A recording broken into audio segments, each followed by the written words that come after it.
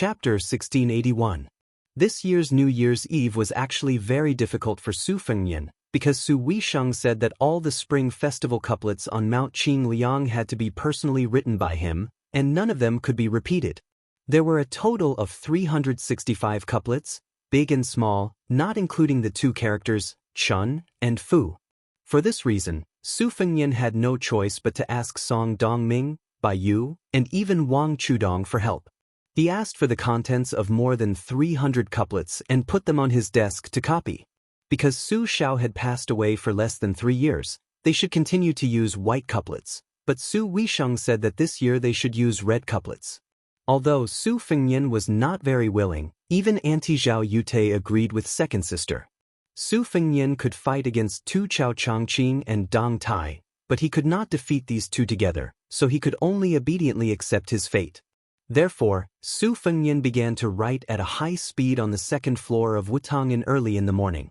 Lu Qingyan was grinding on the side, and Wang Chudong was helping to cut the rice paper. Su Fengnian's 3 disciples, Lu Yunsheng, could not endure staying in the study room for less than an hour. He ran out to find Yu Groom to compare notes on martial arts. The eldest disciple, Wang Sheng, who had returned to Beiliang alone from Beimang, had a calm temperament and helped the young master's wife, Wang Chudong. Only the little brat, Yu Dilong, was nowhere to be seen. Everyone in the room knew that now in the officialdom of Beiliang, especially in the border of Yuzhou, almost all the generals knew the story of the young lord walking with the support of the wall. It was not known whether it was Yan Wenluan or Chen Yunchui who blurted it out, but they gave the king of Beiliang the nickname, the second Su Fengnian, which meant that in the end, there was still someone in the world who could defeat the young lord. As for who defeated Su Fengnian on which battlefield, the gloating old generals did not care. Therefore, the moment Yu Dilong returned to Mount Qingliang from the border of Yuzhou, he was called to a secluded back mountain by his master who had a fake smile on his face. The master and disciple did not come back together. They only saw that the young lord looked a bit refreshed. However, the kid only showed up after a long time. With a bloody nose and a swollen face, he sat in the pavilion in the middle of the Lake of Tide listening pavilion and sulked for a long time. He even ignored his master's call to eat. Finally, Lu Qian, the master's wife, came to the rescue and took the kid's hand to eat. While wolfing down the food, the kid was frightened and complained to the master's wife that his master beat him for no reason and even asked him to practice the vow of silence meditation during this period. Yu Dilong asked the master's wife what he had said wrong. Seeing the kid's bitter eyes, Lu Qingyan's resentment disappeared. She stood up for the kid and told him not to worry about his master. If he wanted to vent his anger on his master, he could come to the master's wife. After being beaten into a pig's head by Su Fengnian, Yu Dilong smiled and said okay. He grimaced and then continued to eat. The kid felt that the master's wife had a good temper and that his master was even more blessed. Su Fengnian wrote for nearly 3 hours. After finishing, he had to carry a stool and a ladder to put up the spring festival couplets. Fortunately, Su Weisheng did not continue to torment him on this matter. In the past, Su Xiao had personally put up the spring festival couplets in more than a dozen places, such as the Old Mansion, the Gate of the Prince's Mansion, Wutong'an, Tide Listening Pavilion, and so on. Su Xiao had always put up the spring festival couplets in these places by himself. As for the other places, they were handed over to the stewards of the prince's mansion. Su Fengnian had Wang Xing call Lu Yunzhang and Yu Dilong over. He had the young boy and girl help set up a ladder and a stool. At the same time, he had to make sure that the spring festival couplets were not pasted crookedly. Furthermore, every time he pasted the spring festival couplets upside down, he would have his 3 disciples shout, "Fortune has arrived." When shouting, Wang Xing would be more reserved, but from his expression, he could tell that the young girl was very sincere. Lu Yunzhang was the most careless, while Yu Dilong's voice was the loudest. According to the old rules, the spring festival couplets at the gate were the last to be put up. After finishing, Su Fengnian held the big bowl of rice milk in his hand and looked at the sky and the end of the street. It was about time for Huang Manor, Yang Guangdou, Qin Shiliang, and the others to return. His 3 disciples did not do their best for nothing. They all received an additional spring festival couplet. Su Fengnian did not ask what they were going to do with it, but he could roughly guess that Yu Dilong was definitely going to give it to the tall scout who had died outside the pass. He was going to ask someone to bring it to his house. Lu Yunzhang, this heartless fellow, was probably going to be used to flatter a certain general of the Great Snow Dragon Cavalry. As for Wang Sheng, whose figure was becoming more and more like an ordinary girl, he was probably going to be used as a collection and had no other use. Su Fengnian suddenly asked with a smile, "How is Master's handwriting?" Lu Yunzhang immediately said with a cheeky smile, "It's written with iron and silver hooks, like dragons flying and phoenixes dancing." Su Fengnian calmly took it all in. Finally, when the youth could no longer say anything else, he smiled and said, "You can speak human language now." The youth immediately asked in a whisper, "Master, why don't you write another one for me?" Su Fengnian said playfully, "Entering a temple to burn incense and pay respects to Buddha is a good thing, but if you have to go to every temple and worship Buddha every time you see him, that would instead appear insincere. In the officialdom, it's actually better if one person is willing to do 10% for you than two people doing 30 to 40% for you." The youth thought about it carefully and nodded vigorously. Su Fengnian turned his head to look at Yu Dilong. The latter trembled in fright and said with a sullen face, "Master, what's wrong? Apart from eldest master's wife, I haven't spoken to anyone else." Su Fengnian coldly snorted and handed the porcelain bowl to the child. He said without reason, "Consider yourself lucky." Yu Dilong was somewhat sullen, but he did not dare to say anything. Su Fengnian looked into the distance. Ancestor Lu, Gao Shulu, Lu Songtao, Li Chungang, Wang Xianji, and then Su Fengnian. In the future, it might be Xianyuan Qingfeng, and then it would be Yu Dilong's turn. When Su Fengnian was about to be truly invincible in the world, Xie Guanyin, who was on the continent's immortal rankings, appeared. Everything had its vanquisher, and according to the old heavenly Tao, if Xie Guanyin could not take on the great responsibility, there would still be Hong Shixiang to enforce justice on behalf of the heavens. However, the latter did not care. When Yu Dilong, Wang Xing, Lu Yunzhang, and this group of young people appeared out of nowhere, there would no longer be the so-called celestial beings.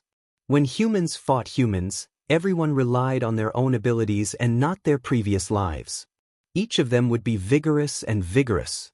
They would either win or lose, die or live. But now, after all, humans were not truly separated forever. There was also the so-called heavenly will in the dark. Su Fengnian intuitively felt that there was someone who could fight against Yu Dilong in the future, and it was very likely to come from Donghai. As for who it was, Su Fengnian was not interested. As for Wang Sheng and Lu Yunzhang beside Yu Dilong, they could only be people like Wang Xiufeng and Lu Yunzhang from Li Chuangong's era, or people like Dong Tai and Chao Chongqing from Wang Xianji's era. However, Su Fengnian still hoped that Yu Dilong at that time, especially on the day when he was no longer in this world, would not become a runaway horse between heaven and earth. Instead, he would have to have something to worry about. Wang Xianji, or Su Fengnian, who was completely unrestrained by fate, would undoubtedly be a disaster if they had no fear and only knew how to run amok. When the girl came back this time, she relayed a lot of inexplicable words. It was not only Huang Sanjia's drunken words, but also Huang Longshi's last words. It sounded very nonsensical. The old man who had died said that the world in the future would be very interesting. Ordinary people could also ride a sword to fly, travel to the North Sea in the morning and Kangwu in the evening, travel to the 4 seas in a day, and even pluck stars from the sky and dive into the sea to fish for the moon. He also said that in the future, everyone would be a scholar. The books that they read in a year might be more than the books that the current Confucian sage had read in a lifetime. Unfortunately, the scholars in the future would not be real scholars, but book flippers. The books that they read would not be the books of the sages, and they would not be able to emulate the virtuous. The so-called putting oneself in other people's shoes would have a different meaning. Many people were not willing to be heroes, so they thought that there were no heroes in the world. They would regard others' sacrifice as fools, and they would forget the martyr's generosity to die in an instant. That world seemed to be very interesting, but in fact, it had lost a lot of things that the martyrs had hoped that the future could inherit when they were alive. Therefore, Huang Longshi was willing to die in the present, in this world, and turn into a pile of yellow soil. In Jianghu, Ancestor Lu was unwilling to pass through the gate of heaven, Li Chungang was unwilling to ascend, and Wang Xinji was willing to lose to Su Fengnian. In the imperial court, Zhang Julu did not leave a way out, Qi Yanglong resolutely left the mountain, and Tantanan was reluctant to leave. Perhaps it was because they were the same kind of people as Huang Longshi. They were born from death. Su Fengnian sighed softly and reached out to rub the head of his eldest disciple. He smiled and said softly, "Since you have the happy sword, you should live happily.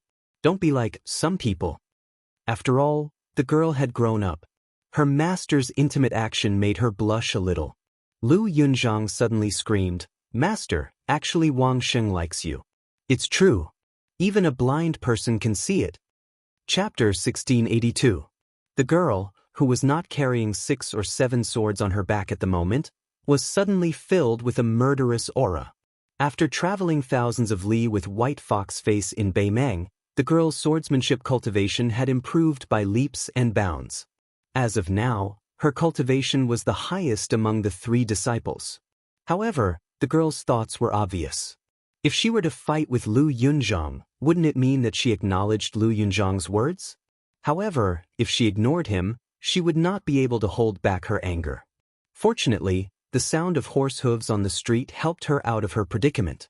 It was her master's younger brother, the commander of the Longxiang army, Su Longxiang, who had returned from Liuzhou to the capital. When Su Fengnian walked down the steps, he said, "Dilong, spar with your junior brother. Beat him up the same way our master beat you up yesterday, as long as it doesn't delay the reunion dinner." Yu Dilong was stunned. Lu Yunzhang, who was the smartest, had already run into the residence and shouted, "I can fight, but let me go get my weapon."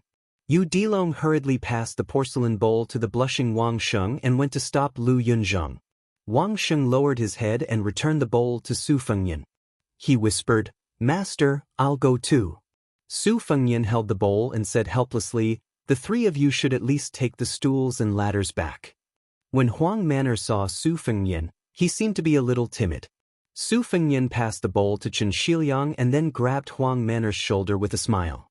In the next moment, Su Longxiang's body slid along the side of the street in the snow, stirring up countless snowflakes.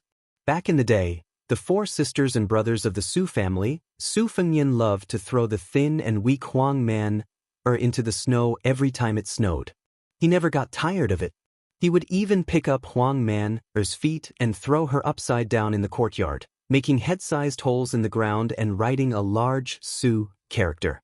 When he was done, Su Fengnian would put his hands on his hips and look heroic. Huang Man would sit in the snow and smile foolishly. Big sister Su Jihu, who was standing under the eaves and watching the fun, would definitely clap her hands and cheer. Su Weisheng, who had a precocious temperament, would pout and pretend to be disdainful. Because Su Weisheng was not very willing to play with the 3 of them and have a snowball fight, Su Fengnian and Big Sister could only make Huang Manor stand at the foot of the wall as a target. The 2 of them competed to see who could throw snowballs more accurately. Every time Su Fengnian accurately smashed a snowball onto Huang Manor's head, the one who laughed the happiest was not Su Fengnian, but Huang Manor. At that time, Su Weisheng would roll his eyes. Chen Shiliang was dumbfounded. Liuzhou provincial governor Yang Guangdou, who had stayed in Qingliang Mountain for more than 10 years, was calm and unperturbed. He had long since become accustomed to this. Very quickly, Su Longxiang ran in front of Su Fengnian. Without saying anything, he crouched down and carried his brother on his back. It looked like he would not stop until he ran from the foot of the mountain all the way to the top. Eating dumplings during the New Year was a rule set by Su Shao. When Wu Su was alive, she and her 2 daughters would make dumplings together. After Wu Su passed away, especially when the eldest daughter married far away to Jiangnan and the youngest daughter went to study, it was all handled by Su Shao. This year's dumplings were made by Zhao Yute, Su Weisheng, Lu Qingyan, and Wang Chudong.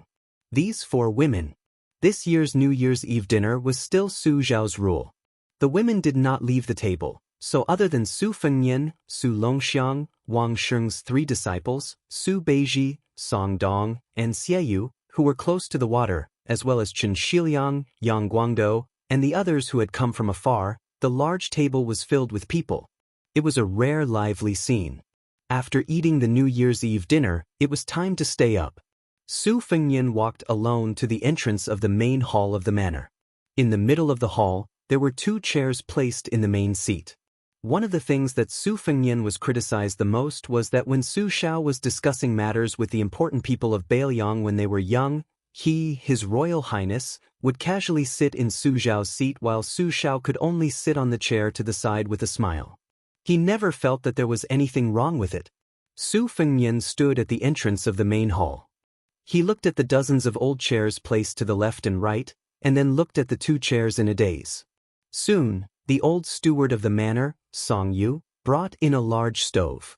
There were small tongs for fiddling with charcoal fire hanging from the cracks of the wooden stove. Su Fengnian took the stove and placed it by the feet of the 2 chairs in the center. He squatted down and began to skillfully fiddle with the charcoal fire that had just glowed red. The matter of staying up was a man's matter.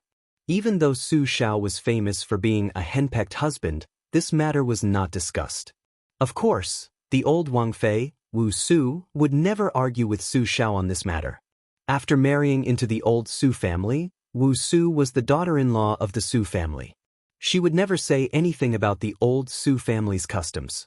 When Su Fengnian was squatting in front of the stove, Su Longxiang also walked into the main hall with 2 large bags of charcoal. They had to stay up until dawn, so it was necessary to add charcoal to the fire. The 2 brothers squatted together. Su Fengnian said softly, "In the past, when I stayed up, I would get sleepy easily." Su Xiao has never been a man who doesn't talk about his past bravery. He likes to talk about it. Every time, I couldn't stay up until midnight. You would leave with me, so Su Xiao always stayed here alone. Now that I think about it, Su Xiao is all alone. It is quite pitiful. Huang Manor, don't you think so? Su Longxiang nodded. Su Fengnian asked again, "What do you think Su Xiao is thinking when he sits here every year at this time?" Su Longxiang shook his head. Su Fengnian hesitated and said to himself, "When Xiao Changqing was in Taiyan City, he told me that I could go to West Chu after the New Year to pick up someone. But I don't know how to say it. Second sister may not agree, and whether your 2 sisters-in-law agree or not, they will have a knot in their heart. Not to mention Yan Wenluan, great ancestor Gu, and the other generals. Yes, how can the military and national affairs be trifled with? Beiliang has lost so many people in battle outside the pass. After all, they died for Beiliang. But if I say that accompanying Su Fengnian to Guangling Taoism and risking universal condemnation, what is going on? Even if I am stubborn and use my identity as the king of Beiliang to pressure them, I fear that before the next battle of Liangmang is even fought, our Beiliang will already be divided." Su Longxiang sank into deep thought. He was not like when he was young. He would foolishly and happily stand by his older brother's side no matter what happened. In the early years, for his older brother, Huang Manor even dared to oppose Su Xiao. Just like the song and dance on the peak of Qingliang Mountain after the death of the old emperor, Su Xiao was infuriated for the first time. Huang Manor stood between his father and his older brother, not retreating a single step. Su Fengnian put down the fire tongs and crouched in front of the stove, staring at the fire in a daze. Even Su Fengnian did not know that tonight, in the night, group after group of people would enter through the gates of the provincial capital. Yuzhou had Beiliang Infantry Commander Yan Wenluan, Deputy Commander Chen Yunshui, Provincial Governor Hu Kuei, General Huang Fuxi, General Yu Luandao, and others.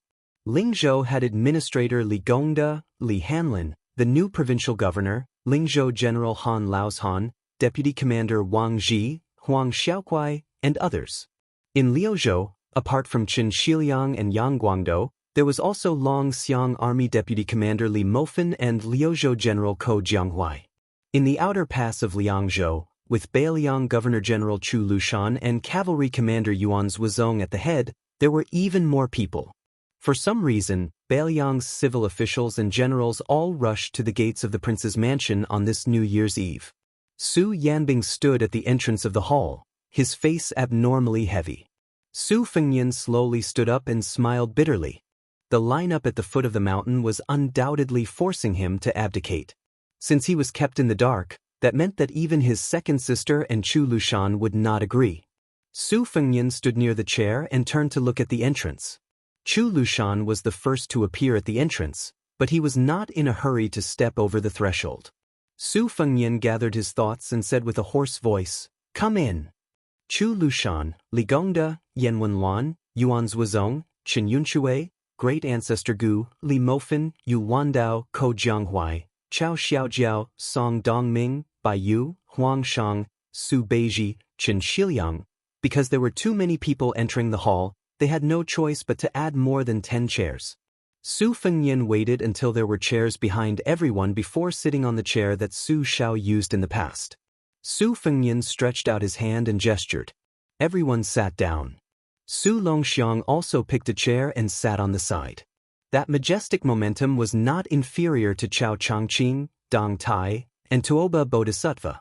All the top martial arts masters appeared in front of the young king. Su Fengnian was not angry, but a little tired.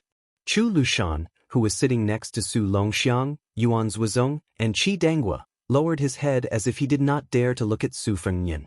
The reason for the situation tonight was because of him and Su Weisheng.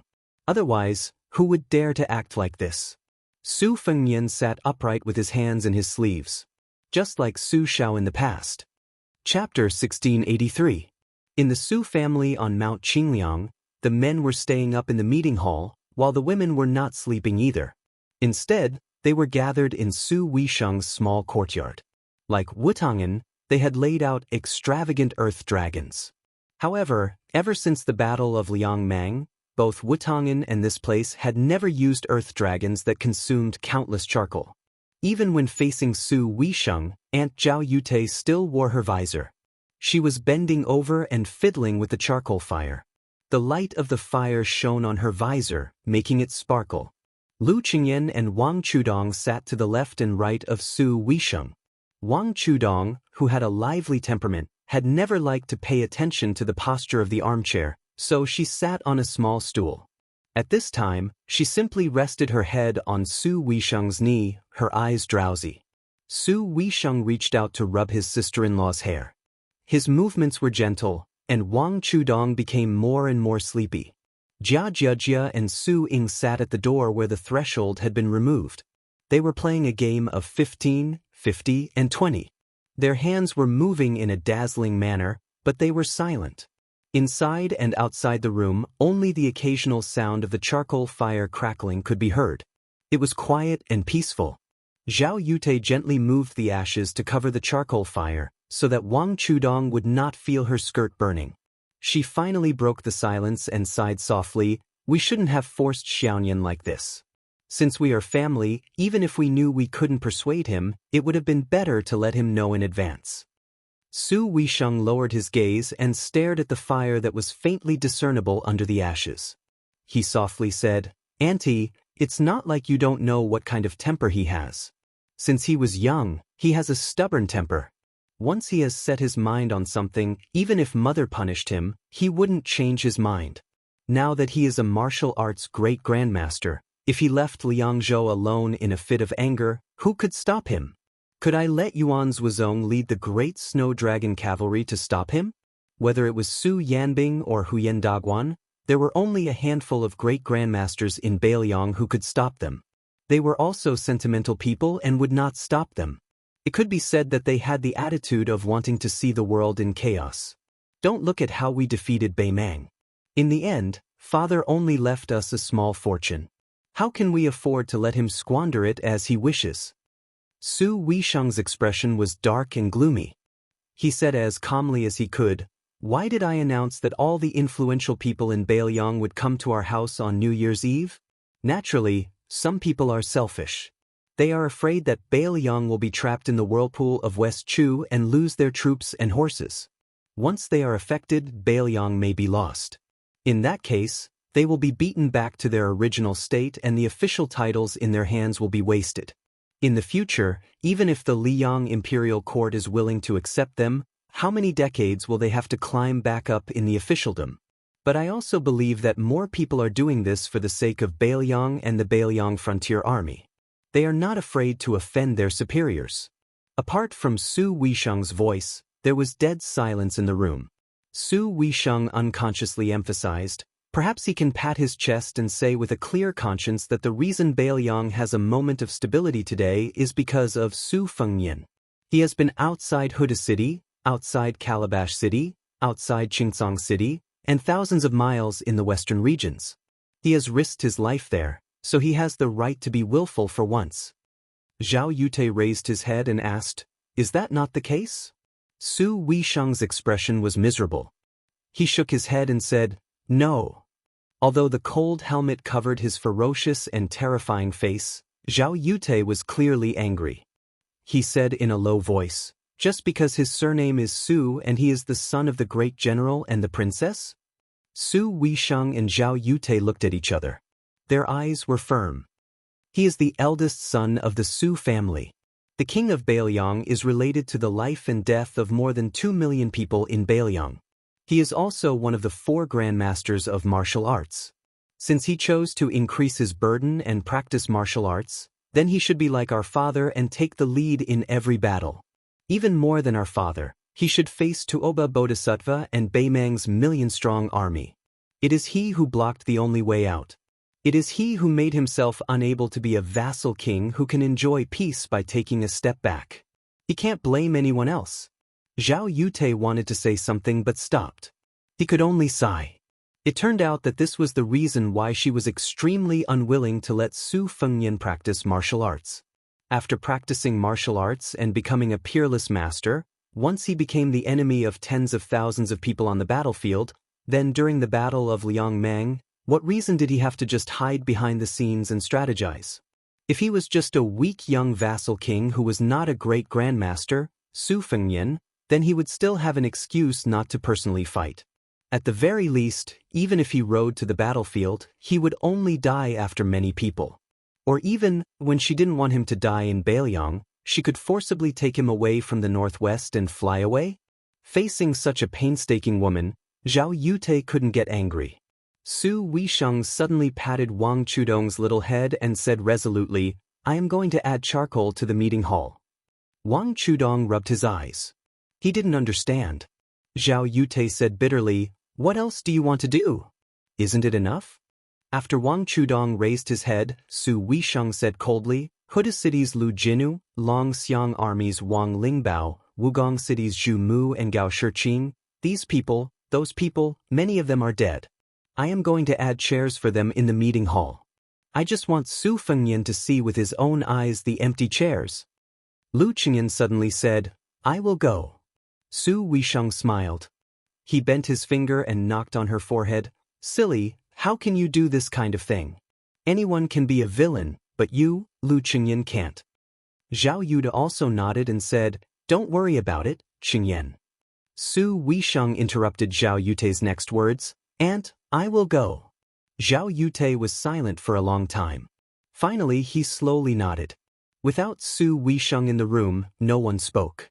About 2 incense sticks later, Su Weisheng pushed his wheelchair back to the door. His face was pale. Zhao Yute got up and walked over.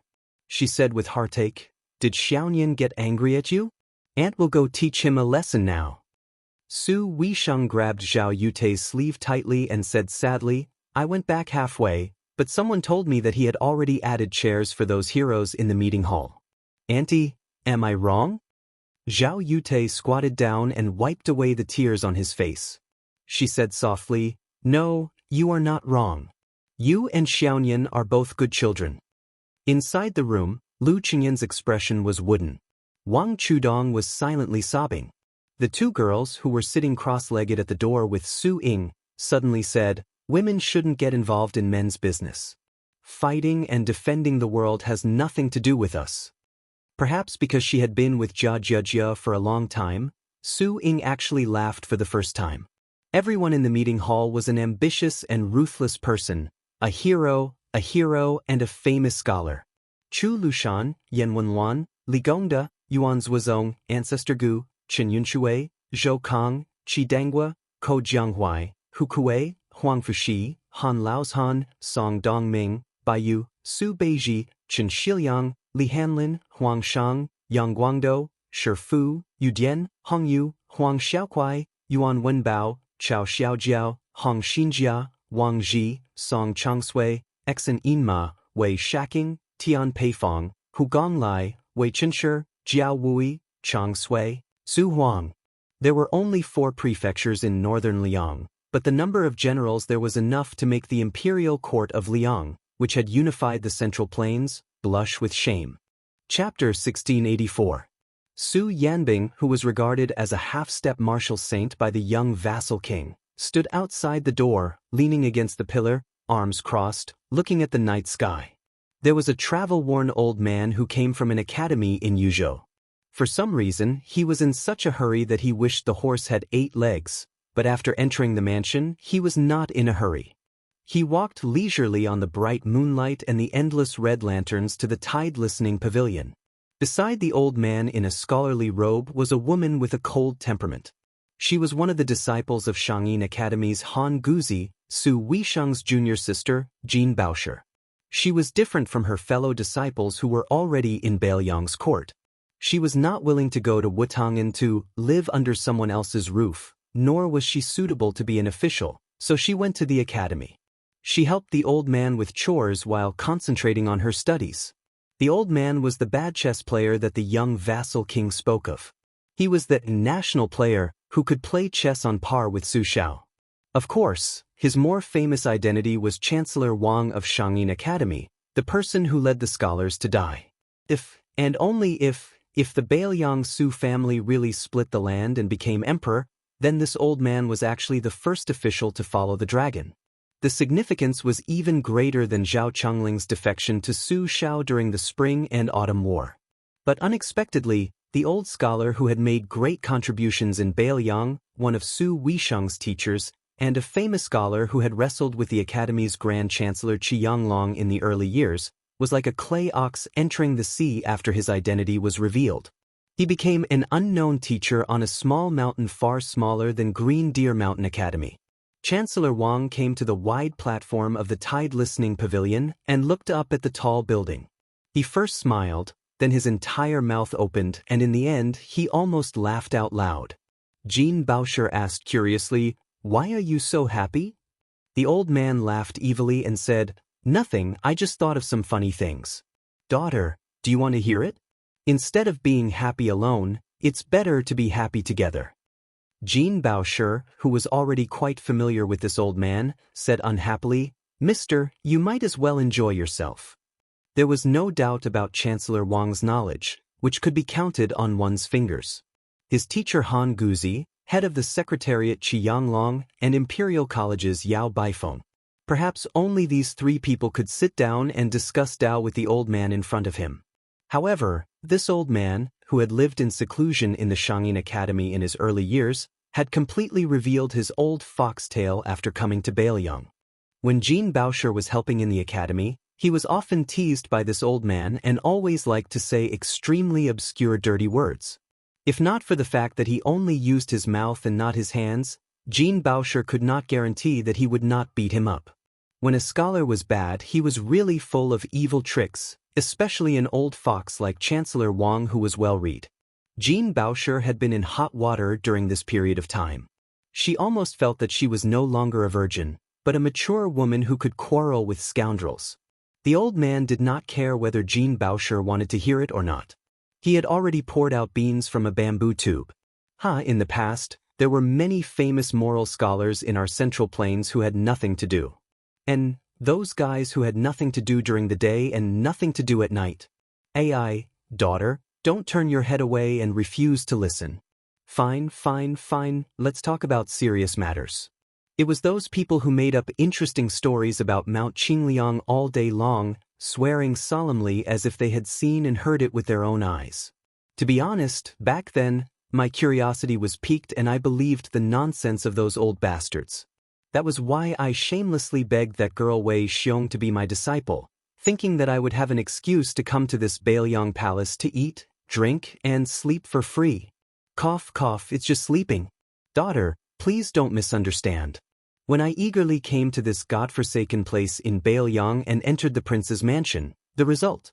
In the end, King waited for half a day. During this time, I gave lame Su countless looks that all men would understand.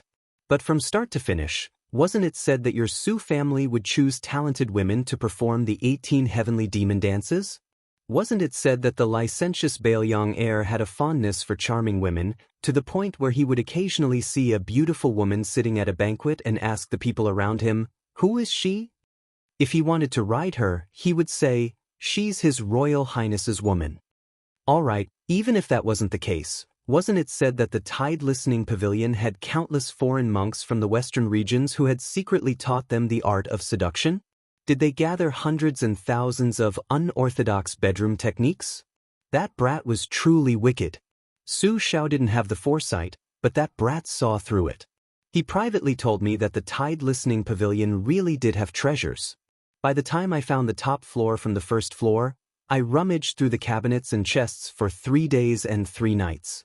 When I finally reached the top floor with great difficulty, I almost spat out a mouthful of blood. At this point, the old man whose saliva was flying everywhere beat his chest and stomped his feet in righteous indignation. Jean Baosher immediately felt that the sky was high and the moon was bright.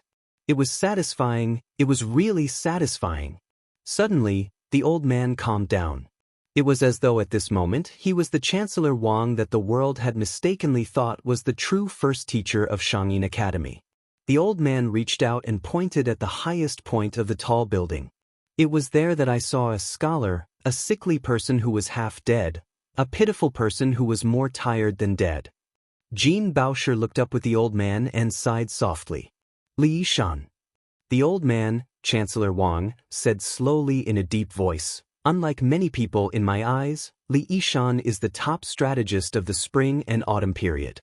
Jean Baosher said in bewilderment, "Even if it is not Huang Longsher, there is still Nailan Yusi of the Yuan Benshi. Also, even Zhao Chongling, who was also a Su family strategist, was thought to be better than Li Yishan even though he died young. His talent and knowledge, especially his schemes, are better than Li Yishan." The old man bent down as though he was holding something in. Jean Baosher was confused. The old man turned his head and said, "I was afraid that if I said, 'fart,' my daughter would not be willing to hear it, so I really planned to fart for you." Jean Baosher was speechless. The old man straightened his back, took off a jade pendant at his waist, and smashed it on the ground. It shattered. The old man looked at Jean Baosher and asked with a smile, "Do you understand?" Jean Baosher was confused. The old man pointed at the messy jade fragments on the ground. "Zhao Chongling, he cannot transcend the vision of an era, and cannot be considered a top strategist. Nailan Yusi is the same. As to Huang Longsher, he scattered all the pieces but could not gather them. But Li Yishan can. It is easy to smash jade but hard to mend jade?"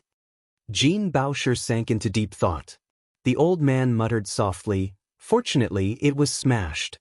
Otherwise, it would be embarrassing. But this jade is very valuable. I have to ask Su Fengyan for a few pieces later." Jean Baosher said helplessly, "Teacher." The old man waved his sleeve and said boldly, "All right, I have been brewing here for half a day. Using this Tide Listening Pavilion and the name Li Yishan, I finally have enough courage to go to the conference hall to support Su Fengyan." At this time, a cold voice sounded behind the two. "Support what?" At this moment, Jean Baosher, who was called the two-legged arsenal by his fellow disciples, felt his hair stand on end. Like a snake meeting a dragon, Jean Baosher stiffly turned his head and then froze at an untimely moment. Wang Ji, who did not know martial arts, turned around after drinking and blurted out, "Such a handsome woman?" In their field of vision, dressed in white robes with 2 blades at her waist. Embroidered winter and spring thunder. Chapter 1685. If it was said that adding chairs to the discussion hall was adding oil to the fire, it was the young vassal king's own trap. Then the White Feather Cavalry Commander Yuan Nanting brought several retired generals to the discussion hall. It was one disaster after another. Not only did the former Cavalry Deputy Commander Wei Taizhan and the former Infantry Deputy Commander Lu Yuanji come, even Lin Dofang came. The latter had not only beaten up Lu Yuanji, who wanted to fight for Zhong Hongwu at the Liangzhou border, he had also appeared with Partridge Zhou Kong in the procession to send off His Royal Highness. This old soldier of the Su family had almost become in-laws with Su Xiao back then. So while Lin Dofang had retired from Bailiang for many years, in the eyes of the masters of the Bailiang cavalry of the two dynasties, he was a very special existence, far from being comparable to ordinary Bailiang generals. The discussion hall was already crowded, and after adding chairs for Lu Jinu, Wang Lingbao and the other heroes, when Lin Dofang and the others sat down, the discussion hall that had been empty for many years was overcrowded tonight. At this time, there were nearly 60 chairs in the discussion hall. The main generals of Bailiang's cavalry and infantry, the generals of the three provinces, the local officers with real power, the Qingliang mountain civil officials and strategists were all gathered together. A storm was coming. After Lin Dofang sat down, he looked around. There were some young faces, but more were old faces that he had known for half his life. The old man had a complicated expression.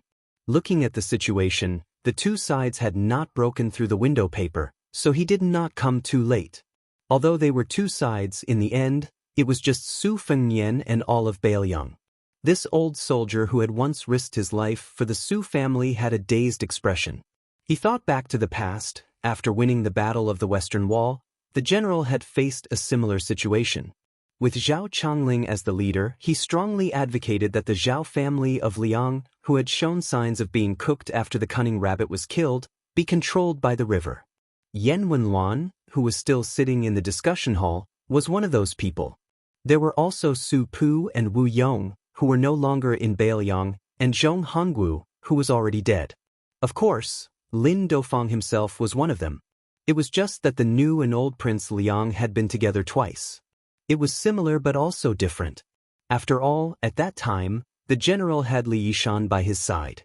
Except for the scheming Chen Zhibao, the other 5 adopted sons who had outstanding military achievements stood firmly behind the general. But today's young king seemed to have really fallen into a situation of being betrayed by his friends and family. Lin Dofang glanced at the brocade partridge without showing any emotion. It was said that Zhou Kong was forced to hand over part of his military power in Beiqing, so he was already at odds with the prince. Lin Dofang's gaze moved to the Bailiang governor Chu Lushan and the cavalry commander Yuan Zuozong. Chu Lushan was looking down at his feet like he was counting ants. Yuan Baixiong was resting with his eyes closed. Beside the two, Qi Dangua, who was also the general's adopted son, straightened his back and clenched his fists. He looked like he wanted to say something but stopped. This made this burly general look somewhat comical.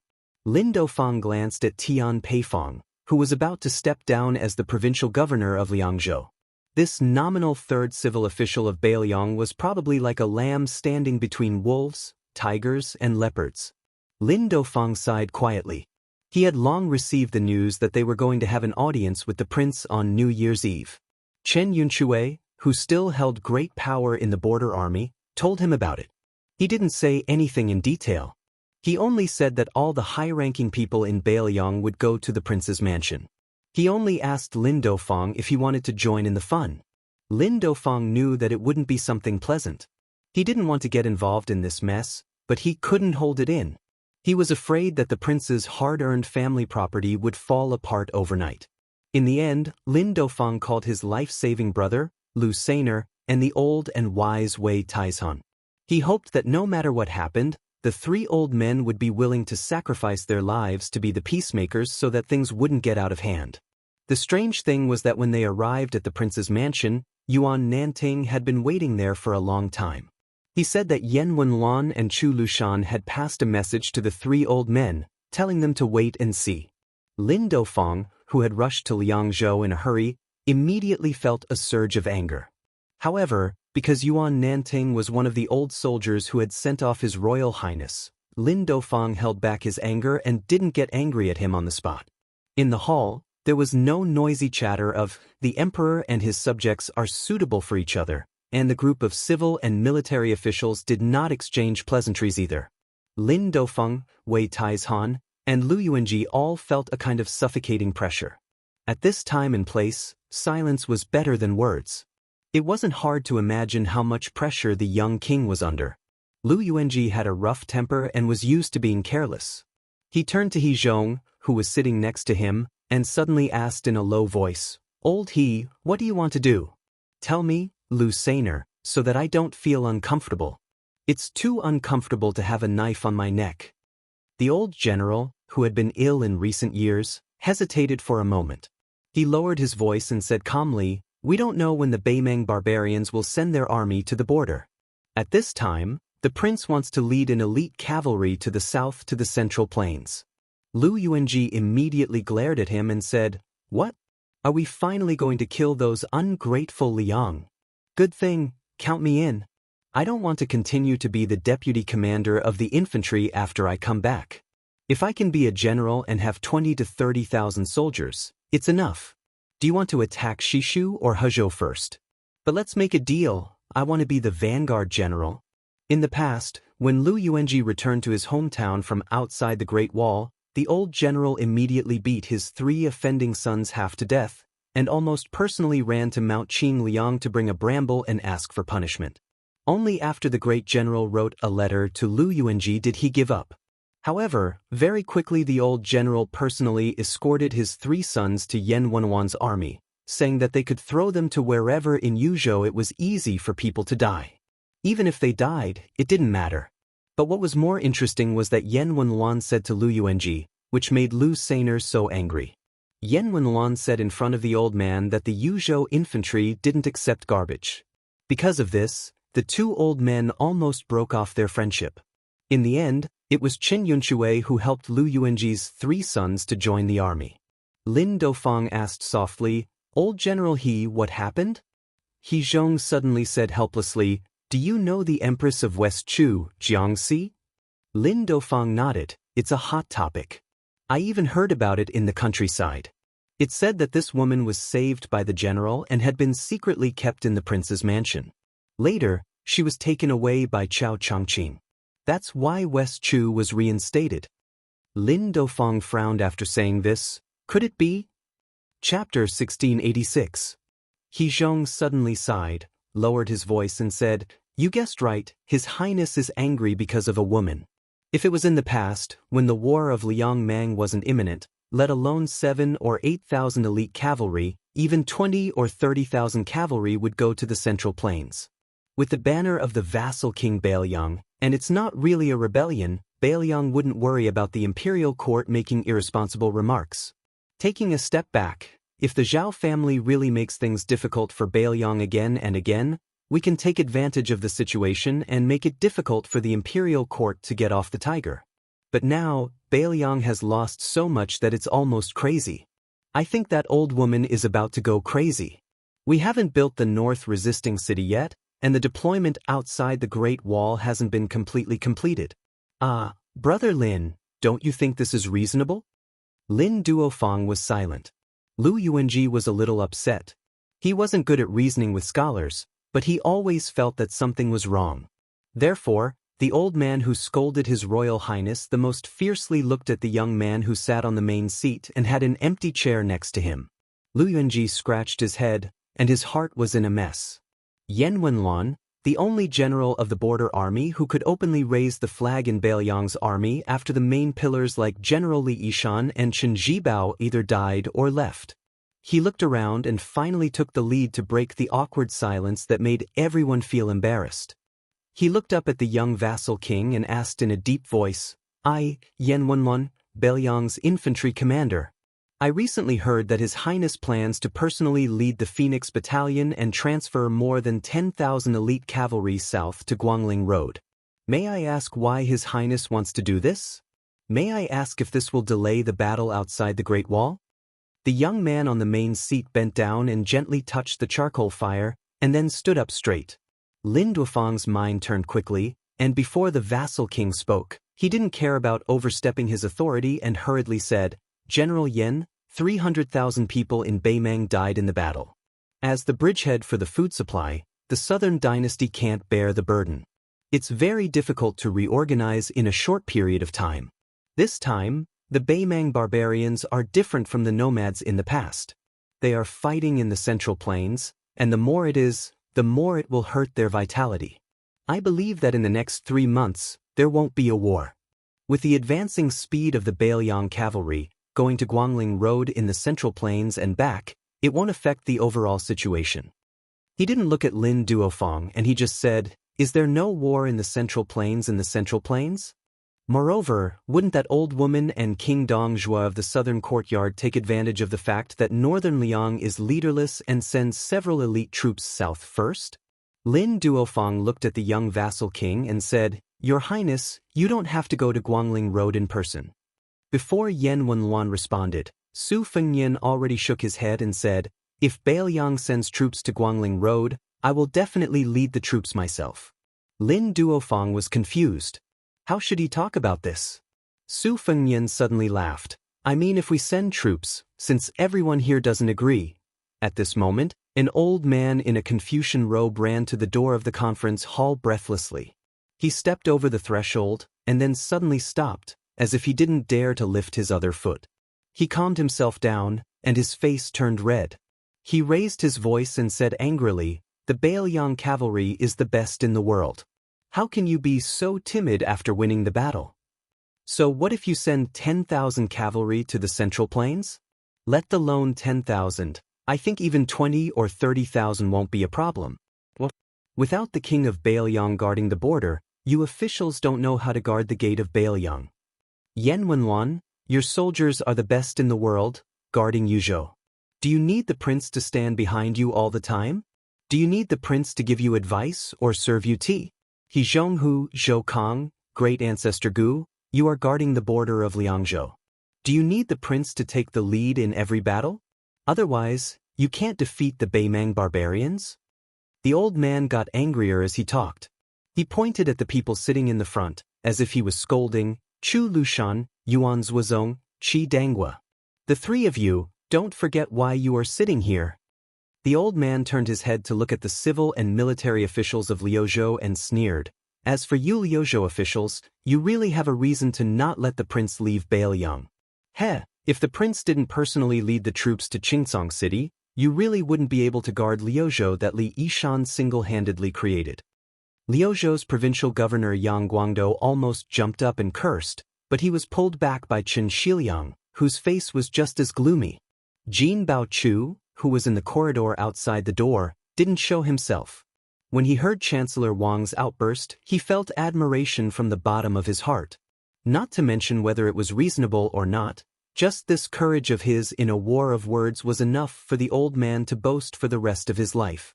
Although the scholars of the Central Plains also liked to scold Bailiang's martial artists, who would have the guts to scold people in front of Bailiang's generals. However, Chancellor Wang scolded almost all of Bailiang's civil and military officials in one breath. No wonder the old man wanted to drag him to Tide Listening Pavilion first. It turned out that he was emboldening him. During this period of correspondence, the senior and junior brothers all mentioned the deeds of great ancestor Gu outside the Liangzhou Pass. The facts proved that even the famous veteran of the spring and autumn period, the first pillar of South Tang in the past, after coming to Bailiang, even if he was already the deputy commander of the infantry army, he still couldn't bear the consequences after angering the local generals. Everyone knew that the next commander of the infantry army was between great ancestor Gu and Chen Yunshui. Now, even if Chen Yunshui didn't take over Yan Wenluan, even if a younger generation general took over, it would definitely not be great ancestor Gu. This indirectly showed that the power of the generals was deeply rooted in the Bailiang frontier army. Even if the young king pushed great ancestor Gu, who had lost the confidence of the army, to the position of the commander of the infantry army, great ancestor Gu himself probably wouldn't be able to hold on. In this way, Chancellor Wang's concealment of strength and biding his time in the academy was completely in vain. It should be because the old man was no longer timid like before. He put his hands on his waist and said angrily, "After the general left, everyone became arrogant and dared to flaunt their power in front of the Su family. I don't believe that there is no one here who is loyal to the Lord. Su Beiji, Chen Shiliang, Li Hanlin, all of you, stand up and say something fair." As a result, not only Su Beiji and Chen Shiliang, the two counselors, even Li Hanlin, who had turned over a new leaf, sat still on the chair. Chancellor Wang was stunned on the spot. Suddenly, he sat on the door sill and cursed like a shrew on the streets. He said in a heart-wrenching voice, Why should we, the king of northern Liang, who has 300,000 strong cavalry, live without any meaning at all? Once, just once, can't we do it? Yan Wenwan, you bunch of old bastards. You are so old, what right do you have to bully a young man who is not even 30 years old? The whole hall was silent. Chancellor Wang's eyes were completely bloodshot. He was so angry that he began to laugh. He raised a palm high up and said with a loud laugh, "Ever since Yong Huichu's Liang Great Army returned without accomplishing anything, the Great Snow Dragon Cavalry has entered northern Mang's hinterland for the first time in more than 10 years. Do you know why?" Chancellor Wang slowly stood up. The old man seemed to have pressed his palm on the wall. He said loudly, "At that time, Su Xiao stood by the wall and slapped the map of Beimeng. He said something to me. Su Xiao said his son was there." The old man glared at everyone in the conference hall. "Su Xiao also asked me if this reason was enough?" The old man suddenly raised his other hand and pressed it again. "Then, the current head of the Su family told you that there was someone in Guangling Road. Su Fengyan also had to save him. Is this reason enough?" After looking at each other in dismay for a short while, Yan Wenwan still said with a straight face, "Not enough." He was stubborn. Chancellor Wang got up and said with threatening gestures, "I will beat you to death, you old tortoise." Suddenly, the old man seemed to have been stuck with an immobilizing talisman. He leaned back and caught a glimpse of a person from the corner of his eyes. Chapter 1687. Su Yanbing, who was leaning against the pillar outside the door, let out a heavy sigh. The martial artist who had been suppressing his anger was ready to make a move. Su Yanbing was not Chancellor Wang. He was a martial artist and would always use his fists to solve things instead of using his mouth. His fellow disciple Han Laozhan, the current general of Lingzhou, was the first person he wanted to beat up tonight. However, Su Yanbing was stunned for a moment because a white robe was slowly walking over from not far away. In Su Yanbing's eyes, this young man with a dark background was probably the only person in the world who was more handsome than Qin Yu and at the same time, more handsome than Su Fengyan. In his early years, he met His Royal Highness in Jianghu and once flipped through books in Tide Listening Pavilion.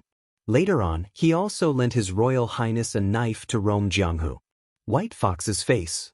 He brushed past Jinbao Room and walked behind Chancellor Wang. He stood at the door and said with a cold expression, "Su Fengyan, are you a man or not?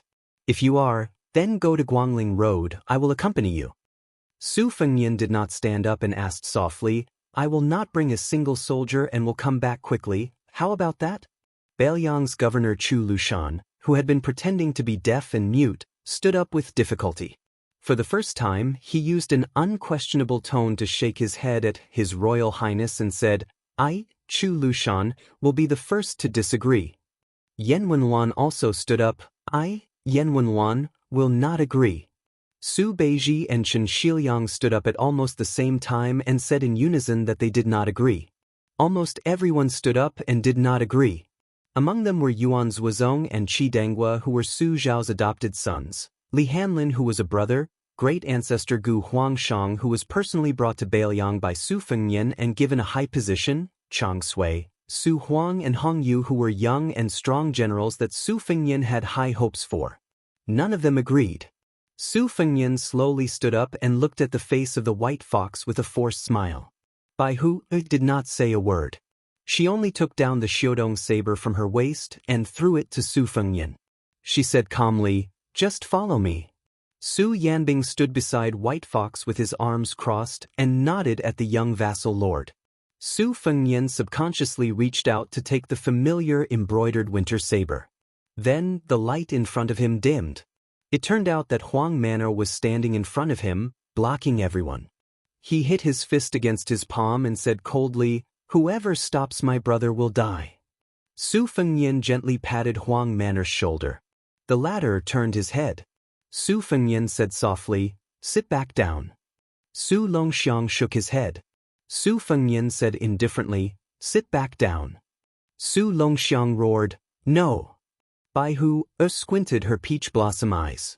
She pressed her thumb on the hilt of the spring thunder saber and was about to pull it out of the scabbard. Su Fengnian sat back down and put the embroidered winter saber on his knee. He bent down again to pick up the fire tongs. His lips moved slightly.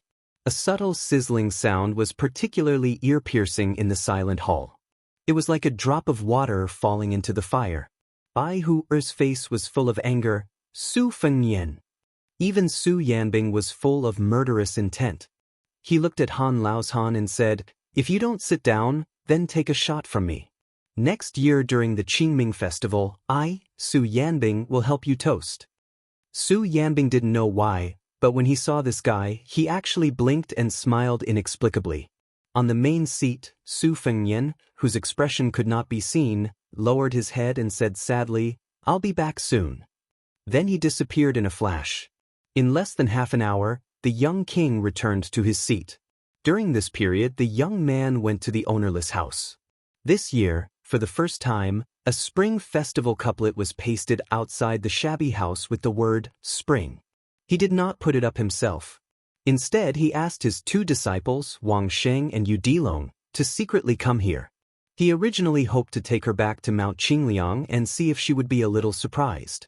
It seemed that he was going to break his promise. Su Fengnian rubbed his cheeks and raised his head. In the Central Plains, there were Lunar New Year celebrations everywhere. In the capital of West Chu, the sound of firecrackers was even louder. In the atmosphere of celebration, a young woman in a dragon robe sat alone in the imperial study in the imperial palace. There was a big stove with a lot of charcoal beside her feet. It had been burning since dusk until now. The charcoal fire was just right, warm but not hot. The Empress of West Chu did not feel sleepy. She sat on a small stool, curled up, and put her chin on her hands. There was a small gourd tied to her wrist. There was a trembling sound from it, light and sweet. People lived in a lifetime, plants and trees in autumn. Naturally, grass and insects lived and died in a hurry. However, Dechu's imperial palace had a tradition long ago.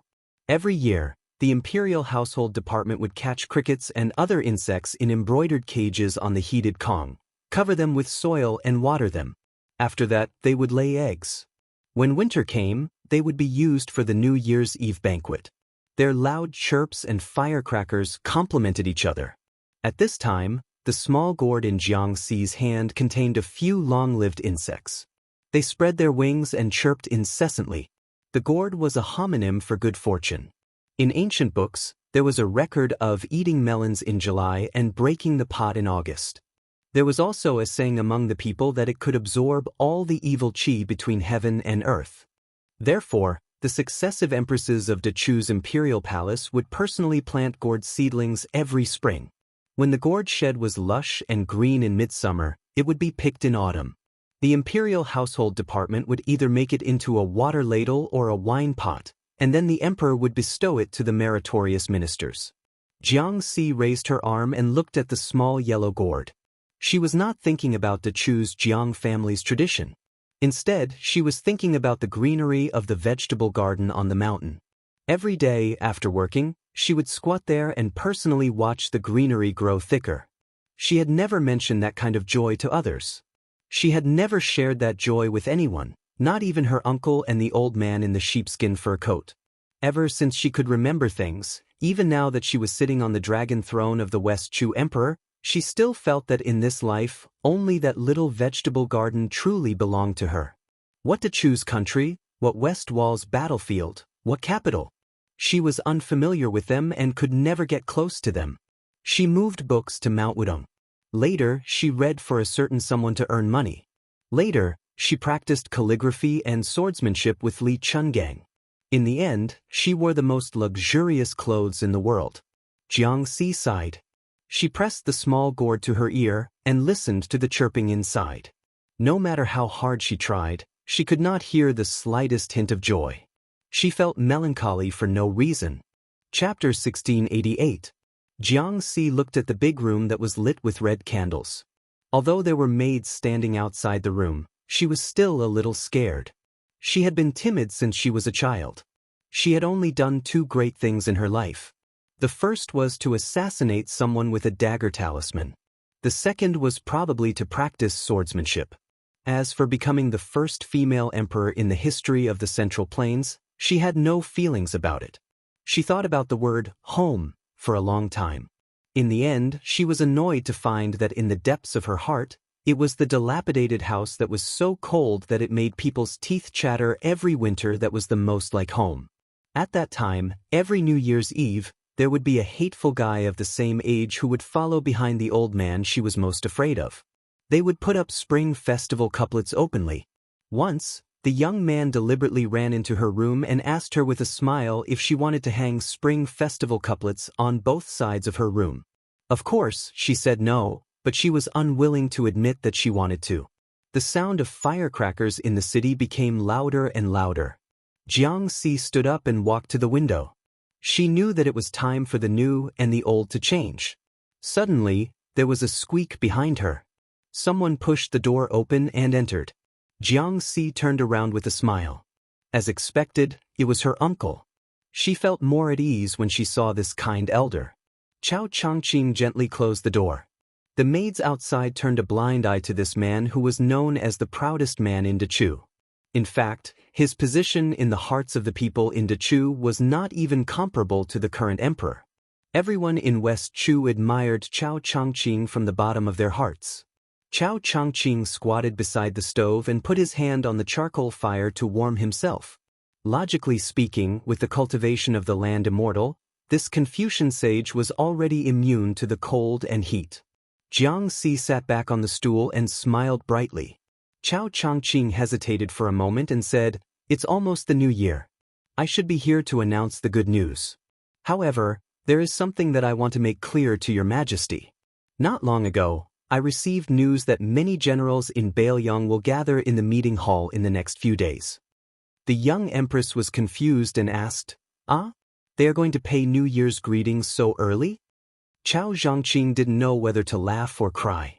With a bit of sentimentality, he said, "According to my original expectations, if he wanted to dispatch troops to Guangling Road, Northern Mang wouldn't be able to stop him, because it wasn't appropriate to hastily dispatch troops down south. Liang wouldn't be able to stop him even more, because the two of them were appointed as Jinggan Road's Jingshu envoys. They were in the wrong. But I have underestimated the cohesion of the Bailiang. And Bailiang,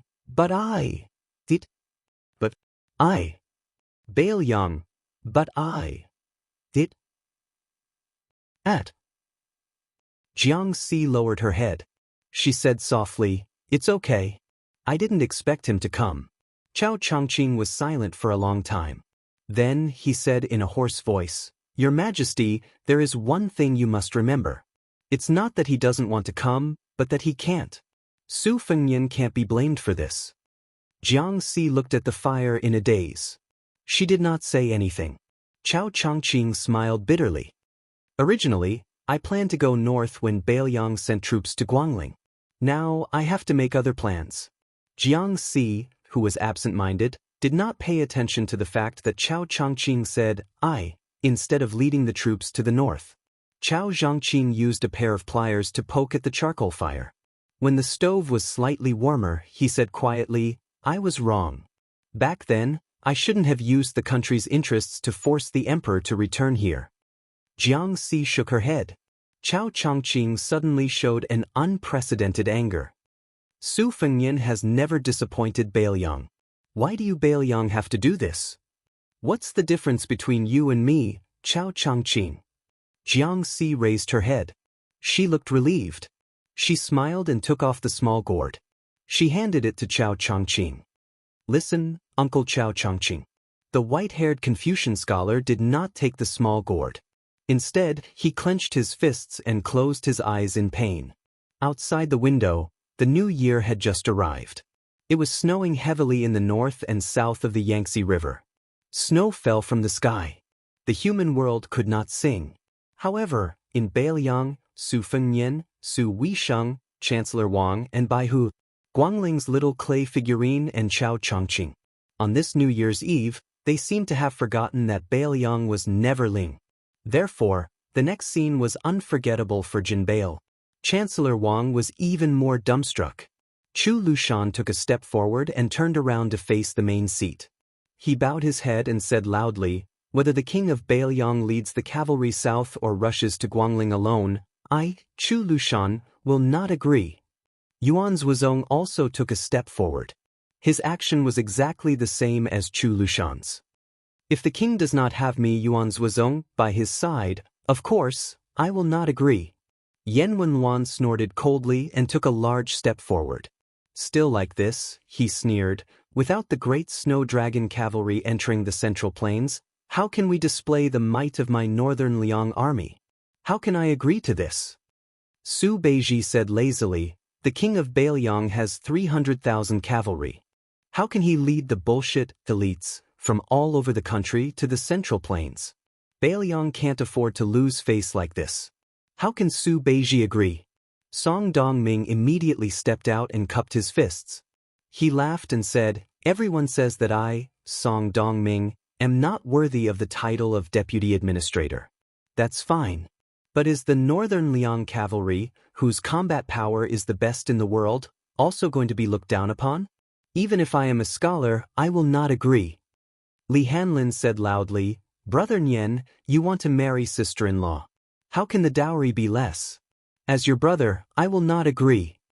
Bai Yu was waiting for him to make the final decision. He smiled. The Central Plains cannot tolerate a girl who grew up in the Su family. Of course, the Bailiang cavalry will not agree. I believe that Lu Jinu, Wang Lingbao and the others will not agree either. Bai Yu pointed at the empty chair next to the young king. Even if you, Su Fengnian, agree, the great general will be the first to disagree. Su Fengnian was at a loss. Everyone laughed heartily at the same time. Everyone colluded and acted until now.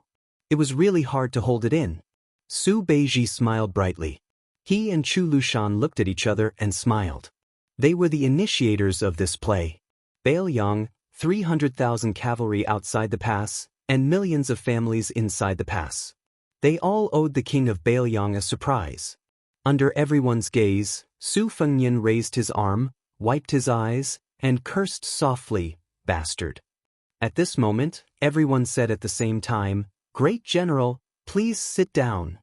Chancellor Wang looked at the hall full of civil and military officials. The old man sat on the threshold. He was so excited that his whole body trembled. He remembered the catchphrase of a young man and murmured, Technical work, I can't reward you. At that moment, whether it was fighting with Toba Bodhisattva for thousands of miles, or dismounting from his horse to fight against two people, or killing people in the Imperial Astronomer, Su Fengnian had never been so heroic in his life. The young king waved his sleeve and took the lead to sit on the chair and said loudly, Sit. Chapter 1689.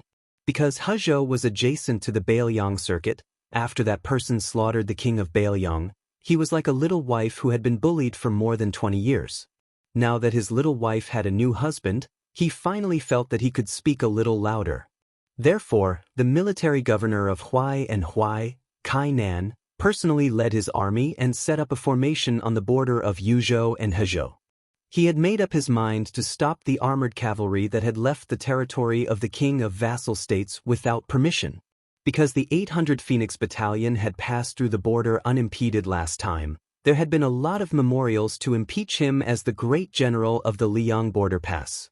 Kainan was well aware that he could turn a blind eye to the 800 white horses' righteous followers. However, this time, if the 10,000 armored cavalry marched straight into the Central Plains, not to mention the imperial censor of the Liang Palace, even the emperor of Zhao would question his loyalty as a border official. Moreover, this time, the administrator, Han Lin, had also agreed to send troops to stop them. Even this refined civil official, who was at the top of the local hierarchy, dared to disregard life and death. He wore his official robe and personally came to Kainan's army, intending to accompany Kainan to stop them. Obviously, this newly appointed administrator, who was based in the capital, did not hesitate to put himself in danger in order to show that he would not shy away from Bailiang's edge. On the border, Great General Kainan, wearing heavy armor and holding a spear, was looking into the distance.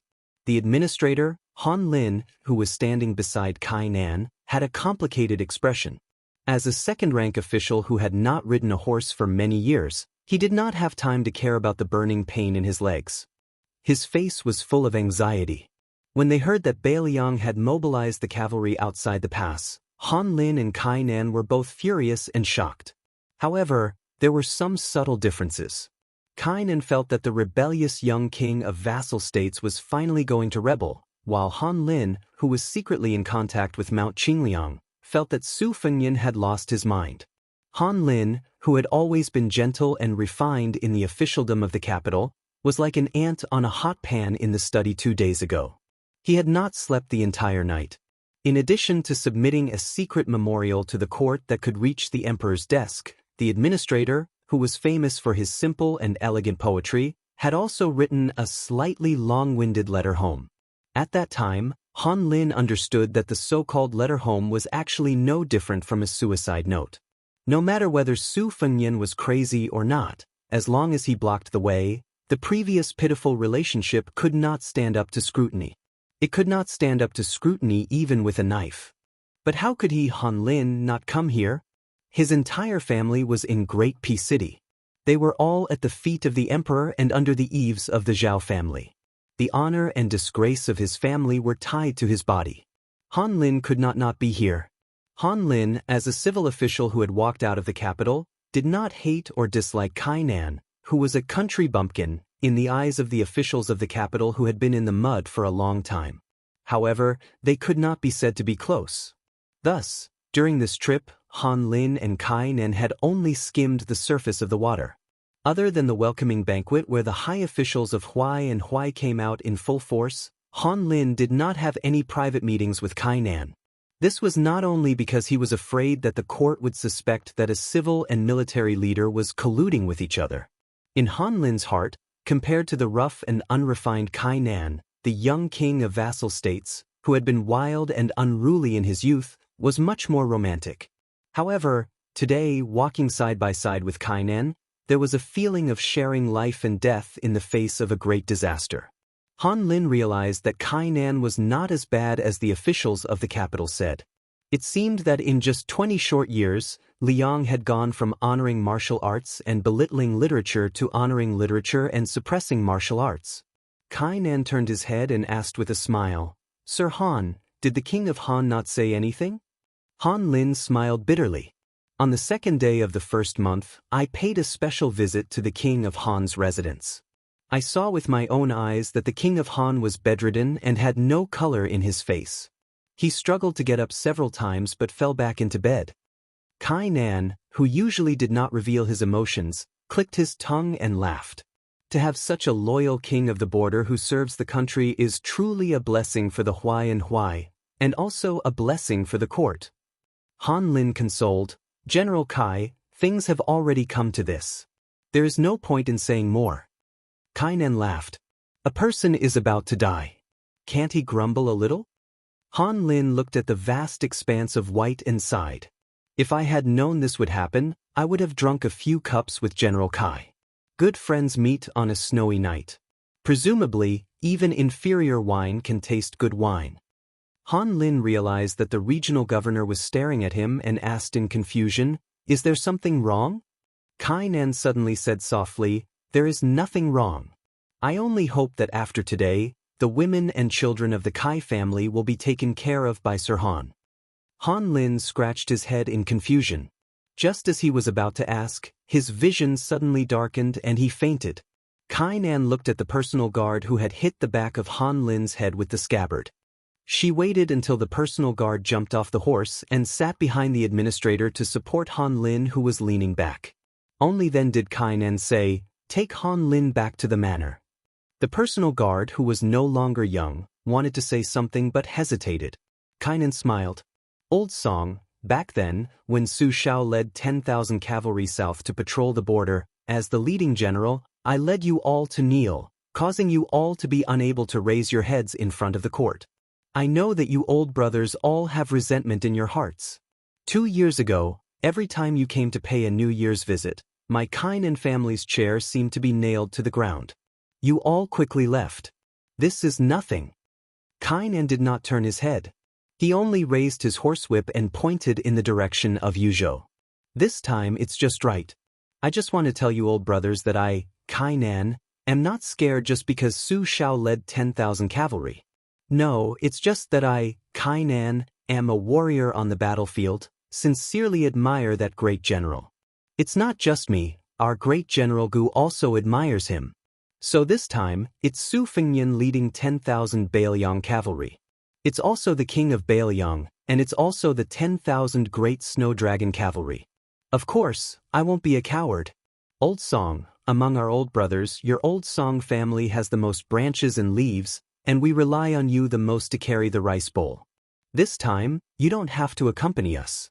Besides, there's only a few months left until this year's tomb sweeping day. When the time comes, none of our old brothers will be alive to drink some good wine. It's not right. The tall and sturdy personal guard who had followed Kainan and Gu Jiantang on expeditions all over the country for half his life opened his mouth wide, but he could not say a single word. Kainan sternly said, "Get out of here." The personal guard lowered his head and turned his horse around. He fiercely raised his whip and urged his horse to leave. Kainan's teasing words came from behind him. "Remember, when it's tomb sweeping day, you miser that even General Gu has heard of. Don't be so stingy. You have to bring good wine." The personal guard did not turn around. He only suddenly roared, "I won't. I'll just bring 2 fen of silver and a pot of lousy wine for you. When the time comes, if you have the ability, then bring your brothers up from the ground." Kainan, whose back was facing the 2 riders of the personal guard, gently let out a breath. He restrained his smile. Ever since the beginning of spring in the 3rd year of Xiangfu, there had been endless snow swirling about. It was like this in the sky, and it was also like this on the distant ground today. The great snow dragon cavalry had arrived. The Bailiang cavalry was the best in the world. The great snow dragon cavalry was the best in Bailiang. Kainan angrily roared, "Beat the drums." Long before the White Horse cavalry left the provincial capital, on the city wall, Bailiang's civil and military officials sent them off. Further away, the 10,000 cavalry had already secretly entered the pass from outside the pass. They had been waiting for a long time outside the city. They were only waiting for the 2nd-generation king of Bailiang to give the order. After nearly 20 years, they once again galloped into the central plains. The Su family's cavalry that shook the world was unstoppable during the Spring and Autumn War. They fought from north to south and then from south to north. This time, they were going to go south again. In truth, the alliance between Su Beiji and Chu Lushan had not been without resistance. Even He Zhong, Hu, Chen Yun, and Chue Gu, these 3 extremely important veteran generals were not willing to see the Bailiang army break into the central plains at this time. However, Yuan Zhuozong and Yan Wenluan had agreed to it, and Yan Wenluan's unexpectedly firm stance had succeeded in persuading many of these veteran generals. The northern Liang Protector General Chu Lushan, who was as large as a small mountain, stood beside the thin and weak Yan Wenluan. No matter how others looked at it, they felt awkward. Chu Lushan lightly stomped his foot, cupped his hands, and lowered his head with a smile. "I really didn't think that old General Yan would agree. I originally thought that I would have to personally make a trip to Yuzhou, but when I thought about how I would have to run from Huayang Pass to Xiaoguang City in this terrible weather, I really felt a little guilty." The emaciated old man unhappily said, "Back then, Lord Protector General led 8,000 Yeluyuo to stop Dongzhuo's private army. Didn't you think that the bumpy ride would cause you to lose weight?" Chu Lushan chuckled and said, "How can you argue about the good deeds of being in the limelight and the bad deeds of doing evil deeds?" Yan Wenluan pursed his lips. Almost none of the old-school generals of Bailiang liked the infamous Chu Lushan. Putting aside Chu Lushan, even Li Mofan and Chao Xiaojiao were of the same origin as the Bailiang generals, and they would fight to the death in battle. But in terms of character and conduct, could they really be considered good people to the common people? The answer was naturally no. In truth, this was a knot that great General Su Shao had left for the new Prince of Liang, Su Fengnian, to resolve. Bailiang had been at peace for 10 years, and there were as many descendants as there were hairs on an ox. Just how many evil deeds had they committed? Just the deputy commander of the Yuanbu army, Lu Yuanji, was standing on the high walls. Just how many good people had the old man's 3 sons killed? If not for Lin Dofeng, his good friend who had retired from the army many years ago, scolding and beating Lu Yuanji in the disturbance outside the pass, the old commander might have been kept in the dark for the rest of his life, mistakenly believing that his 3 sons were just a little useless. In truth, Yan Wenluan and the other elders who were upright also had complaints about the foul atmosphere of the younger generation of their fellow officers. It was just that when the great general was still alive, he had always felt that he owed his old brothers who had fought alongside him, so he had never harbored any thoughts of killing them. Moreover, the new Prince of Liang had also been a sloppy scoundrel in his early years, so the great general had to put himself in his shoes. Yan Wenluan got straight to the point. The New Year's Eve matter was handled beautifully, but even so, Yan Wenluan, still can't bring myself to like you, Chu Lushan. Chapter 1690. Chu Lushan rubbed his hands and turned his head with a smile. Old General Yan, you're not a beauty. If an old man likes me, there's nothing to be happy about. Yan Wenluan snorted and stopped talking. On the crowded city wall, great ancestor Gu stood out like a crane in a flock of chickens. Partridge Zhou Kong hesitated and left Lin Dofeng and the others. He walked to great ancestor Gu alone, but there was still a distance between them. Great ancestor Gu showed no signs of speaking.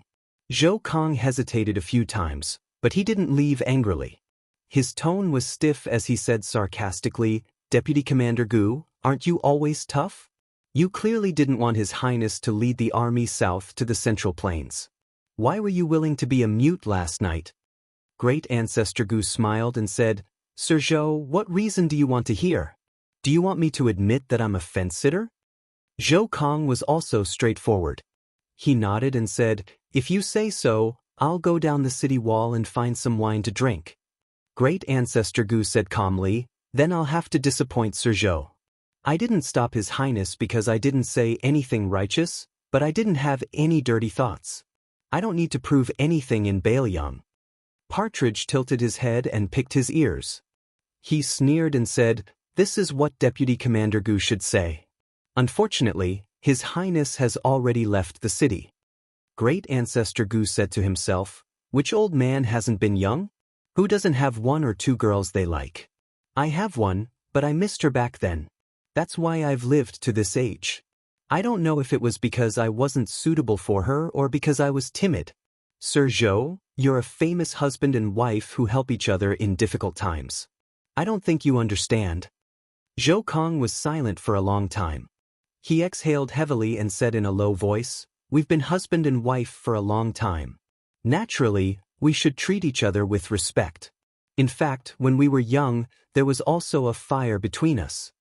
Great ancestor Gu sighed and said, "At least they've been together. That's better than me." Zhou Kong suddenly turned his head and shouted, "Lin Dofeng, didn't you elope with a certain southern Tang princess back then? Our Commander Gu said that he actually loved that princess before." From Commander Gu's tone, the two of them had an unclear relationship in the early years. "Why don't the two of you talk about it?" Lin Dofeng widened his eyes and said, "What? You with the surname Gu, you better explain yourself." Lu Yuanji was immediately amused. He winked at Wei Taizhan and said, "This is going to be a good show." Grand Ancestor Gu was stunned. By the time Great Ancestor Gu came to his senses, the partridge who had set him up had already run away. He could only see the back of the partridge in the distance. Seeing Lin Dufang trotting over aggressively, Great Ancestor Gu also ran down the city wall without saying anything and yelled, "Zhou, if I don't beat you to death today, my surname will be Gu." After the two of them ran far away, Lin Dufang stopped and laughed heartily. Lin Dufang was no fool. How could he really believe Zhou Kang's nonsense? Yu Luandao stood next to Hu Kuei. Just like Su Beiji and Tian Peifong, Hu Kuei's position as Yozhou's provincial governor was about to be vacated. Unlike Su Beiji and Tian Peifong, Hu Kuei's ambition was never to become an official. His gaze was always on the battlefield outside the pass. Hu Kuei wasn't the only one like this in Yuzhou. Even Yozhou's General Huangfu Shi seemed to be getting restless, as if he wanted to move his butt over to Xiaguang City. Moreover, Hu Kuei and old Marshal Chen Yunshui had come to Liangzhou together. The old man's words had revealed some clues that the Yuzhou infantry really did need a young general in the prime of his life. Although Qin Yunshui didn't say it outright, the old man clearly hoped that Hu Kuei would take the position of number 3 in the Yuzhou infantry. He also hoped that Hu Kuei could use this opportunity to speak to the prince and not let Huang Fushi take the initiative. But in the end, Hu Kuei still didn't say anything. For this reason, the old man didn't give him the slightest bit of face today. The Beiliang frontier army was still divided into various factions, but they were no longer as clearly divided as they were in the past. With the conclusion of the first battle of Liangmang, there were some subtle changes that naturally took place. For example, Chen Shiliang got along rather well with the entire Longxiang army. He Zhonghu, Zhou Kong, and the other veteran generals regarded him highly. They believed that this young man was one of the few unswerving scholars. Even if he didn't want to be a civil official, he could still be a Confucian general. Meanwhile, Su Beiji was rather close to Lingzhou's General Han Laoshan and Deputy General Wang Ji. It could be said that the entire Lingzhou army was happy to treat Su Beiji as part of their maternal family. And Yu Wandao, who had truly made a name for himself in Yuzhou, got along the best with Hu Kuei. As for the prince's trusted aide, Huang Fushi, he didn't care at all. Not far from the two of them stood Huang Fushi and Ko Jianghuai, who stood side by side. Although they were both generals of a province, there was a world of difference in terms of background and reputation. Huang Fushi didn't understand why Ko Jianghuai was willing to get close to him, a famous loner in the officialdom. Ko Jianghuai lay on the arrow pile with a smile and said, "General Huang Fu, there are countless capable people in the Beiliang frontier army, but I feel that the two of us are the most similar. Not only do we dare to gamble, but we don't gamble on a small scale. If we want to gamble, we gamble on a big scale." Huang Fushi shook his head. "I came from a Jianghu boorish background. Even if I went bankrupt, how much money would I have? I can't compare to General Ko, who originally had hopes of being made a marquis in West Chu." Ko Jianghuai also shook his head. "I went bankrupt and took out 1,000 taels of gold. I'm willing to put 1,000 taels of gold on the gambling table. You're going to starve to death tomorrow. You only have 10 taels of gold in your pocket, but you also put 10 taels of gold on the gambling table. The level of gambling addiction is actually the same." Huang Fushi said something baffling. "Perhaps there is no difference in the level of gambling addiction. I just don't know what Ko Jianghuai's gambling character is like." Chapter 1691. Ko Jianghuai turned his head to look at the Yuzhou general who had both praise and blame in Beiliang. He asked with a smile, "What? Is the general worried for the prince that if I become a slave to 2 families today, I might go to Beimeng tomorrow and become a slave to 3 families?" Huang Fushi's expression was normal. "General Ko, I did not say that, nor do I dare say it." Ko Jianghuai dismissed it with a smile and asked, "After hearing General Huang Fu's story, I am very curious as to why you are so loyal to Su Fengnian. Can you tell me?" Huang Fushi smiled insincerely. "General Ko, my words are not pleasant to the ears. Please don't take offense. The two of us are not that close. However, if there is a chance one day when we go into battle together to kill the enemy, it is not too late to say a few heartfelt words." Ko Jianghuai smiled. "What? General Huang Fu wants to go to Liuzhou's Longxiang army to become a deputy general?" Without waiting for Huang Fushi to reply, Ko Jianghuai had already asked and answered his own question. General of Yuzhou and Deputy General of the Longxiang Army are equal positions. However, in Beiliang, the cavalry of the Liangzhou Border Army looks down on the infantry of the Liangzhou Border Army looks down on the Yuzhou Army, and the Yuzhou Army looks down on the Lingzhou Army, which does not even have a decent border. The Longxiang Army is an elite force pulled out from the Liangzhou cavalry at the border, and the Deputy General with real power in the Longxiang Army. Of course, the Yuzhou general cannot be compared to the Yuzhou general who has his hands and feet tied. Then, I will congratulate General Huang Fu on your promotion. It seems that I will not have to wait too long to hear General Huang Fu's heartfelt words." Huang Fushi secretly glanced at Hu Kuei, the corners of his mouth rising. "General Ko is indeed sharper than others." Ko Jianghuai said with a smile, "I like hearing these words. It has been a long time since I have heard someone praise me to my face. Huang Fushi nodded. Let me say this first. When I go to Liuzhou to take up my duties, perhaps it will be difficult for General Ko not to hear it. Ko Jianghuai laughed and said, Bring it on. Suddenly, Ko Jianghuai, who was chatting happily with Ko Jianghuai, heard someone call out to him. It was Yu Luandao, whom he regarded as his mortal enemy. Compared to the lukewarm attitude Ko Jianghuai had toward Xia Shibian back in Guangling Road, Yu Luandao, who was also a descendant of a powerful family and had made a name for himself at a young age, disliked Yu Luandao very much. Presumably, Yu Luandao had the same attitude toward him. Two tigers could not live on the same mountain, which should be referring to Ko Jianghuai and Yu Luandao. However, the two of them would only fight in secret and never openly. Hearing Yu Luandao's shout, Ko Jianghuai smiled and turned his head to ask, General Yu, what can I do for you? The one who spoke was not Yu Luandao, but Hu Kuei. The latter walked a few steps closer and asked softly, Ko Jianghuai, regarding the 3 plans of West Chu going up north, down south, and west, I have thought about it for a long time, but I dare not make any rash assertions. After all, I am not a citizen of West Chu and have been away from the Central Plains for more than a decade. I am far from General Ko's grasp of West Chu's situation. Ko Jianghuai did not hesitate in the slightest. He said straightforwardly, If I am in charge of West Chu, naturally I will go up north and fight to the death with Lu Xianxia. To say something off-topic, I have always guessed that Chao Changqing and the 2 Liaos Gu Jiantang, and even Beimang's Wang Sui have reached some kind of consensus.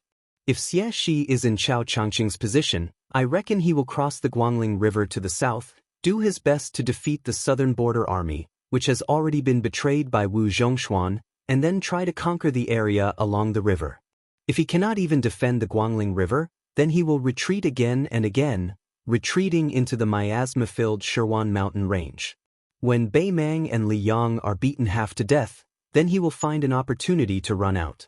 Today he will pick up sesame seeds, tomorrow he will nibble on watermelon rind, and this kind of pitiful accumulation of little drops into an ocean. But in the end, whether he can succeed or not, he can no longer rely on himself, he can only rely on his own life. As for what Chao Changqing himself thinks, I can't figure it out, and I don't feel like thinking about it. In any case, I have always felt that this great officer has already gone crazy. Hu Kuei was the kind of warrior who was born for the battlefield. Being provoked by Ko Jianghuai, he unconsciously began to point and gesticulate on the battlements. West Chu has now been surrounded like dumplings. To the east is Song Li, the turtle dove occupying the magpie's nest.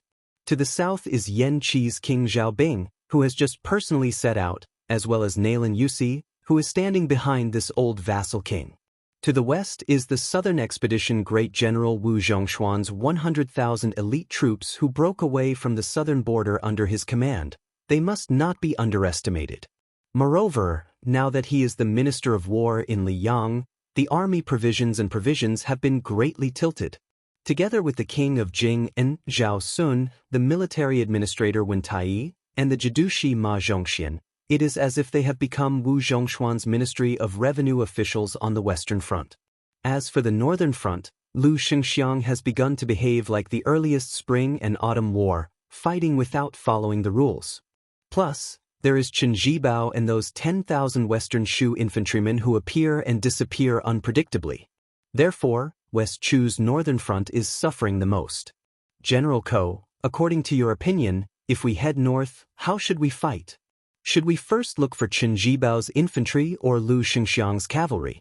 If we use Xie Shi's troops heading south, wouldn't we be playing right into the hands of the Liang imperial court? After speaking for a long time, when Hu Kuei raised his head, he saw a young face rolling his eyes. Very quickly, he laughed self-deprecatingly. Hu Kuei no longer wanted to be treated coldly. Ko Jianghuai laughed heartlessly. Lord Hu, oh Lord Hu, I'm just a Dechu citizen who hides his head and tail in your Bailiang. Even now I don't care about the Guangling law battle, what are you worrying about? Hu Kuei did not get angry. He laughed calmly. General Ko, I think I'm worrying too much. Yu Luandao frowned. Ko Jianghuai raised his eyebrows and gave Yu Luandao a provocative look.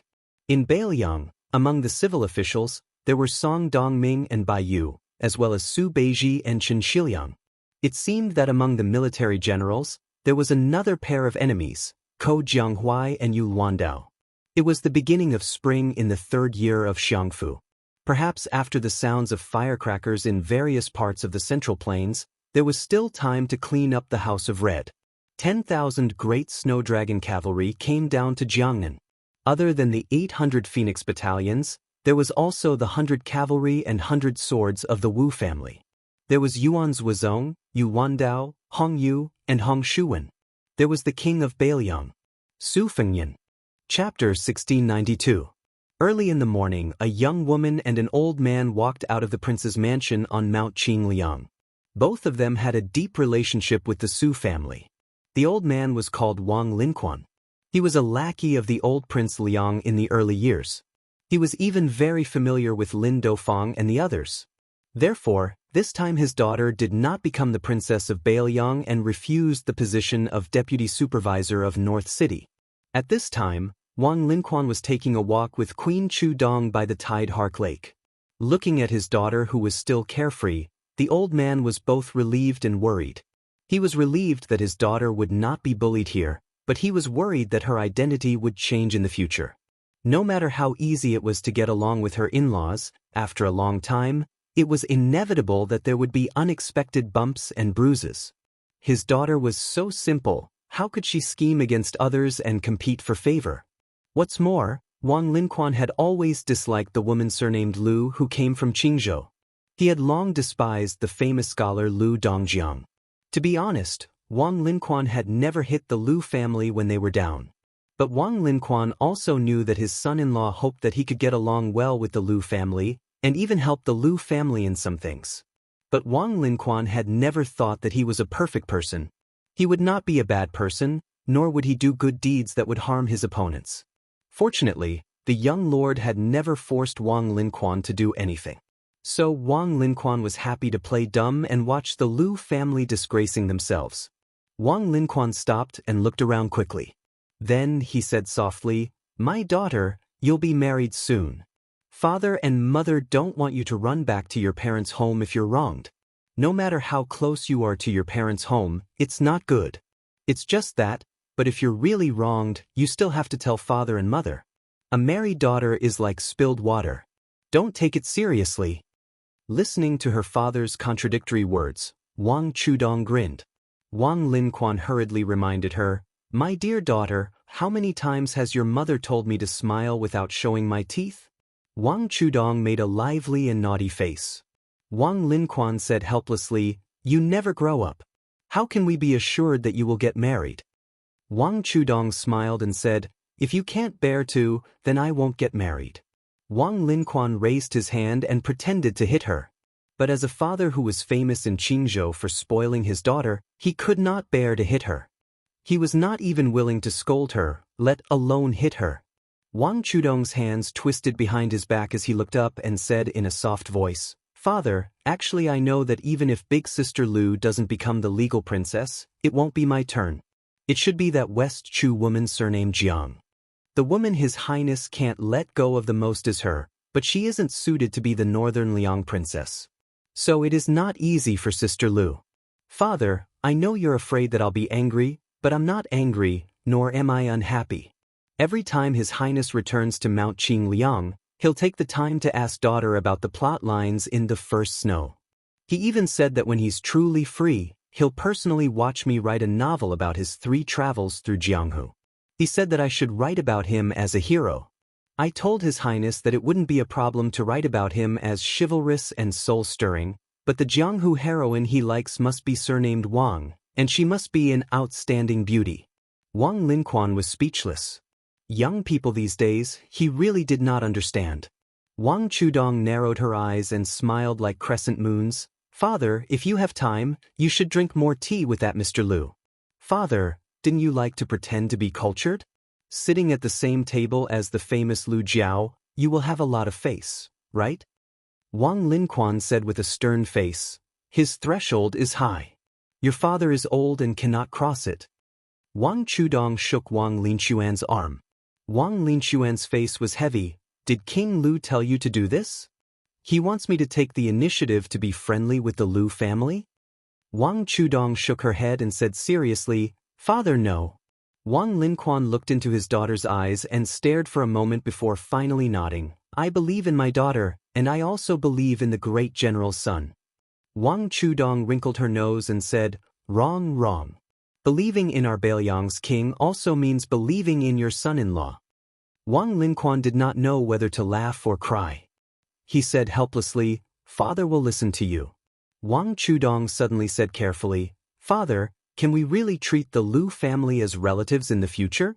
The kind that is neither close nor far, the kind that is just icing on the cake? Wang Linquan sighed and rubbed his daughter's head. I know, I'll take care of it. I'm afraid that Lu Jiao won't appreciate my good intentions and might even misunderstand that I have ulterior motives.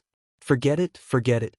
Father also knows that being on good terms with the Lu family in the end is for my daughter to be here. It is better to be friends here. It's just that in the past, I always felt that there was something stuck in my heart. Father is too narrow-minded. Wang Chudong lowered her head. Father, it is your daughter who has wronged you. Wang Linquan smiled happily. Silly daughter. Unless it is a girl who is not sensible at all, there is no daughter in the world who can let father be wronged. Who says that daughters will always side with outsiders when they grow up? Our family is not like that. Father is very happy really. Wang Chudong smiled brightly. Wang Linquan said in a low voice, Daughter, your mother is right. Between women, if there is no competition, there is a big competition.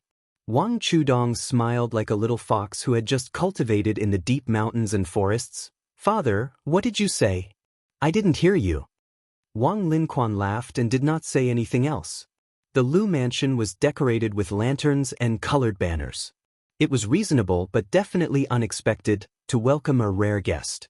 Lu Qingyan was the future Baoyang's princess consort with a simple carriage and simple entourage. The servants of the Lu mansion, who did not share the surname of the Lu family, kept this woman's indifferent relationship with the Baoyang's officialdom a secret. Even the arrogant Lu family members no longer regarded this cruel and merciless woman as part of their family. They were all afraid and resentful, and their feelings were complicated. In the first year of the auspicious talisman, the Lu family was still well off in Baoyang. The second year of the auspicious talisman was more difficult, but things took a turn for the better after autumn. This year, at the beginning of spring, there was a joyous occasion. As for Lu Qingyan's return to the family, the Lu family members, who were much stronger than last year, actually had some strange remarks. Oh, didn't you say that you would no longer care about the life and death of the Lu family? What, you just heard that your father is about to become the provincial governor of Liangzhou, and now you remember that you have such a family. Don't you feel ashamed? You rushed here at the beginning of the first month to give your father a New Year's greeting? Could it be that you are not as comfortable in Mount Qingliang as the outside world said? Lu Qingyan went straight to Lu Dongjiang's small courtyard under the lead of the Lu family's old steward, who bowed and bent his knees. At this time, Lu Dongjiang was indeed in the courtyard writing characters with a broom dipped in water. When the current master of the Lu family saw his daughter appear at the courtyard door, he did not immediately put down the special broom. He waited until the small bucket was completely empty before he handed the broom to a young servant girl with a graceful figure. Then he took a handkerchief and wiped his hands. He turned around leisurely and smiled. Qingyan, you are here. Lu Dongjiang's thoughts about this daughter, who was valued by the old master of the Lu family, were actually more complicated than the other Lu family members. This daughter, who had not been close to him since she was young, had too much of the old master Lu Feiqi's imprint on her. Many people even believed that if Lu Qingyan was not a girl, the position of master of the Lu family would not have been given to Lu Dongjiang. Lu Dongjiang knew that this was not absurd. That night at the gate of Qingzhou, if Lu Qingyan was not a daughter but his son, then he would not have been able to take the inconspicuous bamboo lantern from the old ancestor's hand. Lu Dongjiang hoped more than anyone that the Lu family could achieve great success in Baoyang. He hoped more than anyone that the old ancestor would be glad that he was the one who gave the lantern to him. Lu Qingyan said expressionlessly, "Do you know why the Lu family can have a provincial governor?" Lu Dongjiang was stunned and sneered. Even if there are many reasons, at least it is not because of your pillow talk, Qingyan. Lu Qingyan twitched the corner of her mouth. Looking at the current provincial governors of Beiliang, Yang Guangdou of Liuzhou, Qin Shiliang, Chang Sui of Lingzhou, Song Yan. As for Yuzhou, the position of provincial governor has been vacant for 2 years. There is only provincial governor Hu Kuei. Lu Dongjiang answered with confidence and smiled. Now Liangzhou, which is 1 level higher than the other 3 provinces, has also been vacant for a long time. The provincial governor of Liangzhou, Tian Peifong, and the deputy administrator, Song Dongming, have a good relationship with your father. Although there is no drinking and drinking, the friendship between gentlemen is as clear as water. Chapter 1693. Lu Qingyan stared at the man she hadn't called Dad for a long time. Her eyes were dark and gloomy, and there was deep sorrow in them. She asked, "Does the Lu family know that the Su family, which has retreated time and time again, will start to reason with the Lu family instead of being sentimental after having a secondary grade 2 governor of Liangzhou? Do you know that your actions are equivalent to monopolizing the fate of 2 generations of the Lu family?" Lu Dongjiang said angrily, "Lu Qingyan, don't forget that I'm your father." Lu Qingyan smiled bitterly and said, "Lu Dongjiang, if I really forgot, why would I come here? Don't you realize that the reason why I didn't hesitate to break off relations with the Lu family and act like we won't interact with each other for the rest of our lives is to make him feel guilty towards the Lu family? Do you think he doesn't know about my selfishness? It's not that he doesn't know, but that he pretends not to know. Do you really think that Tian Peifong, that old fox, and Song Dongming, that great talent who could support the government of a country, would treat you as someone who would help the people just because you are good at handwriting in Lu Dongjiang? Are you stupid or are they stupid? Is there no one in the Lu family who isn't blind?" It was unknown whether it was anger, fear, or regret. Lu Dongjiang stretched out a trembling finger and pointed at the woman who was becoming more and more unfamiliar. "Lu Qingyan, you bastard! Get out of the Lu family!" Lu Qingyan actually laughed. "Don't worry, I'll get out. But before that, I want to take away the ancestor's portrait from the ancestral hall. I'm afraid that he won't be able to rest in peace if he looks at this family every day." Lu Dongjiang glared at her. "You dare!" Lu Qingyan narrowed her eyes and said coldly, "Lu Dongjiang, from the moment I decided to come here today, I no longer consider myself a member of the Lu family. I'm just a daughter-in-law of the Su family. So if you still want to be the Liangzhou provincial governor, shut up." Lu Qingyan repeated, "Shut up, do you hear me?" Lu Dongjiang's face was ashen, but for some reason he could not utter a single vicious word.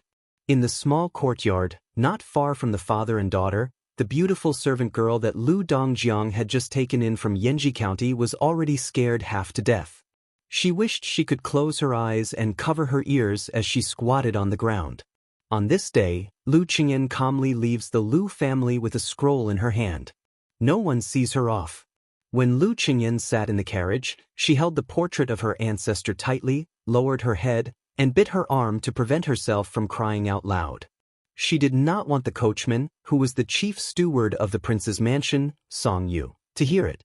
Suddenly, not only did the carriage not immediately head for Mount Qingliang, it seemed to have met Lu Qingyan by chance before she left the house. It also seemed like a steward who had suddenly decided to act as the future Wang Fei's coachman. He lightly knocked on the curtain. Lu Qingyan suppressed her sobs and asked softly, "Steward Song, what's wrong?" Through the curtain of the carriage, Song Yu said, "Before His Highness left, he told me to give Princess a small brocade pouch when Princess returned to her parents' home and then to Mount Qingliang." A corner of the curtain of the carriage was gently lifted.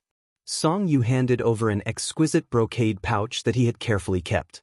Lu Qingyan opened the brocade pouch in confusion. There was only one piece of paper inside with one sentence written on it. Lu Qingyan burst into tears.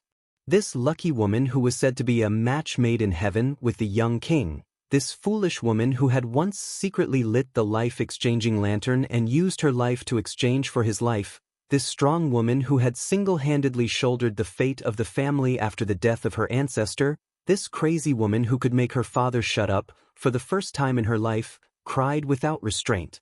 On that piece of paper, The handwriting was familiar and meticulous.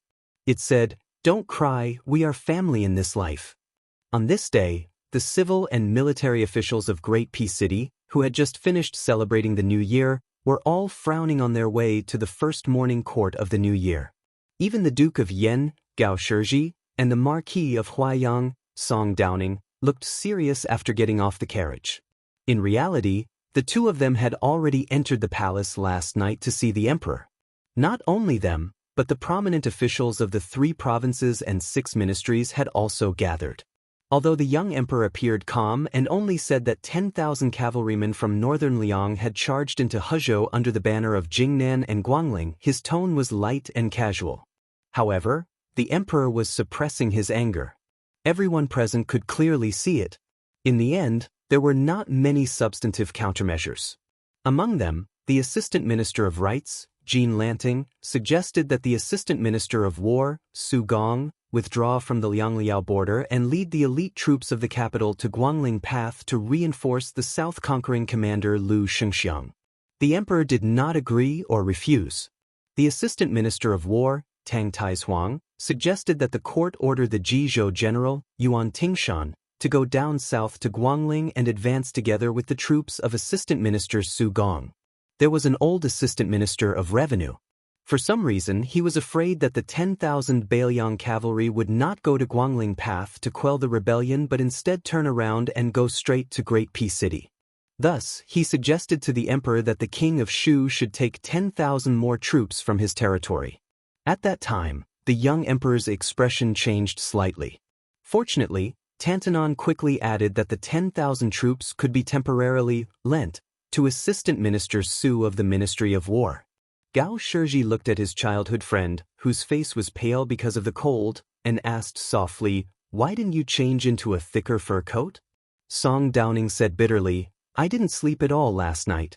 The study was warm, so I casually picked up this one. It's not like you don't know my temper. When I went out, my face was probably not very good. How would the servants of the manor dare to come near me and ask for trouble?" Without another word, Gao Shizhi took off the fur coat on his body and switched it with Song Downing. Like a servant of the Marquis of Huaiyang, he personally helped the Marquis in front of him change. Song Downing said softly, "Old Gao, if there is a day when Great Peace City can see the smoke of war and we have to go to the top of the city wall to shoot the enemy, will you die first or will I die first?" Gao Shizhi spat a few times and said angrily, "It's the new year, can you not say such unlucky things?" Song Downing laughed and said, "Just take it as a child's words carry no harm, a child's words carry no harm, sir." Gao Shizhi lowered his voice and said, "I can't guarantee anything else, but even if Liao Gu Jiantang rebelled, Bailiang Su Fengnian would not attack Great Peace City." Song Downing asked curiously, "Is it really as the rumors say, that Su Fengnian really went to save a girl from West Chu? I originally didn't believe it and just thought it was a joke." Gao Shizhi bared his teeth and said, "That guy, what can't he do? Can a normal person take on Dong Tai and Chao Chongqing? Can a normal person kill their way in and out of the Imperial Astronomer?" Song Downing stopped and asked in a low voice, "Is the girl's identity as the rumors say, the Empress of West Chu?" Gao Shizhi shook his head and said, "That's hard to say. Only the heavens know if it's true or false." Song Downing asked, "Gao Shizhi, do you know when the news of the Bailiang Su family hiding the fallen princess of Dechu spread in Great Peace City?" Gao Shizhi had a headache and said, "In fact, this kind of rumor has been around for a long time. It's just that it didn't spread widely at that time, so it didn't cause any big waves. But last winter, it suddenly started to stir in the city and got out of hand. Your Marquis Fu has strict rules, so you don't have to listen. You don't want to hear this kind of unpresentable rumor." Song Downing sank into deep thought. Gao Shizhi smiled and said, "What is there to think about? In my view, it's definitely that Jean Lanting who doesn't grow his beard that is stirring up trouble. Gao Tingshu and Wu Zongxian are running errands and cannot escape. I'm puzzled. Why does this Bailiang person hate Bailiang more than us, the people of Jingdo?" Song Downing sighed softly and said, "The people of the countryside have to fight for water with the same village. The colleagues in the officialdom have to fight for the same chair. It's all the same. In any case, When some scholars are unreasonable, you can't say anything. Gao Shizhi was puzzled and said, "Aren't you a scholar?" Song Downing glared and said, "It's the new year, why are you scolding people?" Gao Shizhi was instantly speechless. Motherf **** Ker, the people beside us are the best scholars in Liang. Even if you are the Marquis of Huayang, if these words get out, let's see if you won't be drowned in spit. Gao Shizhi and Song Downing walked side by side. "Downing, do you think that the boy of the Su family will really rebel?" Song Downing smiled and asked, "Scared?"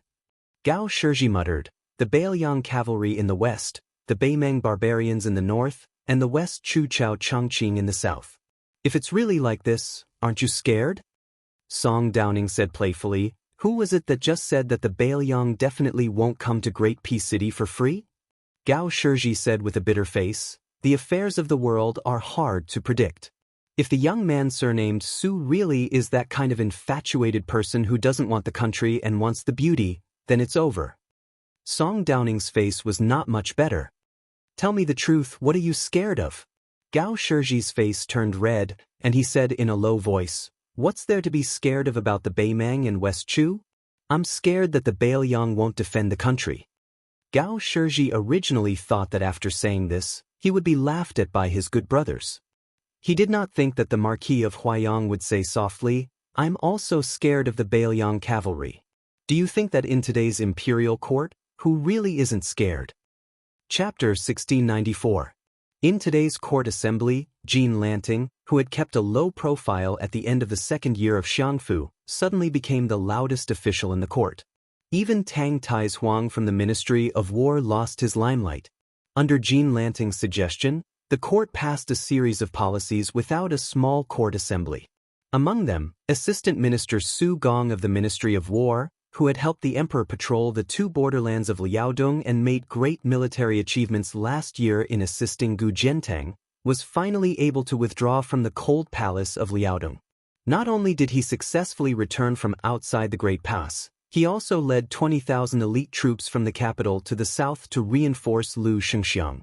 The recently promoted General Li Chang'an became Assistant Minister Su's assistant. Young officials from the Ministry of War, such as Gao Ting, Xu Kong, Zhen Rong, followed the two officials out of the capital to gain experience and finally had a chance to make a name for themselves. Jizhou General Yuan Tingshan led 10,000 troops each to leave the border and enter the central plains through the Great Pass, advancing side by side with Su Gong's army. Then there was the imperial edict to Western Shu, ordering the king of Shu, Chen Zhibao, to transfer 10,000 elite troops from the Shu lands to participate in suppressing the rebellion in Guangling. These troops would be jointly commanded by Su Gong and Chen Zhibao. Compared to Jean Lanting's loyalty to the country and his ability to solve problems for the court, the Imperial College's Yao Baifeng's suggestion at the end of the court assembly immediately made the already heavy atmosphere in the court even more silent. This great scholar of Confucianism, who came from the northwest, suggested that the matter of the transport should be related to the transport. Jinggan Magistrate Wen Tai had just arrived in the region, and the government affairs were already heavy. It should be handed over to the transport officials to handle the specific matters. Wen Tai only needed to grasp the overall situation. If it was in the past, there would be countless civil officials and generals who would jump out to refute the left chancellor even if the emperor didn't say anything. However, today, the young emperor was sitting on the dragon throne high above without saying a word. His line of sight wandered around. However, as far as he could see, there were only officials who lowered their heads in silence. There wasn't a single official who stood out and spoke heroic words. In the end, the young emperor approached from afar. He slowly retracted his gaze and rested it on a group of officials from the 6 ministries. In the end, someone finally stood out. It was Chen Wang of Minxia province. Chen Wang did not completely overturn Yao Baifeng's suggestion. Instead, he proposed a compromise. First, the Ministry of Personnel would strictly examine the resumes of the main officials of the transport. Once the court had finalized the candidates, the administrator Wen Tai would let go of the burden. For the time being, Wen Tai would still be fully in charge of the transport of Guangling. After the court session ended, the emperor had no intention of holding a small court session. Thus, all the officials left the hall and went straight to the various yamen. Jean Lanting, who had become a laughingstock in the officialdom at the end of last year, could finally hold his head high today. Needless to say, some of the officials who had forgotten to pay a New Year's visit because of too many trivial matters would flock over and line up outside the assistant minister's residence. Of course, the list of gifts would be the same. Yao Baifeng didn't have any officials around him today. The old man didn't mind and didn't rush down the stairs. He stared blankly at the imperial road in his field of vision, which seemed to be bound behind the door. A young voice sounded beside the old man, "Left Chancellor, your stove is cold. It will be difficult to open a meal in the future." The old man didn't turn his head. There weren't many young people in Liang Imperial Court who dared to speak to their seniors in such a cynical tone. Those who were qualified to attend the court session could be counted on one's fingers. Beiliang's humble scholar, Sun Yin, had already experienced ups and downs in the officialdom of the capital at a young age. Sun Yin continued to tease, "Lord Yao, you are really a scholar. You chose this time to be a loyal official. You deserve it." The old man mocked himself. "Do I need to choose the right time to be a loyal official?" Sun Yin nodded and said seriously, "That's right. I have to look at the almanac to check the time before I go out." The old man dismissed it with a smile. "I can't be that kind of loyal official." Sun Yin gloated and laughed. "It's actually a good thing that Lord Yao has the intention to retire. I, Sun Yin, fell in the Imperial College. All day long, I was thinking about when I could make a comeback from the Imperial College. Now that the left chancellor's seat is empty, I have a chance. Just for this, I, Sun Yin, have to thank Lord Yao in person."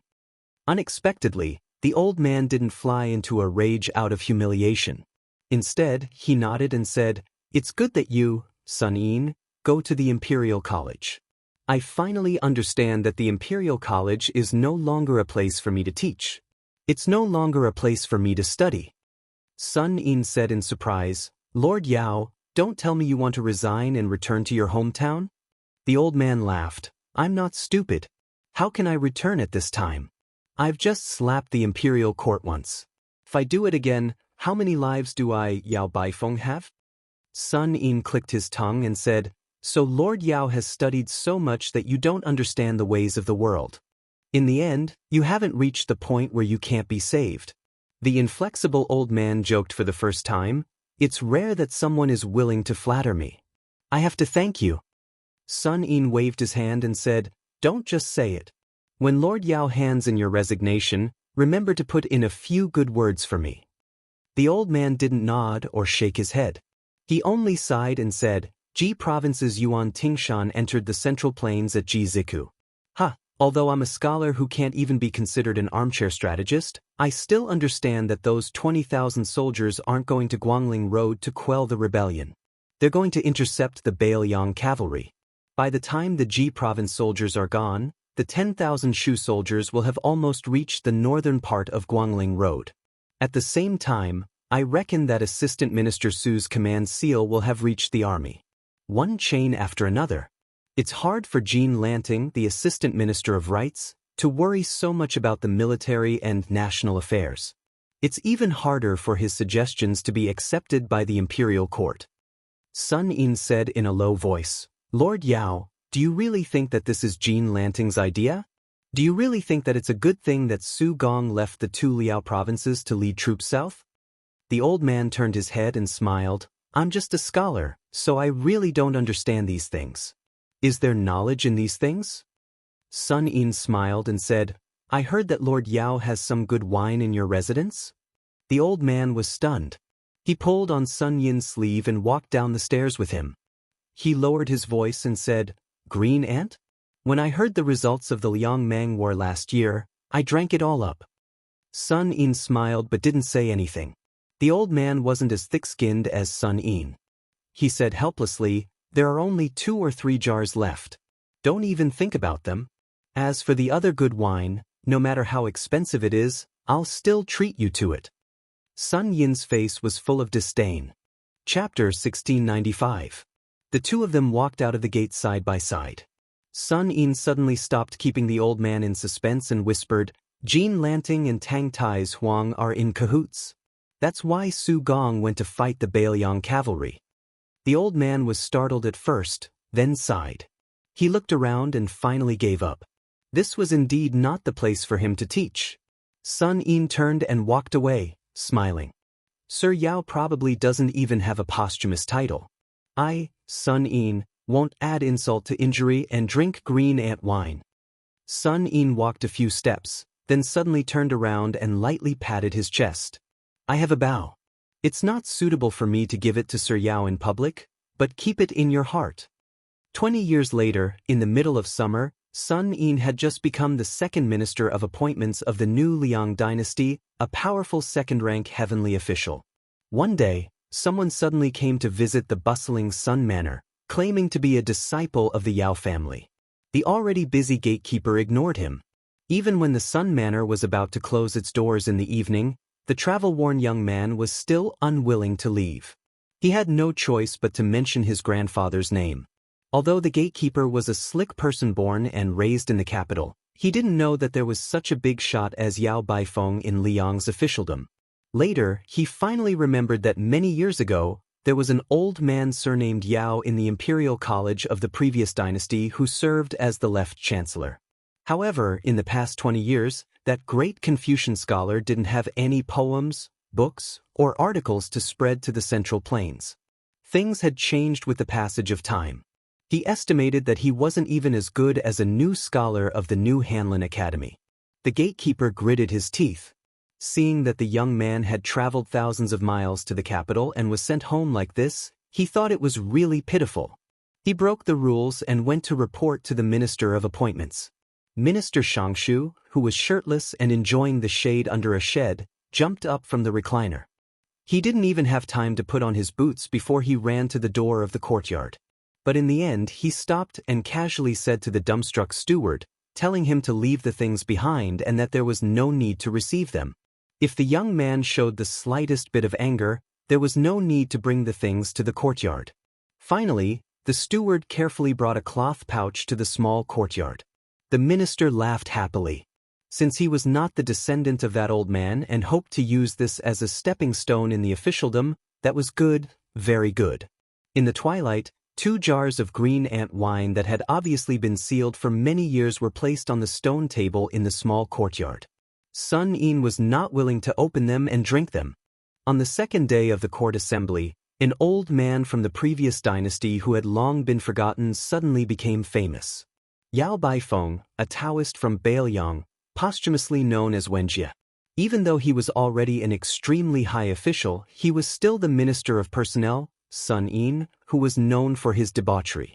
After the court assembly, he walked out of the main hall and stood at the top of the steps for a while. Then he went alone to the side of Imperial Road Street. There was no one around, but Sun Yin still bowed respectfully. This matter quickly became a strange story in the capital.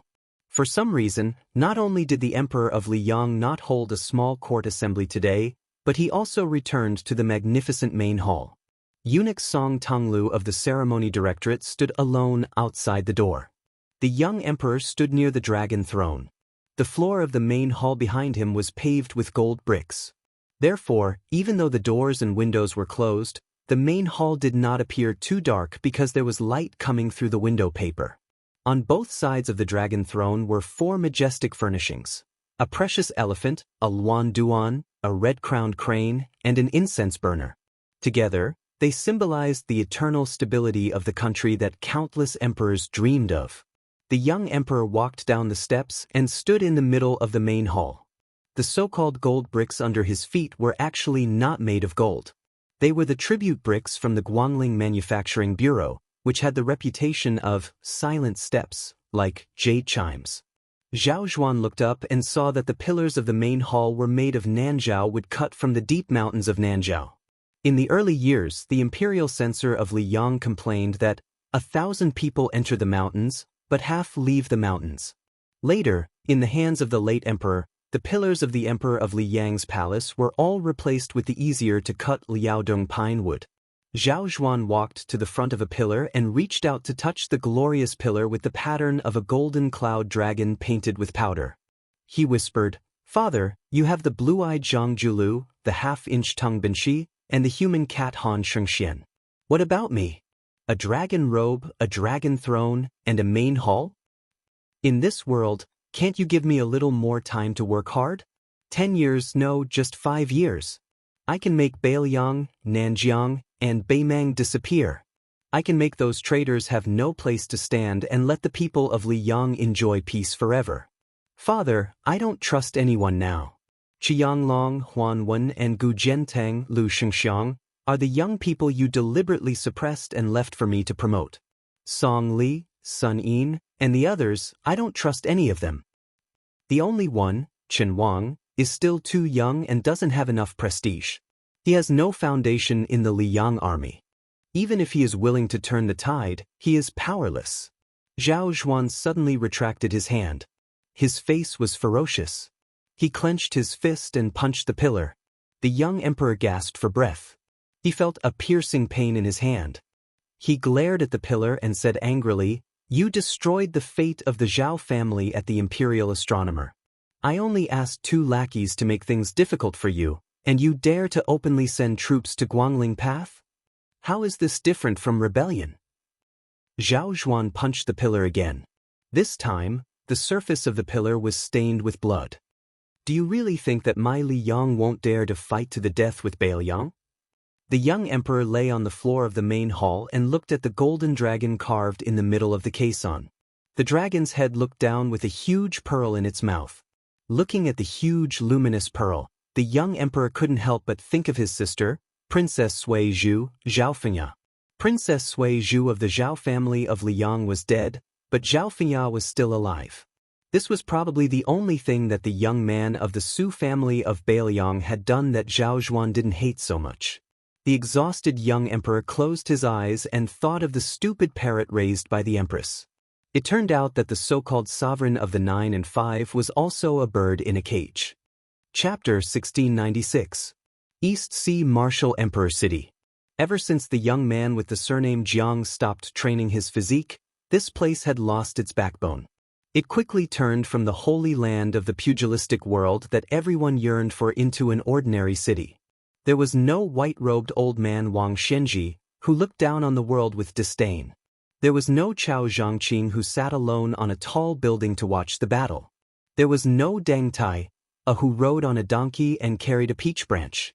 There was no Xianxia Valley with a sword hanging over the city wall. There was no groom Linya and the others. There was also no Duke of Northern Liang who carried a bowl and walked up to the city wall. Although there had yet to be an official army stationed in Martial Emperor City, the people in the city knew that it was only a matter of time. Therefore, in the early years, those who were wanted by the government and lived in seclusion, those who lived here to avoid their enemies, and those who were willing to wash their hands of disputes, all left this eastern sea city one after another. A slender figure suddenly appeared at the top of the city wall where the tide was breaking. Not far away, the tide surged like an army of thousands of men and horses. It suddenly hit the city wall and covered the figure in an instant. In the next moment, the figure disappeared. Perhaps he was swept away by the tide. However, when the tide receded, another figure appeared on the city wall. Unlike the former who came and went in a hurry, this man did not disappear immediately. He was dressed in plain clothes and had an ordinary appearance. His face was full of stubble, and his boots were somewhat damaged. However, in front of this inconspicuous middle-aged man, a 3-foot sword was hovering. It was vibrating slightly like a mosquito flapping its wings. The travel-worn man stopped his sword and looked around. His eyes were sharp, like the sharpest sword in the world. One flying sword for 100 miles, from the Imperial Astronomer of Great Peace City to the snow mountains of Liaodong, then from Liaodong to Liaodong, then from Liaodong to Liaodong, then from Liaodong back to the capital, all the way south until here. The man rubbed his chin and said, "Xie Guaning, your running ability is really the best in the world. However, if you have the ability, run all the way to the southern sea." After about half an hour, the man sneered and said, "Found you." The flying sword that was hovering in the air seemed to have heard the imperial edict. It flashed before its master. Not long before this, in front of a bun shop that was slowly becoming quiet because it was past dinner time, a child, who was given the nickname Dognose by a certain green-robed girl, was staring at a poor scholar with white hair. The child's real name was Go Yufeng. He raised his head and looked at the poor scholar who was embarrassingly short of money. He then lowered his head and looked at the last steamer of buns that he couldn't sell for copper coins. The child's gaze moved back and forth between the two. The grandpa beside him was already cleaning up the table. The old man had lived in the martial emperor city for most of his life. He didn't ask anything about this. To be honest, in the martial emperor city, he had seen many strange things and strange people. So much so that he was surprised to meet a normal person. The old man had seen too many strange customers. Some complained that the buns were too meaty and weren't willing to pay. Some complained that the buns weren't sweet. Some didn't even have a few copper coins in their pockets, so they threw their treasured swords and treasured sabers on the table and left. There were also some who ate the buns that weren't worth a few copper coins and complained about how many kinds of delicacies they had tasted in the past.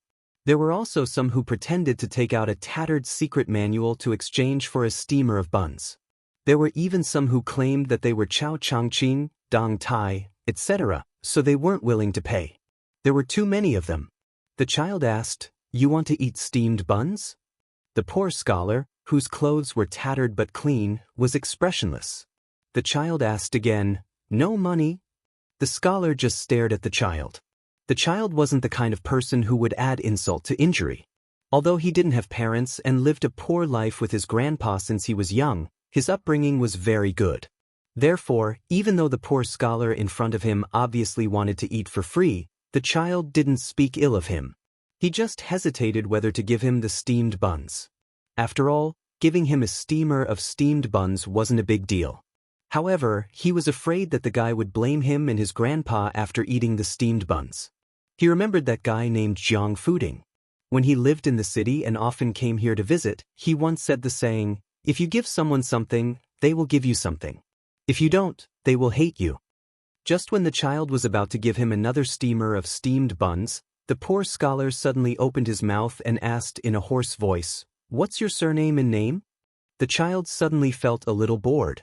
Alas, since he helped his grandpa with the chores, there were at least 8 or 10 Jianghu diners who kept saying that they were talented in martial arts. Therefore, the child subconsciously said in a bad mood, "I can give you this steamer of steamed buns, but I don't practice martial arts." The child suddenly remembered that this old guy in front of him didn't look like a martial arts practitioner who fought and killed. He looked more like a teacher. Therefore, the child quickly added, "I don't go to private school either." The poor foreigner repeated his question with an expressionless face, "What's your surname and name?" The child subconsciously took 2 steps back, some fear and awe coming from the bottom of his heart. The middle-aged scholar standing in front of the child frowned. After he raised his hand, the child saw that the man was holding half a broken bowl in his hand. In front of the child, the man broke off a piece the size of a fingernail and threw it into his mouth, chewing just like that. The child was stunned. Was this man so hungry that he lost his mind? When the child finally came to his senses, his face suddenly turned pale with fright. He saw that his grandpa seemed to have cast a body-fixing charm on an immortal. He maintained the posture of bending over and wiping the table. Not only his grandpa, but also the pedestrians on the street were all motionless. Some people raised their feet to move forward, but they couldn't take that step because they were still half a foot above the ground. Some people felt that the cold spring was too unbearable and wanted to jump and stomp to drive the cold away. Therefore, they were suspended in the air. Some people were joking with their friends who were walking side by side, but when they turned their heads, their bright smile froze. All of this was beyond the limit of the child's imagination. His hands trembled and he couldn't hold the steamer of steamed buns. However, when the small bamboo steamer fell to the ground, it was a scene of heaven and earth shaking. In the child's sight, his grandpa, the table, the pedestrians, and the street were all shaking violently, making the child dizzy. The middle-aged scholar took a few steps forward and bent over to pick up the steamer of steamed buns. He stood side by side with the child. Only then did the child see that in the silence of heaven and earth, there was only a sword slowly approaching. The man said with a hoarse voice, "My name is Xie Guining. From now on, You will be my only disciple." The man took out the other half of the broken bowl, which was much more complete, and placed it in the child's hand. Then he suddenly pressed a hand on the child's head and said indifferently, "Hong Shixiang is unwilling to enforce justice on behalf of heaven and become a person who hates Su Fengyan. As for me, I want to do it, but I can't." The man raised his head and looked at the sky. The hand that pressed on the child's head slightly increased in strength. Instantly, fog rose and immortal qi lingered. Finally, it condensed and took shape about 3 feet away. It was a landscape map of mountains and rivers with a flood dragon hidden in the mountains and rivers. There was a deity 3 feet above. Chapter 1697. The abject man retracted his gaze and looked at the flying sword that had broken free from the shackles of heaven. He said regretfully, "It turns out that 1,000 years of immortality is a step further than Ancestor Lu. In the end, it's just a joke. I had no choice but to accept you as my disciple. Forget it, forget it. In this world, all the scholars have their own destinies. It's time for the martial artists of Jianghu to have an end. I will be the first, Chao Chongqing will be the second, and as for who will be the last, I hope it will be you. Remember, in the future, when you meet someone called Yu Dilong, don't show mercy. Just don't think about attaining Tao and ascending in the future. Take a step back and try to make yourself famous in history." After saying this, the man disappeared. The child with a rosy face looked around blankly. Grandpa continued to wipe the table. The pedestrians on the road continued to move forward. The world continued to be lively. The flying sword also disappeared along with it. The child looked down. Only the half-broken white bowl in his hand clearly told him that the encounter just now was not a daydream. The child whispered, "My name is Go Yufang." He heard a voice. The child suddenly looked up and saw an ordinary-looking middle-aged uncle. The latter smiled and asked, "Is there still food in the shop?" Go Yufang quickly turned around and hid the broken bowl in his arms. "Sir, our shop's signature soup dumplings are gone, but we still have wonton and noodles." The ordinary-looking middle-aged uncle didn't seem to care about the child and the half-broken bowl at all. He just grinned and said, "Then give me a bowl of wonton and a plate of chili oil. Make it as spicy as possible." The child smiled and said, "Okay, our chili oil can't even be eaten by the guests in Shu. I'm afraid that you will ask us for cold water." The uncle suddenly looked embarrassed. "Waiter?" The clever child took the lead and said, "Just put it on the account." The uncle was still a little embarrassed. "It's best if you can put it on the account, but I'm in a hurry.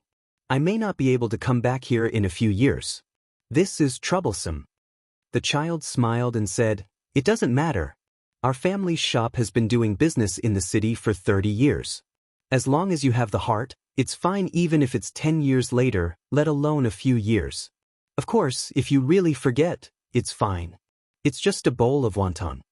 The child was not originally such a poor and generous person. It was just that he inexplicably met a strange person who called himself Xie Guaning and became that person's disciple. After all, the child was still young. No matter how steady his temperament was, he was still somewhat happy.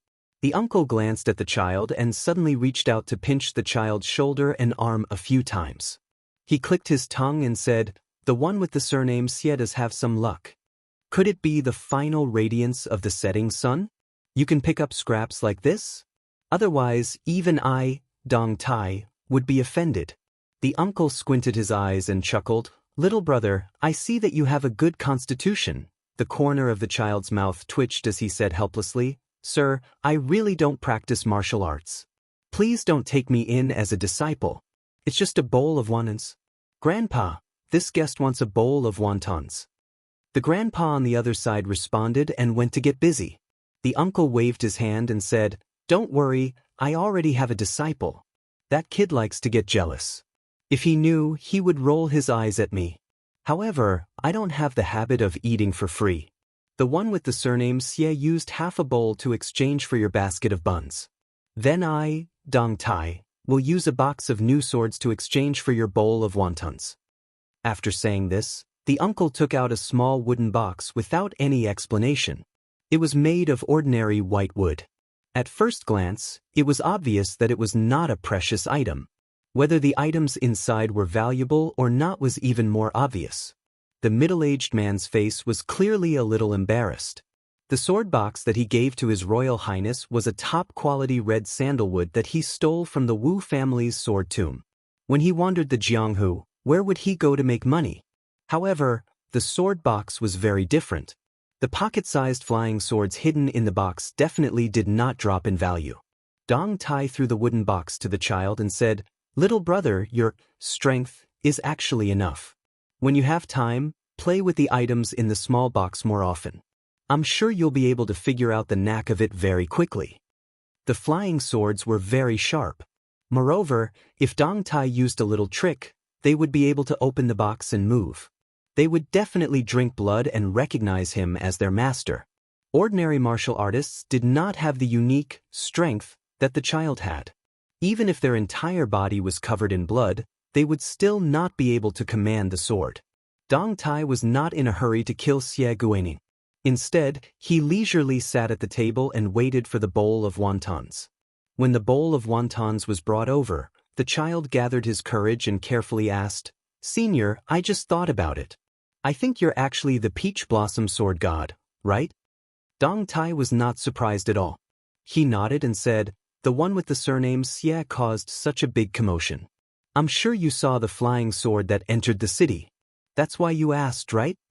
The child scratched his head and said, "Didn't Senior Sword God say his name just now?"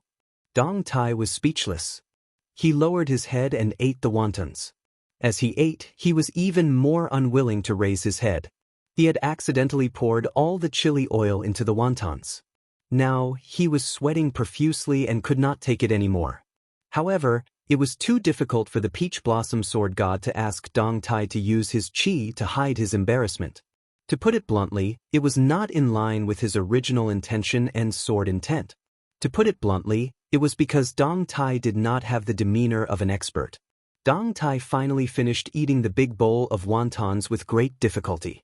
Only then did he feel relieved.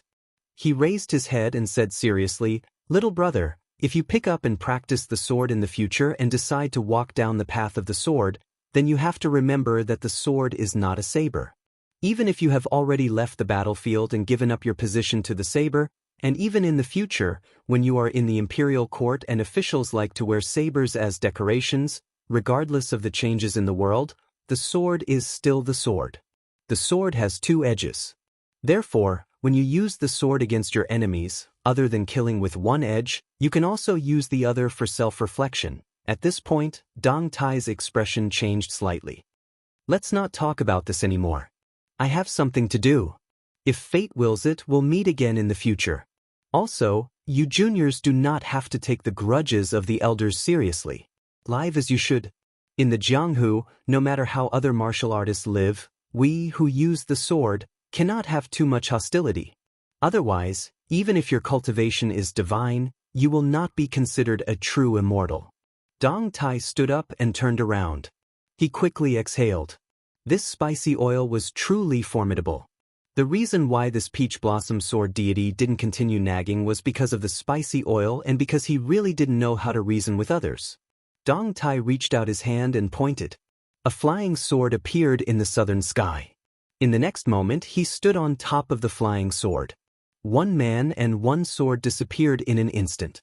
In the entire martial the Arch City, only that child called Go Yufang noticed this scene. In the first 100 years, there were Li Chungang, Wang Xianji, Su Fengyan, and Xianyuan Qingfeng.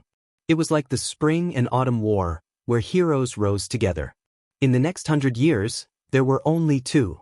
It was also like the Xian dynasty, where two kingdoms confronted each other in the Central Plains. After those two became famous and were regarded as the world's #1 martial artist, they made a promise of 10 years and fought 6 times. The outcome was a tie. Every time, after one of them won a battle, the other person would turn the situation around in the next battle. Yu Dilong wasn't truly invincible. There was still Go Yufang in this world. Chapter 1698. At the border of Hezhou, the battle was on the verge of breaking out. In the direction of Yuzhou, there seemed to be a muffled thunder. The military governor of Lianghuai, Kainan, was wearing iron armor and holding his iron spear tightly. This general of the border was full of sorrow. Tens of thousands of Northwest elites under his command were not fighting to the end with the Beimang barbarians, but died in civil strife. The infantry of Lianghuai army blocked the horses in the middle, and the cavalry coordinated with the two wings. It was a very mediocre arrangement. It was not that Kainan did not want to fight the Bailiang cavalry and fight to the death with them, but he was really arrogant. Even if he had the advantage in numbers, he still did not have the confidence to play tricks with the Bailiang cavalry. Kainan did not have the extravagant hope that his Lianghuai army could stop the young feudal lord. He could only hope that he could keep as many of the Su family cavalry as possible. 2,000 or 3,000. As for how many people the imperial court could stop at the passes between Jizhou and the Central Plains with the help of the natural advantages, that was really Kainan's funeral. It was not only the funeral of the territory, but also the funeral of Kainan after he died in battle for the country. Kainan looked up and saw that the terrain was flat and there were large patches of white snow. He suddenly thought of a very unpleasant word: corpse is not cold. He thought that in a few hours his corpse should be cold soon, right? There was a lot of snow in the northwest, and the cold land produced healthy people. In the past, Jizhou of Lianghuai Road had Yang Shenxing's Southern Ji infantry, who was known as the best in the world. Kainan, who was promoted to military governor, was close to the water, and the Lianghuai border army under his command was soon regarded as the first-class military force of the Liang imperial court, second only to the Liao. After Tang Taishuang, there were a few local officials who were also former generals of the Gu army who had recently entered the capital to take up important positions. Kainan did not feel much joy. Instead, he smelled a little bit of danger. In the final analysis, those were all trades without capital by the emperor in exchange for the local military power. The reason why they were so gentle and affectionate was that their common benefactor, Gu Jiantang, was still standing at the border. As well as the hundreds of thousands of troops in the great general's hands, Kainan exhaled heavily. He had sent the young emperor's trusted aide, Administrator Han Lin, out of the battlefield and then led his troops to die heroically here. Was this an acceptable explanation to the general, the court, and the emperor? Was this the so-called loyalty and righteousness in the history books? Living in a peaceful world that had been peaceful for a long time and becoming a border official who had enjoyed many years of happiness, it was only at this moment that Kainan realized that the hothead who had followed behind the general and wanted to die was actually starting to be a little afraid of dying, especially dying without knowing why. The orderly hooves of the Bailiang cavalry were like the beating of a drum, beating Kainan's heart heavily. Again and again, this Jadushi Darin found it difficult to even breathe. There was no need for the distant sentries to report at night. Kainan could see with his naked eye that the cavalry happened to be at the edge of the optimal charging distance. They stopped their horses before moving forward. One rider took the lead to leave the formation, followed by about 100 retainers who urged their horses forward. Kainan, whose heartstrings were stretched taut, was confused and increasingly nervous. The confrontation between two armies on the battlefield was not a child's play like in historical novels. What about the main generals of both sides coming out alone and fighting to their heart's content for hundreds of rounds was all nonsense. However, there were indeed more than 100 riders leaving the Bailiang army alone in front of him. Could it be that in order to win the hearts of the troops, that the man surnamed Su wanted to take the head of a general in the army by relying on his strength as an immortal on land? Thinking about this, Kainan was a little angry. Did he really think that their crossbow formation was just for decoration? In order to counter Su Fengyan, who messed up the formation on the battlefield, Kainan specially sent people to take the Jadushi commander's seal to scour the entire Lianghuai path. Pretty much all the crossbows outside the northern defense line were either requisitioned or borrowed over. A total of 50 crossbows were placed behind Kainan openly. Not only were they used to deal with one-on-one attacks, but they were also a huge threat to the iron cavalry. One rider led the charge. The horse hooves did not stop until it was 300 steps away from Kainan. Not only did Kainan, who had master cultivation, but even the elite guards and the two infantry generals saw the valiant appearance of that rider. It was the famous king of Bailiang, Su Fengyan.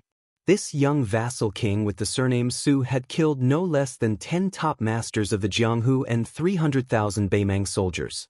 His hands were bloody as he killed all the way until today. Even if he was in the enemy camp, facing this person, he had to admit that he was in awe. Among the sons of the older kings of Liang, this young man could be said to be the best. Zhao Sun also inherited his father's title, but he was so submissive that he was like a guard dog of the emperor's family. Zhao Zhu, who was known as the #1 prince of Liang, was criticized in Guangling Path. The eldest son of Jiaodong Zhao Sui, Zhao Yi, was also not outstanding in the war between the two Liao and Liao. As for Guangling Prince Zhao Yu, there was no need to bring them out to embarrass themselves. Kainan casually waved his hand, and the elite scout, Yi Busho, who was sweating profusely, quickly retreated. Kainan stared at the young man in the middle of the two armies. There were 100 riders behind him, and they were not wearing armor or swords. Each of them only had one sword on their back. They must be the 100 swords of the Wu family that spread throughout the Jianghu last year. As a general who guarded a region for the imperial court, Kainan had little interest in Jianghu matters. His ability to kill was honed from blood on the battlefield. In his early years, he had a private duel with a martial artist who was at the same level as him. After he won easily, Kainan only had one word to describe him: soft. However, Kainan did not dare to underestimate the 100 riders in front of him. As for the young lord in the lead, Kainan naturally did not dare to lower his guard. If Su Fengnian did not stop his horse 300 steps away, Kainan would have ordered the ballisti to shoot without hesitation. Jianghu people were afraid of military crossbows, and martial arts masters were afraid of ballisti. This was a bloody lesson that countless people had sacrificed their lives for. Especially the heavy ballisti, which had the reputation of flying swords within 50 meters. Kainan admitted that he did not dare to face several ballisti with arrows as large as spears. Otherwise, Beimang would not have used ballisti to greet the king of Bailiang outside Huta City last year. The 100 riders and 100 swords of the Wu family stopped their horses solemnly. This was the first time they had returned to the Central Plains after leaving the sword tomb of the Wu family and entering Bailiang. The demon surnamed Zhu behind the sword crown Wu Luding and the sword maid Suhua even closed his eyes and sniffed hard. His face was intoxicated. He clicked his tongue and said, "I've smelled too much of the blood and horse manure outside Liangzhou Pass. The air here is more comfortable. I just don't know if I can smell the fragrance of wine and cosmetics in Jiangnan of the Central Plains." Su Fengnian was only 2 horses away from the swordsman of the Wu family, whose real name was Zhu Huang. He smiled and said, "According to the previous agreement, as long as you follow this king all the way south to a place where you can see the walls of the capital of West Chu, the 100 of you can regain your freedom. After that, whether you go to Jianghu to make a comeback or find a beautiful place to hide your names, this king will not care, and neither will the Wu family." Chapter 1699. Old Zhu, who was also incomparably bloodthirsty in the sword tomb of the Wu family, laughed strangely and said, "Your Highness, these words may work for others, but I can't be considered kind to old Zhu. Back then, in that damned place, I only killed a few more Wu guys. Old Wu didn't have the ability, so he cooperated with others to knock 60 dragon-binding nails into my body. Their method wasn't clever, but their method was unique. Those who weren't the direct descendants of the Wu family couldn't pull out those things. Old Zhu has always had a temper of being the head of a chicken rather than the tail of a phoenix. The first time I entered the Jianghu of the Central Plains, if I don't become one of the 4 masters of the martial arts competition and no longer exchange blows with Deng, I would be sorry for the more than 40 years of torture I suffered in the Wu family. So, with these nails in my body, I have to trouble your Highness to intercede with that old bastard old Wu. As long as your Highness is willing to speak, although I don't know what Jianghu morality is, I am not an ungrateful person. When the time comes, even if your Highness wants me to go to Deng and city to kill someone, I can pat my chest and agree." Zhu Huang, who was full of yin qi, and Dong Tai were both illegitimate children of the Wu family. They were abandoned at Sword Mountain to fend for themselves. However, in the battle that year, Dong Tai, who won, entered Jianghu and became the Peach Blossom Sword God. Zhu Huang, who lost, was too murderous, especially when he killed almost all of the Wu family's side branch. The furious Wu ancestor used a secret technique to imprison him. If it were not for the 100 swords, Zhu Huang, whose cultivation could be said to be divine, was destined to never let the world know that there was such a sword immortal in the world. As for leading the Wu family's 100 swords to Guangling Road, not only Su Weisheng, but even Chu Lushan had objections. This was because Su Fengnian had promised them freedom. For Bailiang, this was not a negligible loss. In a stalemate on the battlefield, the Wu family's 100 swords would definitely be the key to turning the situation around once they entered the battlefield. They might not be able to kill Tuoba Bodhisattva, but powerful people like Hong Jingyan and Murong Baoding would probably be scared witless. Without waiting for Su Fengnian to speak, Wu Luding, who regarded Zhu Huang as an enemy, turned his head and said angrily, "Zhu, if you can pull out 60 nails, I can help you put in 60 more." Zhu Huang sneered lazily, "Just you, kid? Even the women next to you are more stubborn than you are. Ha, your Wu family is really interesting. These 2 generations all have guns. It's better not to have guns." The swordsman Suiwa's fingers moved slightly. A short old man with an extremely long and thin ancient sword on his back frowned and said, "Zhu Huang, don't push your luck." This old man also had a high status in the Wu family sword tomb. Because he was a sword fanatic, Wu Luding gave him the humorous nickname of Sword Grandpa when he was young. He was different from Zhu Huang, who had never left the Wu family, or Zhang Wantai, Gong Sun Xiushui, and Nailan Huayu, who still had hopes of returning to Jianghu. The 80-year-old old man was infatuated with the path of the sword his entire life. It was just that he was limited by his own foundation and cultivation. He only had a head full of unique sword insights and a belly full of sword knowledge, but he was still unable to personally carry a sword to practice. When the old man entered Bailiang, he had twice discussed the path of the sword with the young vassal king. Because of the dispute of personal feelings, he had the idea of passing down his legacy to Bailiang. As for the country that was valued by both scholars and martial artists, the old man had always been indifferent. Su Fengnian did not turn around. He said softly, "Everything can be discussed when we reach the capital of West Chu. If nothing unexpected happens, there should be 1 or 2 battles to be fought. We must strive to make sure that no one from Bailiang's great snow dragon cavalry dies. Of course, you all must not die. The great Jianghu is waiting for you seniors to make a name for yourselves." Wu Luding said unhappily, "Leave some seeds for Jianghu, right? I find it strange. This kind of puffing oneself up at one's own cost, no matter how outsiders look at it, is it that when it comes to you, it seems particularly heroic?" Su Fengnian turned his head and glanced at the young sword crown prince who had opposed him from beginning to end. He did not haggle over every ounce. On the other hand, Hong Shuwen, a former member of the Phoenix Battalion who had followed the king of Bailiang, sneered and said, "Our king is more handsome than you, and his skills are several levels higher than yours. Are you not convinced?" Wu Luding said with a smile that did not reach his eyes, "So what if I'm not convinced?"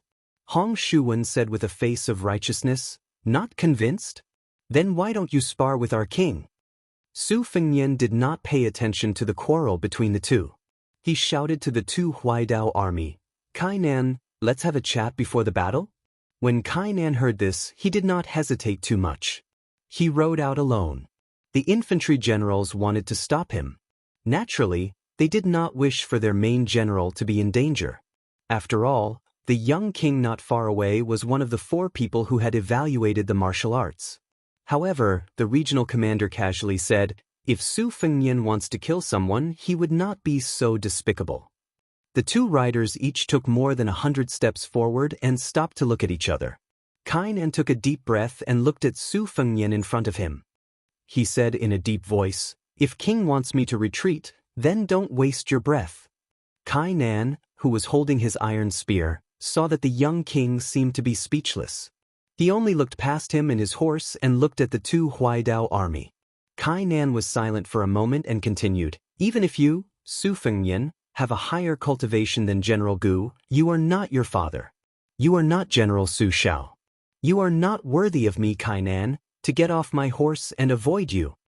Su Fengnian retracted his gaze and asked, "If I remember correctly, this king has already sent a message to General Kai. Today, you can block the road, but try to place the elites on the two wings and let our cavalry rush through. If we have fewer casualties, you will have fewer casualties. Is this not good?" Kainan said coldly, "I will pretend that I did not receive that message." As the general in charge of military affairs at the border, Su Fengnian suddenly interrupted Kainan's words. "General, you did not receive the imperial edict, right?" Kainan's face was cold. Su Fengnian smiled and said, "General Kai, do you think that our Bailiang cavalry is so sudden that Greaton City is caught off guard? Do you really think that the spies in River Zhou are so weak? Even if the Bailiang cavalry advances slowly, the imperial edict will not be sent to River Zhou on time. It will always be neither faster nor slower than this battle. It will only be a step later." Kainan said expressionlessly, "So what? The imperial court has its own ideas. I, Kainan, only need to be worthy of the Liang armor I wear." Su Fengnian jerked the corner of his mouth. "Do not worry. This king has taken the initiative to talk about the past with you, Kainan. He did not want your army to move out of the way. The reason I gave you the message earlier was because General had given face to a certain old man in the past. The reason I am wasting words with you today is because there is an old official in Greaton City who spoke to this king." Su Fengnian turned his horse around and slowly left. His words that were neither light nor heavy passed into Kainan's ears. "Since you are not willing to put on an act, and the Hui border army wants to be loyal to the country, then Bailiang will fulfill your wish. On the battlefield, facing our Bailiang cavalry, how hard is it to die?" Kainan returned to his formation with a pale face. The third spring of the auspicious talisman. The great snow dragon cavalry surged like a tide. The Hui border army of almost 40,000 was utterly defeated. Chapter 1700. The sound of horse hooves caused the central plains to tremble. The Bailiang cavalry left the Bailiang Road and entered the Lianghui Road. They went down south around Yen City, which bordered the River Province and Ji Province, and crashed into the north of Gangnam-do. They drove straight down like a hot knife through butter, just like the burly man from the northwest who knocked the Jiangnan beauty to the brink of collapse. Everywhere they passed, the Liang officials and local soldiers all kept quiet out of fear, not daring to make any provocative moves. The night curfew was extremely early, and even during the day, no merchants were allowed to enter or leave. The soldiers of the Wu garrison were not allowed to take even half a step out of the camp. The memorials were like a flurry of snowflakes. They were passed through the county yamen, the provincial yamen, the provincial governor's mansion, and the official residence of the administrator one by one.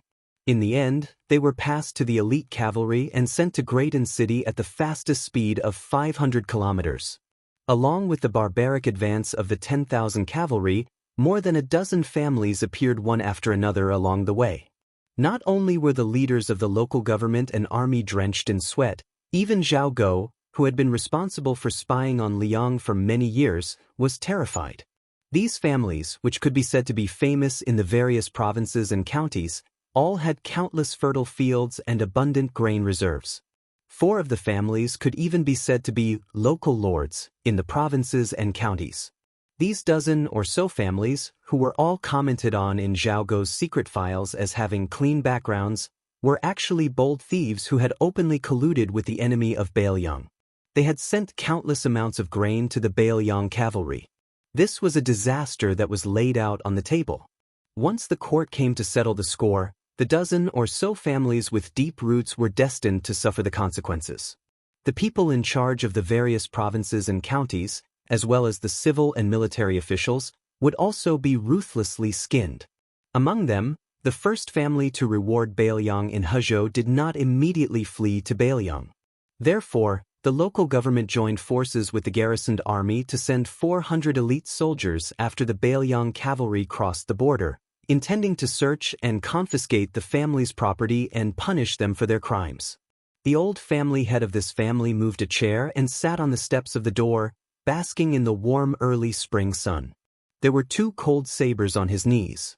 The old one was the war saber he had used when he followed the old Prince Liang, Su Shao, to conquer West Chu. For so many years, even the most favored grandson of the family did not know that his grandfather had collected this saber. The brighter scabbard was the saber of the 6th generation of the Su family. It was the newest cold saber, which was personally gifted by the new Prince Liang not long ago.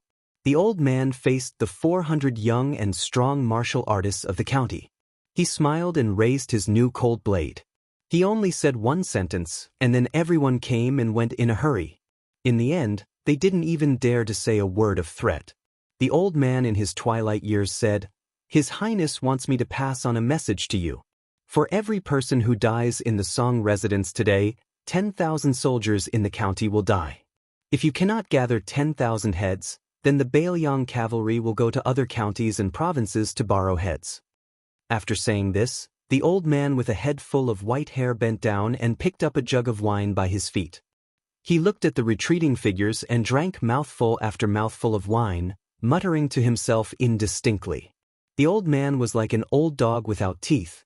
Even though he could no longer howl, he still gave off a unique aura. This was probably what scholars read about in books, the aura of a tiger that could swallow 10,000 miles. After Kai Nan, the Jidushi of Lianghuai Road stepped forward. The second person who dared to block the road was not a warrior who led the army to war, nor was he a civil official who was in charge of a region. He was a scholar who had retired and returned to his hometown for many years. He took out the 6th rank official uniform from the bottom of the box and put it on. He stood alone on the road. His trembling family could not stop this crazy old man. Half of the family moved overnight to the remote ancestral home in the countryside, and half of the family hid at home and did not go out. Only the most useless second son of the old man, a poor scholar who had never been able to pass the Jurin examination in his life, had no courage and only filial piety. Therefore, he stood on the road with a face full of fear, waiting to collect his father's body and carry it home. After that, when the cavalry surged past, only the father and son who sat dejectedly on the side of the road crying bitterly were left. Among the cavalry of Wu family, Nailan Huayu was following behind them. She could not resist her strong curiosity and quickly rode to the side of the young vassal lord. This grandmaster of the sword who had won the beauty award consecutively asked with a smile, "Your Highness, what's going on?" Su Fengnian hesitated for a moment, but still shook his head. He did not have the desire to chat. He had just received a secret report from the Gerfalcon that had accompanied him for many years. In addition to Yuan Tingshan leading the elite cavalry of Jibei through Jizuku to stop them, Shu had also transferred 20,000 soldiers and horses to Guangling Road. The commander-in-chief was Wu Qi, who had left the Su family in a fit of anger after the Battle of West Wall. His deputy was one of the few generals who had chosen to leave Bailiang with Chen Jibao. He was a young, valiant general who had once stood out in the frontier army, and his name was Che Yi. Whether it was Ning Amei, who had once dealt with this young man, or Han Laozhan, the general of Lingzhou who was now in charge of guarding the southern gate of Bailiang, they all had a high opinion of this young man. They all thought that Che Yi was not inferior to Ko Jianghuai and Yu Luandao. The valiant swordswoman did not want to give up and wanted to get to the bottom of it. Su Fengnian was in a daze, as if he did not hear Nailan Huayu's nagging. Wu Luding said helplessly, "Auntie, can we be a little more reserved?" Nailan Huayu rolled her eyes and said, "Oh, now you know how to be reserved. When we were young, who was the one who rubbed against my chest with all his might, saying things like, 'I'm so scared of thunder and rain, I need to find a place to hide, the winter weather is so cold, my face is so cold.'" Wu Luding carefully glanced at Suehua beside him, and then quickly smiled apologetically at Nailan Huayu and begged for mercy, "Auntie, I'm afraid of you. About what happened just now, when we got married, Grandpa Jian and Grandpa Su were always together. I think he must know the inside story. You can ask him." The old man who was discussing swordsmanship with Zhang Wantai and Lu Jinji laughed and said, "There's nothing strange about it. His Highness just asked him if he wanted to fight for the reputation of the scholarly community and send him off before his death." Then Hong Shuwen pulled out his saber and acted as if he was going to spur his horse to kill. Chapter 1701. The high-spirited young master of Apricot Sword Furnace in the past, now the taciturn middle-aged swordsman Yu Zhuowu, interjected, "Cultivate the body, govern the country, and bring peace to the world. These are the family teachings of the Confucian ancestors. If you can't even be a good person, how can you be a good official? Don't even mention governing the world and helping the people. What I hate the most is this kind of literati fishing for fame. For the sake of leaving their names in history, they conduct themselves without any bottom line to speak of. Especially that previous Grand Secretary of Liang Baiyin, he's especially not a good thing. Su Fengnian suddenly came back to his senses. He turned his head and said, "It's hard to say about others, but only Zhang Julu, in my eyes, is a true scholar. If there can be one in 100 years, it would be a blessing for the entire world." Wu didn't blindly agree with Su Fengnian just because he was the king of Bailiang. He still persisted in his opinion. He shook his head and said, "He can even kill his own children, and I reckon he's in the right. This kind of person, even if he's an honest and upright official who doesn't corrupt or disturb the people, can't be much better." Su Fengnian didn't argue with him either, only brushing it off with a laugh. History was like a book. Some pages were extremely heavy. The hand that flipped the pages might not be able to flip them over without constantly pointing. The torch was passed down to the next generation. The person who held the torch might burn his arm, not even hesitating to immolate himself, all for the sake of bitterly waiting for the younger generation to take over the torch. In this world, there was a need for wise monarchs, famous ministers, heroes, ambitious and ruthless people, outstanding people, high-spirited people, clear conversations. It needed many people. However, there were times when smart people each had their own style, but in reality, there was a need for one or two idiots. Su Fengnian laughed softly for no reason. Actually, that old scholar is pretty good. He blocks the road as a minister, makes way as a father. It's a pity he's not from our Bailiang. Hong Shuwen, who had the nickname of a madman in the military, said heartlessly, "Your Highness, our Bailiang has armored cavalry, cold blades, strong crossbows, and big horses. It's already enough."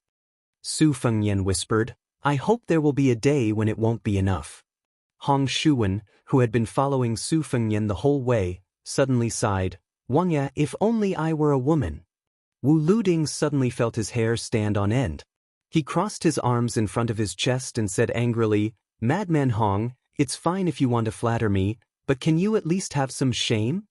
Cui Hua smiled knowingly. Hong Shuwen angrily said, "Laozi is a woman. Can't I go to Wutangan to serve tea to His Highness? What are you thinking about with 6 big vats?" Then Hong Shuwen turned his head and said with a mischievous smile, "Sister Tsuhua, you have to be careful when you stay with this kind of pervert whose head is full of improper thoughts. But fortunately, Sister Tsuhua, your swordsmanship is better than 6 big vats. If he dares to touch you, you can cut off 3 of his legs. When the time comes, I will pick up one of them and make it into a dish to go with wine." Not only Wu Luding couldn't take it anymore, Lu Jianji, Zhang Wantai, and the other men also couldn't take it. They all laughed and scolded Hong Shuwen for having such a strong taste. Cui Hua, who liked to close her eyes all day long, slightly opened them. She looked at Hong Shuwen and slowly said, "What if one isn't enough to go with wine? How about I add yours?" Hong Shuwen subconsciously covered his crotch and said awkwardly, "Sister Tsuhua, there's no need. There's really no need. I just stopped drinking." After talking and laughing, Su Fengnian narrowed his eyes and raised his head. Then he quickly raised an arm.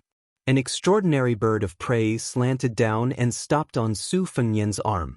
After Su Fengnian read the secret letter in the bamboo joint, the gerfalcon that had accompanied its master on 3 trips to Jianghu and 2 trips to the capital, lowered its head and intimately pecked the back of Su Fengnian's hand. Then, it flapped its wings and flew away. Su Fengnian called Yuan Zhuozong with a complicated expression. He said softly, "Brother Yuan, the main force of West Chu is under the command of Xie Shibian. She personally led the troops and began to break through the encirclement in the west. Chao Changqing has quietly left for Great Peace City alone." Yuan Zhuozong was stunned and asked, "Chao Changqing is going north alone?"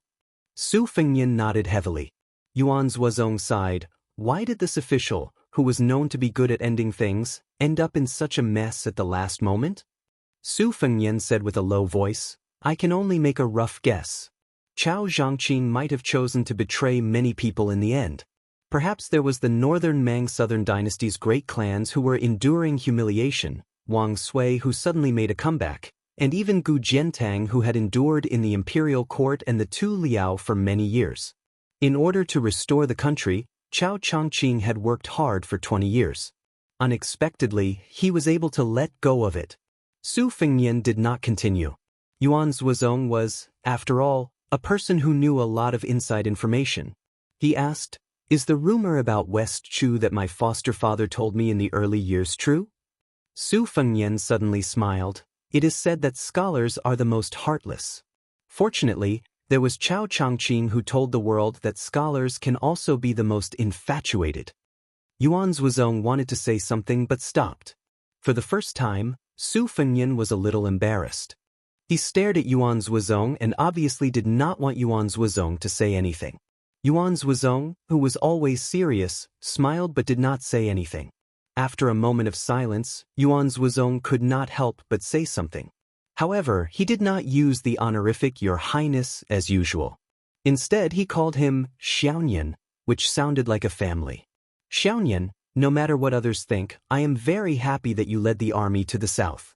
The reason is very simple. I think this is what my foster father's eldest son should do. Su Fengnian was a little helpless. This kind of unreasonableness was indeed Su Zhao's style. Birds of a feather flock together. Yuan Zhuozong quickly added with a smile, "Of course, the Central Plains has not heard the sound of the horses of the Su family for 20 years. We have to teach them a lesson." Yuan Zhuozong raised his head and looked into the distance. My foster father said that the only sound louder than thunder in the world is the sound of the horses of Bailiang. Su Fengnian whispered, Su Xiao would not say such heroic words. It must be my master who said it first. Then he borrowed it and did not return it. He also privately told my master not to say that he plagiarized it. Yuan Zhuozong was suddenly speechless. He rubbed his chin. Now that you mention it, it is possible. Su Fengnian laughed. But there are some words, whether it is Su Xiao who said it first or not, as long as he said it, it is heroic. The fact was also so. The Spring and Autumn War had already proved one thing. There were some words that could only be said by the lame man. At this time, the Bailiang cavalry was heading south to the Central Plains. A Confucian in green went from the south to the north. Back then, the Chao family of Dechu was the pride of the world. Nobody knew when he became a dissolute scholar. He left casually. When he became a chess piece waiting for the imperial order that day, he had never been so relieved. After the mountains and rivers were shattered and the country was no more, this man in green entered the Liang imperial palace. However, this was the last time he did not enter the city or the palace. He was only one person in Great Peace City. There was no one like him in history. The overlord of West Chu, Chao Changqing. Chapter 1702. The Bailiang cavalry broke into the hinterland of Gangnam-do. With the example of the tens of thousands of Lianhuai border soldiers as a precedent, this cavalry force that fought to pacify the rebellion was unimpeded. In addition, the cavalry force did not violate any of the places they passed, so it could be considered as giving the Zhao imperial court a way out. If one looked at the current Liang territory, Gangnam-do located north of the Guangling River was actually unworthy of its name. However, in the early spring and autumn period, the territory south of Guangling was always regarded as a barbarian land full of miasma. Back then, the old southern Tang occupied most of the territory south of the Guangling River. Other than fighting a few soul-stirring battles under the leadership of great ancestor Gu, it caused a lot of trouble for the Liang army led by the great general Gu Jiantang. Afterwards, the imperial court's Ministry of War and Ministry of Revenue worked together to calculate the loss of military strength and found an extremely comical conclusion. The number of Liang soldiers who died of disease was actually roughly the same as the number of casualties on the battlefield. It was said that after the old emperor of Liang established the world, he said to the southern Tang monarch who was surrendered to the capital, "The people are in West Chu, the geography is in your southern Tang, but the time is in my Liang. Everyone says that the time is not as good as the geography, and the geography is not as good as the people. Therefore, in my opinion, these words should not be taken seriously. Afterwards, Liang entered the Dao in Bingzhou under the late Emperor Zhao Dun. When he set up Gangnam-do, it was not that there were no civil officials who objected, saying that the Jiangbei Dao was more appropriate. However, Zhao Dun, who was known as the best of the previous emperors in both political and martial arts, laughed and rejected the idea. The reason was extremely rich in a kind of unofficial legend. Zhao Dun took out a large-scale poetry collection that was recently compiled by the Hanlin Academy at the imperial court meeting. He joked that since ancient times, many scholars and refined scholars had written about Jiangnan's scenery and beauties. Could it be that when the later generations read this book, they had to make a turn? He had no choice but to look at the annotation that said, "In ancient times, Jiangnan was today's Jiangbei." Moreover, the character Bei had too strong of a tone. It was too much of a bummer. In the Gangnam-do, which had a flourishing culture, this Beiliang cavalry with their armor clattered and their horses sturdy looked particularly out of place. Hong Shuwen and his group of young Beiliang barbarians, born and raised in the northwest, were particularly unaccustomed to the environment. They said that the ground here was soft and uncomfortable, so much so that even the hooves of the horses did not make a sound when they stepped on it. Not to mention that they were in the desert outside the Great Pass, where the dust and dirt would rise when the horses whipped their whips, and the charming and gentle scenery of tall grass and flying orioles on both sides of the official road, Hong Shuwen and the others did not find it pleasing at all. They only felt stifled in their chests, unable to move their hands and feet. Compared to these young warriors who were used to the wind and snow of the northwest, Yuan Zhuozong and a group of great snow dragon cavalry who had experienced the wars of the spring and autumn period when they were young were much calmer. This army of cavalries marched day and night. In Yuzhou Province, River Province, and Ji Province, they didn't purposely pursue speed. However, when they headed south to the Central Plains, they moved extremely fast. Nevertheless, the complicated rules set by Northern Liang Border Army were still unshakable. In order to build an invincible army of cavalries, strong soldiers, armors, horses, provisions, military law, and battlefields were indispensable. For the past 20 years, the whetstone for the Beiliang frontier cavalry had always been the Beimang army. For example, the opponents of the crossbowmen in Liangzhou were mostly valiant enemies like Dongzhuo's Wuyalanzi. This gave the Beiliang frontier army a very interesting misconception, which was that they had greatly overestimated the overall strength of the armies under the heavens. This was precisely the opposite of the so-called elite armies in Liang, especially in the Central Plains. For example, Yang Xinxing's Jizhou infantry had always looked down on Yan Wenwan's infantry. The Prince of Guangling Zhao Yi's cavalry firmly believed that they had the strength to contend against the Beiliang cavalry. The Qingzhou army of the Jinggan Road also never took the Beiliang cavalry seriously. There had once been a leading general who said, "So what if they were steel cavalry? Just because they wore a few gene of iron on their bodies, they were steel cavalry?" Moreover, in Beiliang, that desolate and impoverished place, how could half of the soldiers wear armor? Then, when this great snow dragon cavalry appeared before the eyes of the Central Plains, all levels of society closed their doors, closed their cities, and closed their camps. Of course, they also shut their mouths while they were at it. In the deep curtain of night, near a scenic spot called Shuangluan Pond in Gangnam-do's five-colored county, the cavalry stopped and rested for 6 hours. Beiliang's roaming scouts were still in groups, casting a net in all directions, returning 10 li away. Before they began their reconnaissance, every roaming cavalry commander would receive a topographic map from the hands of a marking officer. The map was extremely precise and rigorous. Not only did it mark out the names of the mountains, rivers, and passes, in many cases, it even recorded the locations of villages and outposts. It was clear that this was definitely not a map that had been gathered at the last minute, and it was even less likely that it had been borrowed from the local government or army. It could only be something that Beiliang had long recorded in the confidential files of the border army. Looking at the age of the map, the earliest it had been made was around 3 years ago. What did this mean?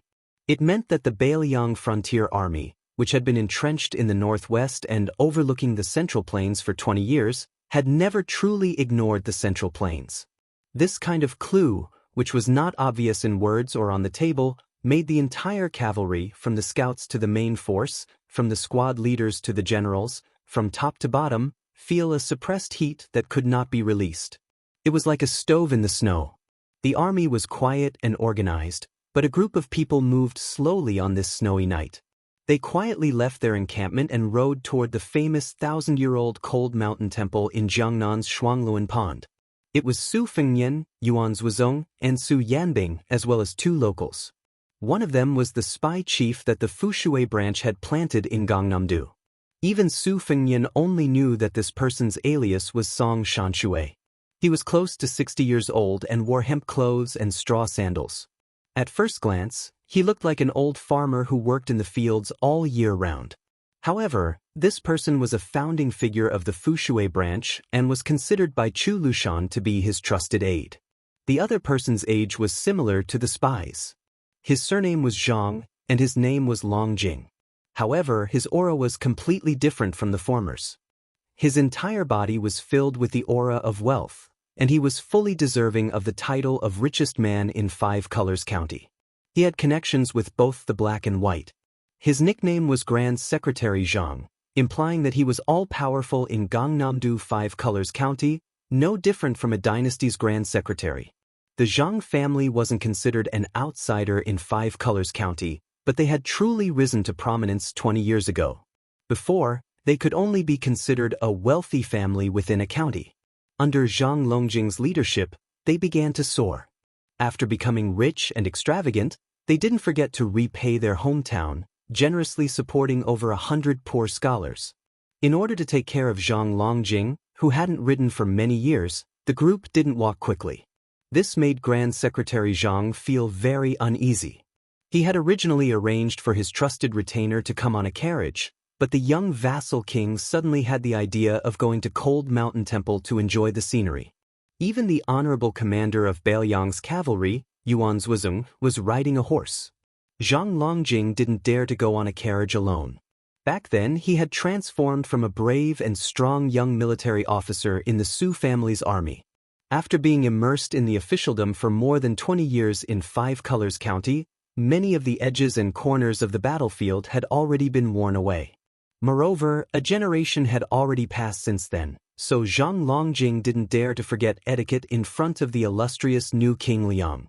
This time, after revealing his identity and sponsoring provisions for the old master Su family's Bailiang cavalry, Zhang Longjing, who was full of children and grandchildren, wasn't without misgivings. A slight move in one part would affect the entire situation. In reality, all aspects of the family, both inside and outside, were stirred up. Let's not talk about the recent events, just the Zhang family's humble and concubine-born children who had lent a helping hand in the early years were now officials dressed in green silk. Presumably, letters of severing ties with the Zhang family would be sent to the Zhang family residence one after another. Perhaps in the future, the ones who wanted the Zhang family to be executed the most were these people. When Zhang Longjing, who was familiar with the ways of the world, thought of this, he still felt a bit of bitterness. However, if one were to talk about regret, it definitely couldn't be said. Zhang Longjing knew better than anyone that the reason the Zhang family was able to reach its current status, regardless of whether it was in the officialdom or in Jianghu, was because of this old spy Song Shanshui who had never appeared before him, this old man hiding in the shadows behind the scenes, who had contributed greatly. Zhang Longjing felt a burst of burning pain on both sides of his legs. For a moment, he was a bit absent-minded. As someone who came from the old cavalry, he thought back to when he followed the great general to the north and south, to the point where he could even doze off on a bumpy horse without falling off, let alone skillfully urging a horse to fight. He never thought that 20 years later, even riding a horse would be so difficult. It turned out he really was old. Chapter 1703. The young vassal king's words interrupted this Grand Secretary Zhang's daydreaming. Zhang Longjing, when my Bailiang cavalry returns, will there be any problems with Zhang family following us into Bailiang? If there are any difficulties, you can raise them right now. Preparing for a rainy day is always better than being flustered when the time comes. Also, I'll say the ugly words first. Even if Bailiang cavalry goes to Guanglingdao battlefield, As long as they remain in the Central Plains, normally speaking, no one will dare touch your Zhang family. However, if you don't move into Liang, your entire family will be in a grim situation of enemies on all sides. Don't expect old friends to remember old friendships. When the time comes, even if the imperial court doesn't say anything, the local government and local troops will be moved.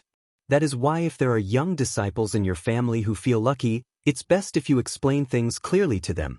If they don't understand, you have to make them understand even if you have to fight them. Of course, just like the previous 16 families, I can guarantee that after Zhang family moves into Bailiang's territory, I don't dare say that your life will be more comfortable than your original place, but it definitely won't be that much worse. Regardless of whether it is the civil or martial path, Bailiang will open its doors wide. I've already spoken to Chu Lushan and Song Dongming. The government and military will squeeze out 50 or so positions for you. After splitting it up, each family will be able to get at least 3 positions. The lowest official position will still be a secondary rank 5 official. When he spoke up to hear, Su Fengyan said in self-mockery, secondary rank 5, even if it is a bit higher, for your county's influential families, it is indeed a bit shabby. That is why I can also privately promise you that if it isn't Lingzhou's local troops, but rather the border army outside the pass, the official rank can be a level higher. If it isn't Liangzhou's government, but Liuzhou's yamen, it can also be an extra level higher. Liang Mang's second great battle is about to begin. The pros and cons of this, you all can decide for yourselves. Zhang Longjing was just about to say something when Su Fengyan suddenly turned around to look at this old soldier who hadn't forgotten about the Su family for 20 years.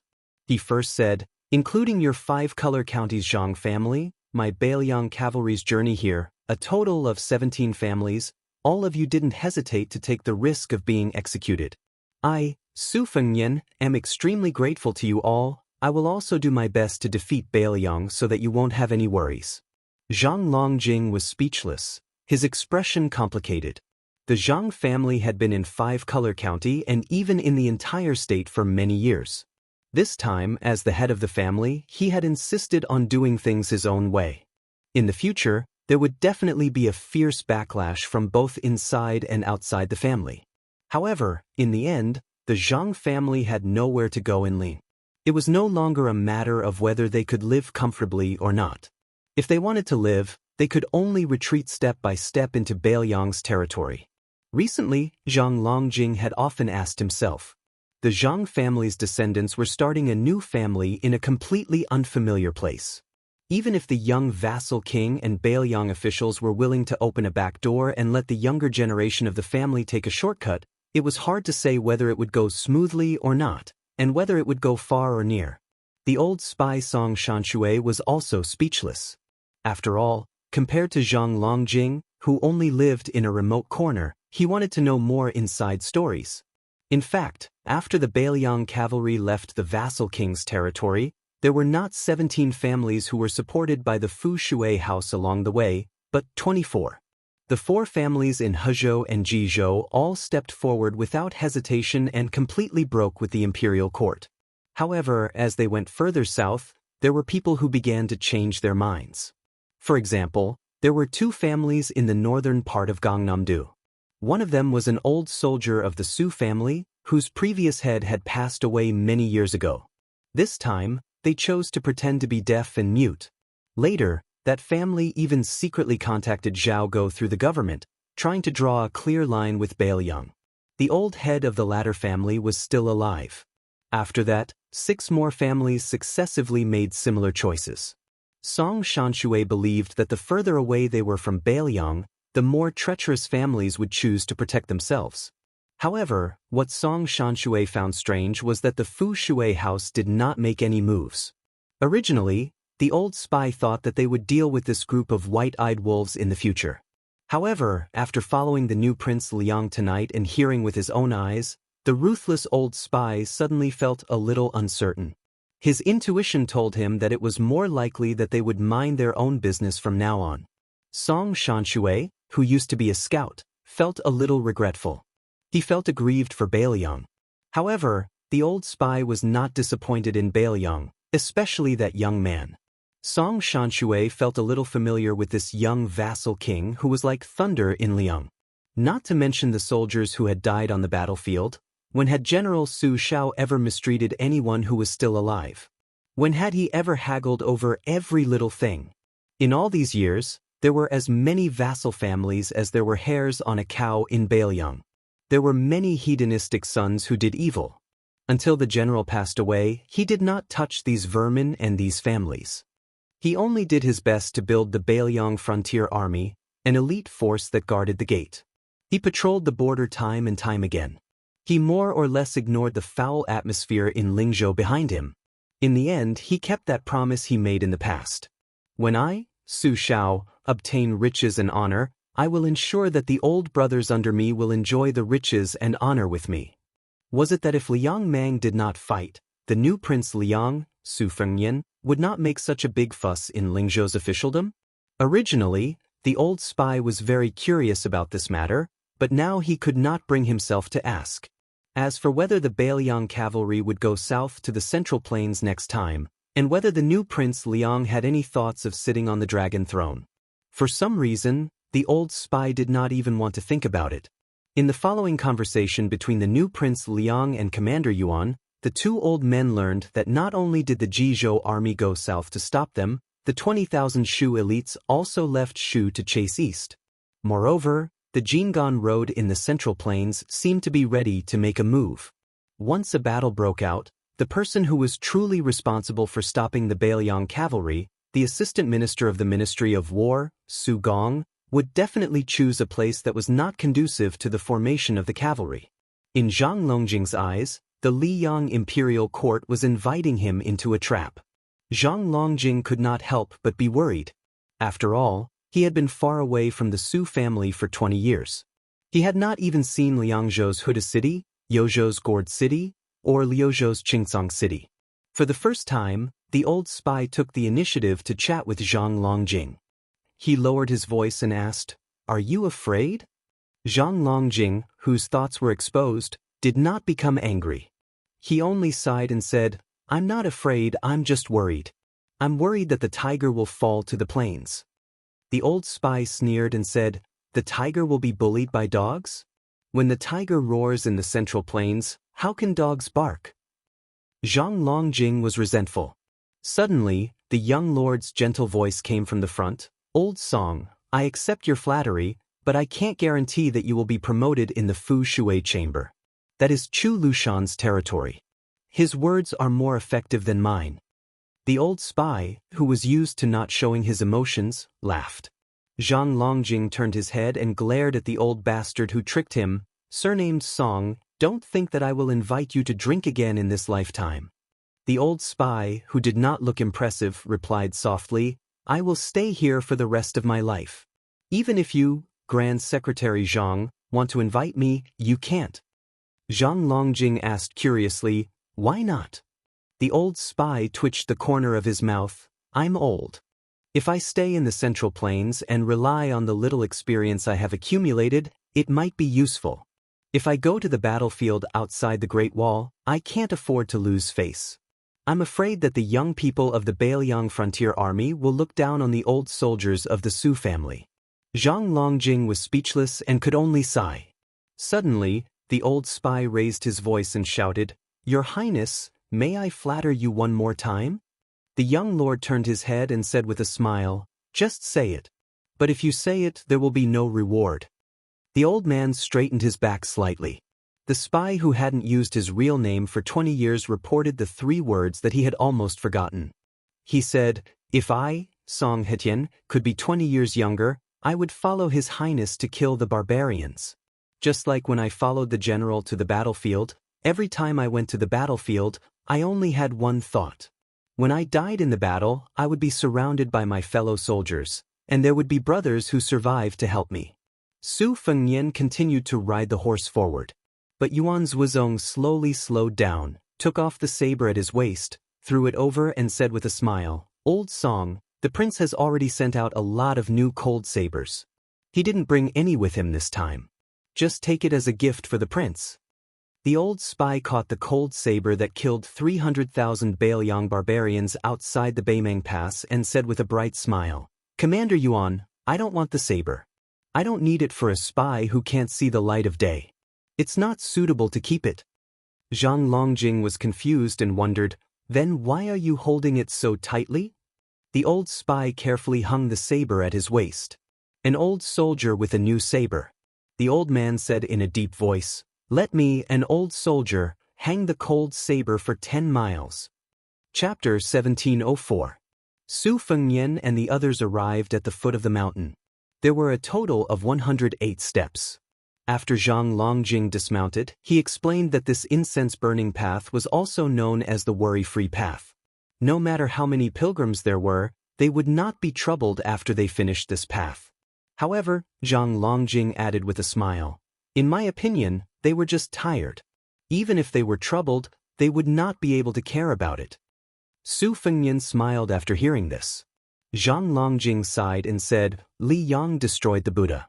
A 1,000-year-old temple with a long history is now occupied by a Taoist priest who is close to the government. All the monks in the temple have run away. Back then, the Taoist priest led the soldiers to seal the temple, but the monks in the temple couldn't even take away a single ancient book.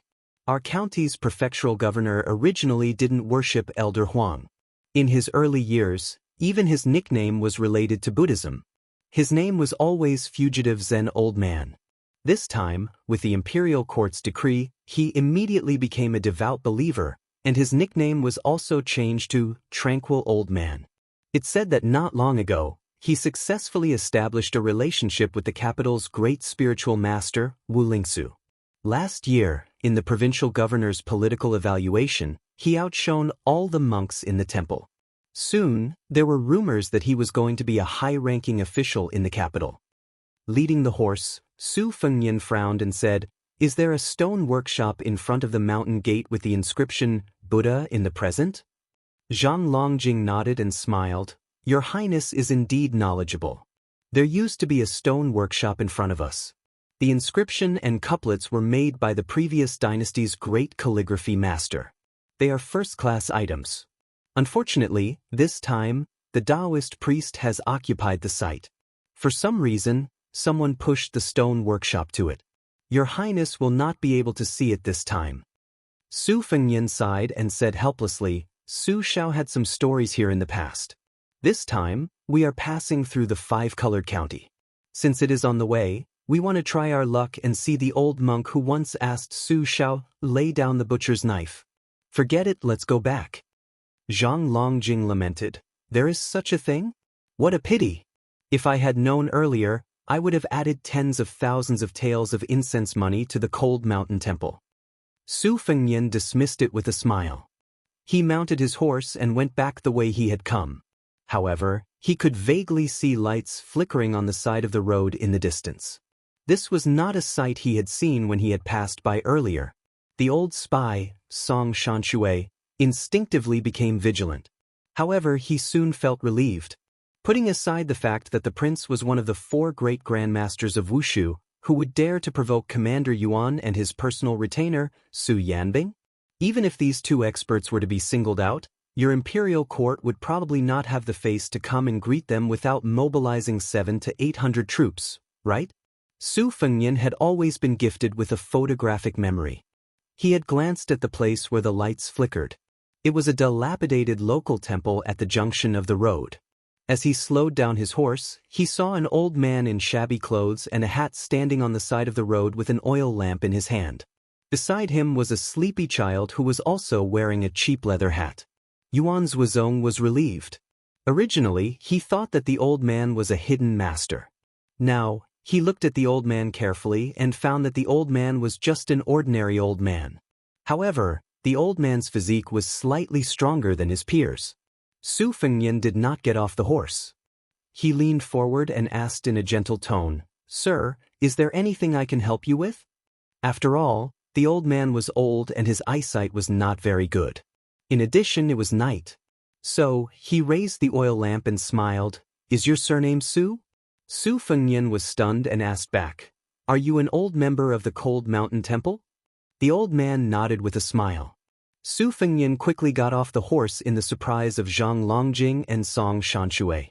He came to the old man and the child and took out a carefully wrapped Buddhist scripture from his arms. He said, "Master lent this Buddhist scripture to my father. Now he has been borrowing it for nearly 20 years. It's time to return it to its owner." The old man did not refuse. He took the Buddhist scripture and said a common saying that disappointed Zhang Longjing. The old man held the lamp in one hand and touched the child's hat with the other. He asked with a smile, "Donor Su, can you give me a few taels of silver?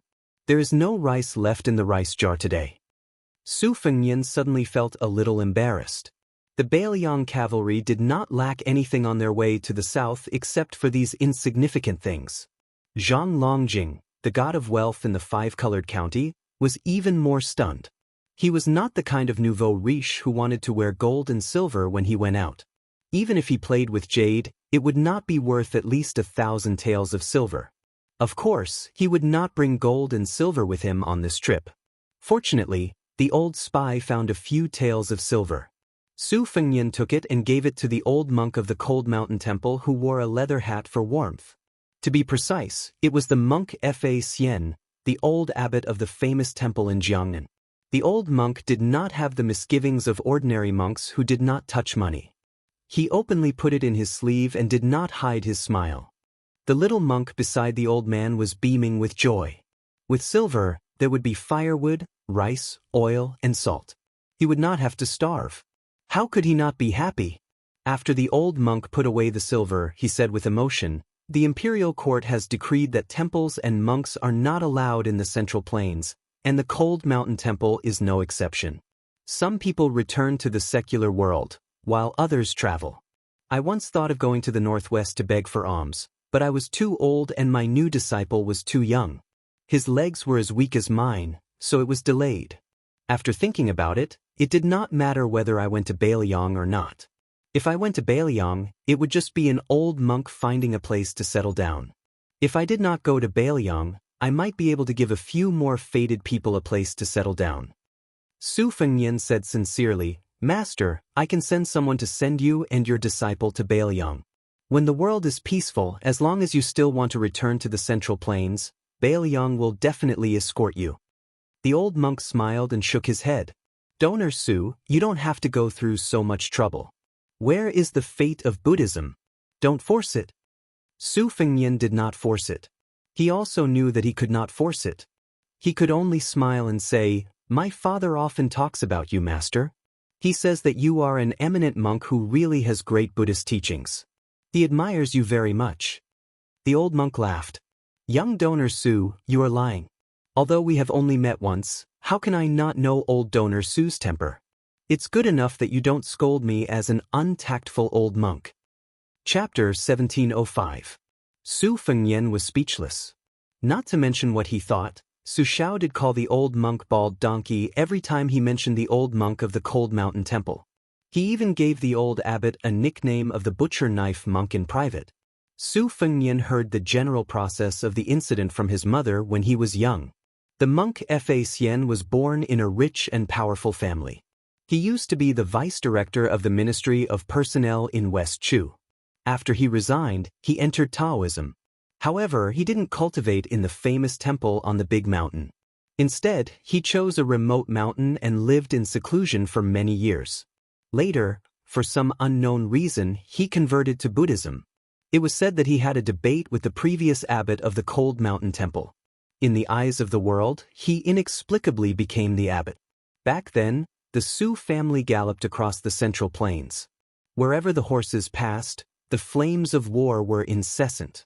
Not to mention the Liaodong tiger from the northeast, even the generals of the armies in the Central Plains would turn pale at the mention of the tiger. Only the monk Fa Xian ran to the Su family's military camp alone with a Buddhist scripture. He asked the butcher Su Shao, who was at the peak of his power at that time, to put down his butcher knife. If Wu Su hadn't stopped him, the monk would have been beheaded or even beaten with a stick. With his wife watching him, Su Shao had to pinch his nose and take the Buddhist scripture. He absent-mindedly chatted with the monk for a while and then asked someone to send him out of the camp. As the Grand Secretary Zhang of the Five-Colored County, Zhang Longjing was one of the richest men in a province. He was very slippery. He seized the opportunity and said, "Master, many people in my family are vegetarian and recite Buddhist scriptures. Recently, we need to do some Buddhist things." After patiently waiting for Zhang Longjing to finish his flawless speech, the old monk slowly opened his mouth and said, "Benefactor, this poor monk appreciates your kindness. It's a pity that what we're doing in your house is not Buddhist." Just when Zhang Longjing thought this matter was completely over, the old monk unexpectedly changed the topic and said with a smile, "But we still have to go. What if we meet the destined person?" Yuan Zhuozong and Su Yambing looked at each other. Su Fengnian was not surprised by this. He said with sincere regret, "The reason for the imperial court's annihilation of Buddhism is complicated. I won't talk about it, but I really hope that you can teach more people about Buddhism." The old monk who was struggling to carry the oil lamp switched his other hand and said calmly, "It's one thing if I don't talk about the Dharma. It's another how many people I talk about it to, and it's another how many people listen to the Dharma. Whether there are Buddhist temples, Buddha statues, Buddhist scriptures, monks, and even Buddhas and Western heaven in this world is actually not the most important thing." The old monk paused for a moment and looked at the young man in front of him. "It depends on whether there is a space in the hearts of all living beings to place the Buddhist Dharma. As long as the Buddhist Dharma exists, the temple exists. As long as the monks exist, Buddha exists. Without Dharma, even if everyone in the world is a monk, what's the point?" Su Fengnian nodded. What the old monk said was a bit big. But as long as there was a place for people to settle down, it was the truth. The Buddhist Dharma in the heart of the old monk was the habitat between the very big and the very small.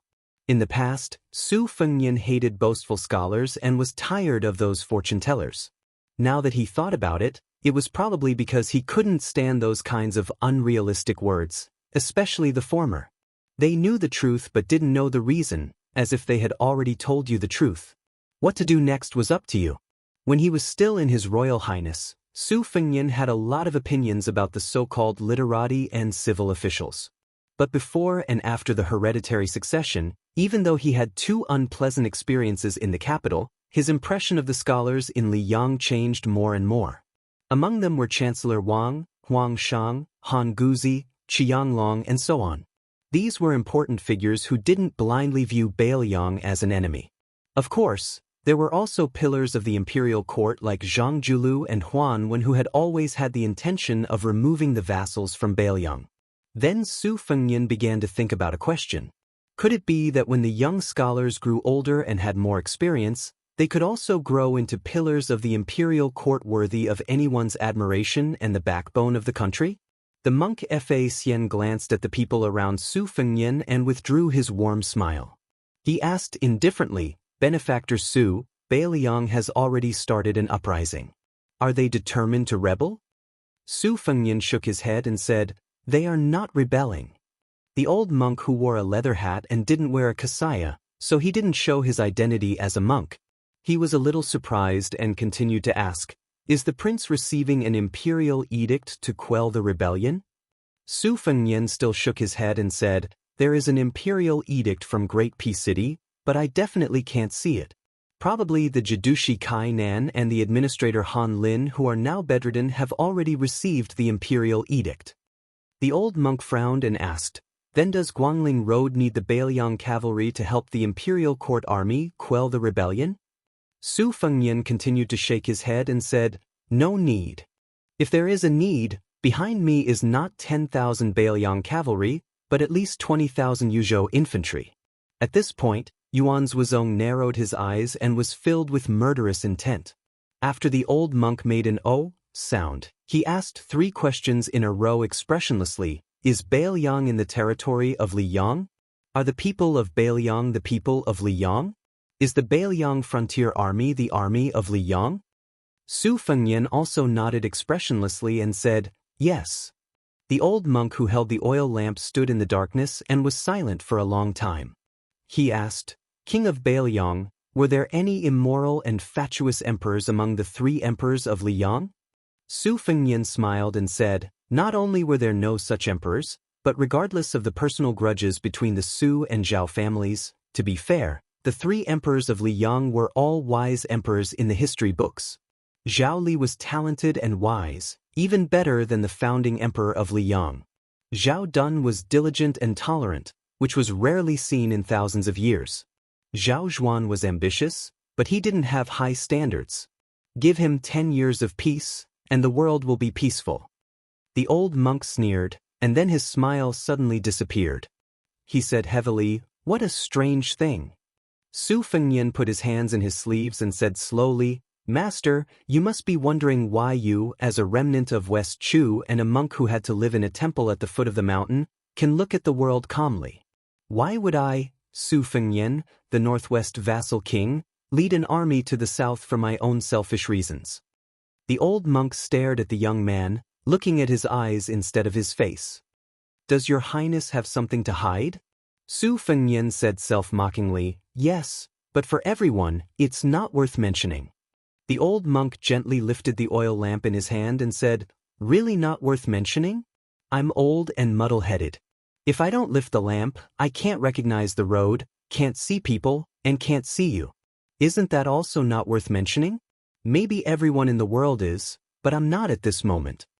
Su Fengnian wanted to say something, but he hesitated. The old monk seemed to be talking to himself and said, "This world is very strange." Bailiang, a barren land, had to be defended by the fierce army under the Su family.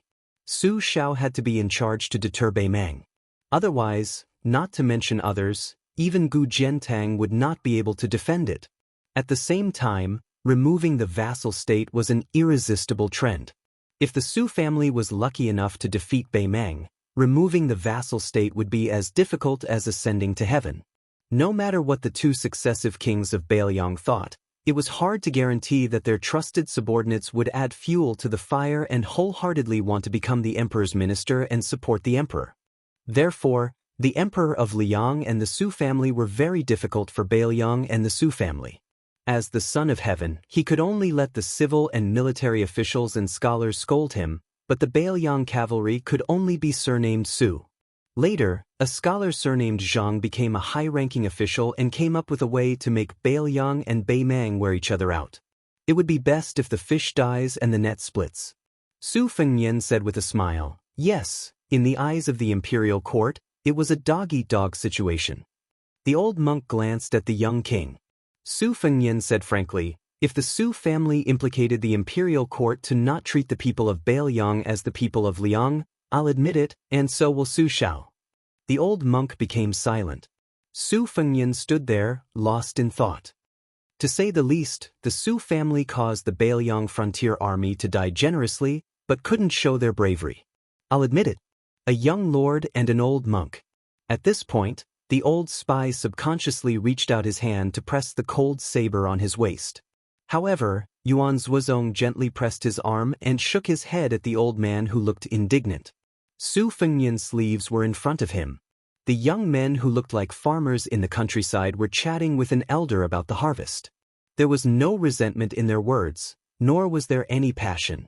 They were just talking about daily life. It was as if they were saying that it was going to rain, so they should quickly harvest the grain in the grain-drying field. There was a lot of rain this spring, so there should be more grain this year than last year. Chapter 1706. Su Fengnian said softly, "Before Beimang went south to the Central Plains, there were two paths they could choose from. One was to enter Beimang and occupy Shishu, going east from the west and looking down. The other was to go south from Jizhou and enter the Central Plains. That was why they entered Dafeng Dynasty's capital 3 times. Now there are 3 paths. Other than attacking Bailiang's Jizhou, there are 2 more Liao. The reason is simple. Liang's capital is too far north. Emperor Zhaoli used the reason that the monarch should guard the border to reject the suggestion of moving the capital south to Guangling River. Therefore, according to common sense, Beimang's army can attack Liaodong. As long as they win, they can go straight to Great Peace City. It's almost a one-time thing." The old monk said with a smile, "Your Highness, you can say, but now." This time, not only did the old spy have to be held down by Yuan Zhuozong to not pull out his sword to attack, even Su Yanbing, who had been watching coldly from the side, started to frown. He was a bit angry. Su Fengnian said calmly, but there are 300,000 border soldiers from Beiliang. Most importantly, there are hundreds of thousands of elite cavalry. Of course, there are also the 2 Liao border fortifications built with half of the country's resources. The two coexist, so Beimeng doesn't dare to act rashly. Once they attack Great Peace City for more than a month, Beiliang's cavalry can use the northern border with Jizhou as the core as support to attack Liaodong. In this way, Beimeng's army can only fight like a cornered beast. When the army from the south of Liang arrives, Beimeng will have no chance of winning. As for Beimeng's army using Jizhou as a breakthrough point, even the country scholars who only know how to talk about strategy on paper know that it's a move that only fools would do. In that case, does it mean that our northern Liang border army is duty-bound to Liang and the Central Plains, and that our contributions cannot go unnoticed? The old monk asked back, isn't it? Su Fengnian smiled, no, it's not. The key is that both the imperial court and Beiliang think that the Beiliang cavalry is the private army of the Su family. They only recognize the Su flag, not the imperial edict or the emperor of the Zhao family. Then, there was a question that was placed on the table of the Su and Zhao families. Neither side could avoid it. Su Shao had thought about this question back then. If his eldest son was an embroidered pillow who neither followed his father nor his mother, then could he go to Dai and city and be a prince consort who enjoyed himself regardless of the wind and rain? Or go to the Central Plains and change to a random vassal state and become a prince of Taiping? I think the late emperor of Liang, Zhao Duan, had thought about this problem many times. How could he ensure that Beimeng and Beiliang would fight to the death and that Beiliang's military power would be stable? Could he change the surname of the unruly Beiliang and change the master? Many people in the Central Plains have said that during the Spring and Autumn War, if it were Gu Jiantang, who debuted later than Su Shao, he could still destroy the 6 states. However, because Su Shao destroyed 6 of the 8 states of Spring and Autumn outside of Liang, Gu Jiantang could only helplessly follow behind the Su family's army and pick up scraps. There was nothing he could do about it. After all, he was younger than Su Shao by more than 10 years and joined the army 10 years later. Otherwise, Great General Gu Jiantang wouldn't have stopped at 2 states. Perhaps Great Master would be unable to resist asking, isn't that so? The old monk couldn't help but laugh. Even the little monk, who was confused from the beginning to the end, felt amused. Yuan Zhuizong smiled knowingly. Su Yanbing also loosened his frown. Su Fengnian sighed. There was a smile at the corner of his mouth, and there was a rare sense of pride. He shook his head and said, the answer is yes and no. Because if it were Gu Jiantang, he wouldn't have been able to win the Battle of Western Fortress, let alone defeat West Chu, which was still capable of fighting after being defeated. The old monk didn't express his opinion. Apparently, he was skeptical. Although the old man was a remnant of West Chu, he had resigned long ago and became an itinerant man in Jianghu. At first, he was a civil official who liked to talk and was not good at military affairs. He was deeply hurt by the war between the 2 states, but he didn't have a deep understanding of it. Su Fengnian held back his laughter and said, it was Gu Jiantang himself who said that he couldn't win the Battle of Western Fortress, and he said it to Su Shao when there was no one around. The old monk, who was a little embarrassed, subconsciously raised his arm as if he wanted to touch the bald head, but he only touched the old leather hat. Su Fengnian suddenly asked, Great Master, why did you say that only Su Shao could guard the northwest of Yonghuichu? The old monk didn't hide anything and said, it was something that Dragon General Su Gong, who was from the Gangnamdo Gamu Su family, told me. I know what it is, but I don't know why, so I borrowed it. Su Fengnian smiled bitterly and said, to tell you the truth, Su Gong, the assistant minister of the Ministry of War, was the general who stopped the Beiliang cavalry from going to Guangling. The old monk was speechless. Su Fengnian changed the topic and said, when I first traveled Jianghu, Zhao Go tried to assassinate me many times. As for the first few assassinations in Beiliang Palace, I believe that Great Master wouldn't believe that it wasn't Zhao Go's arrangement. The old monk nodded. He didn't doubt this at all. Su Fengnian smiled and said, I also came to the capital later as the crown prince. Only then did I know that the empress, who is now the Empress Dowager, had tried to stop Zhao Go in private. Why did she do that? Personally, at that time, she probably felt that the relationship between the Su and Zhao families was still a little bit. Or maybe she felt a little guilty about the white clothes case in the capital.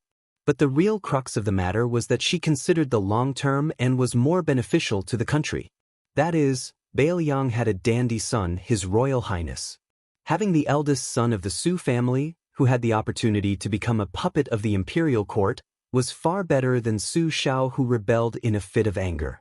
In fact, at that time, she and the man on the dragon throne were very different. The late Emperor Zhaodun had always hoped that Bailiang would be surnamed Qin. He hoped that the white-clothed war sage, Qin Jibao, whom he greatly admired, would guard the country for the Zhao family.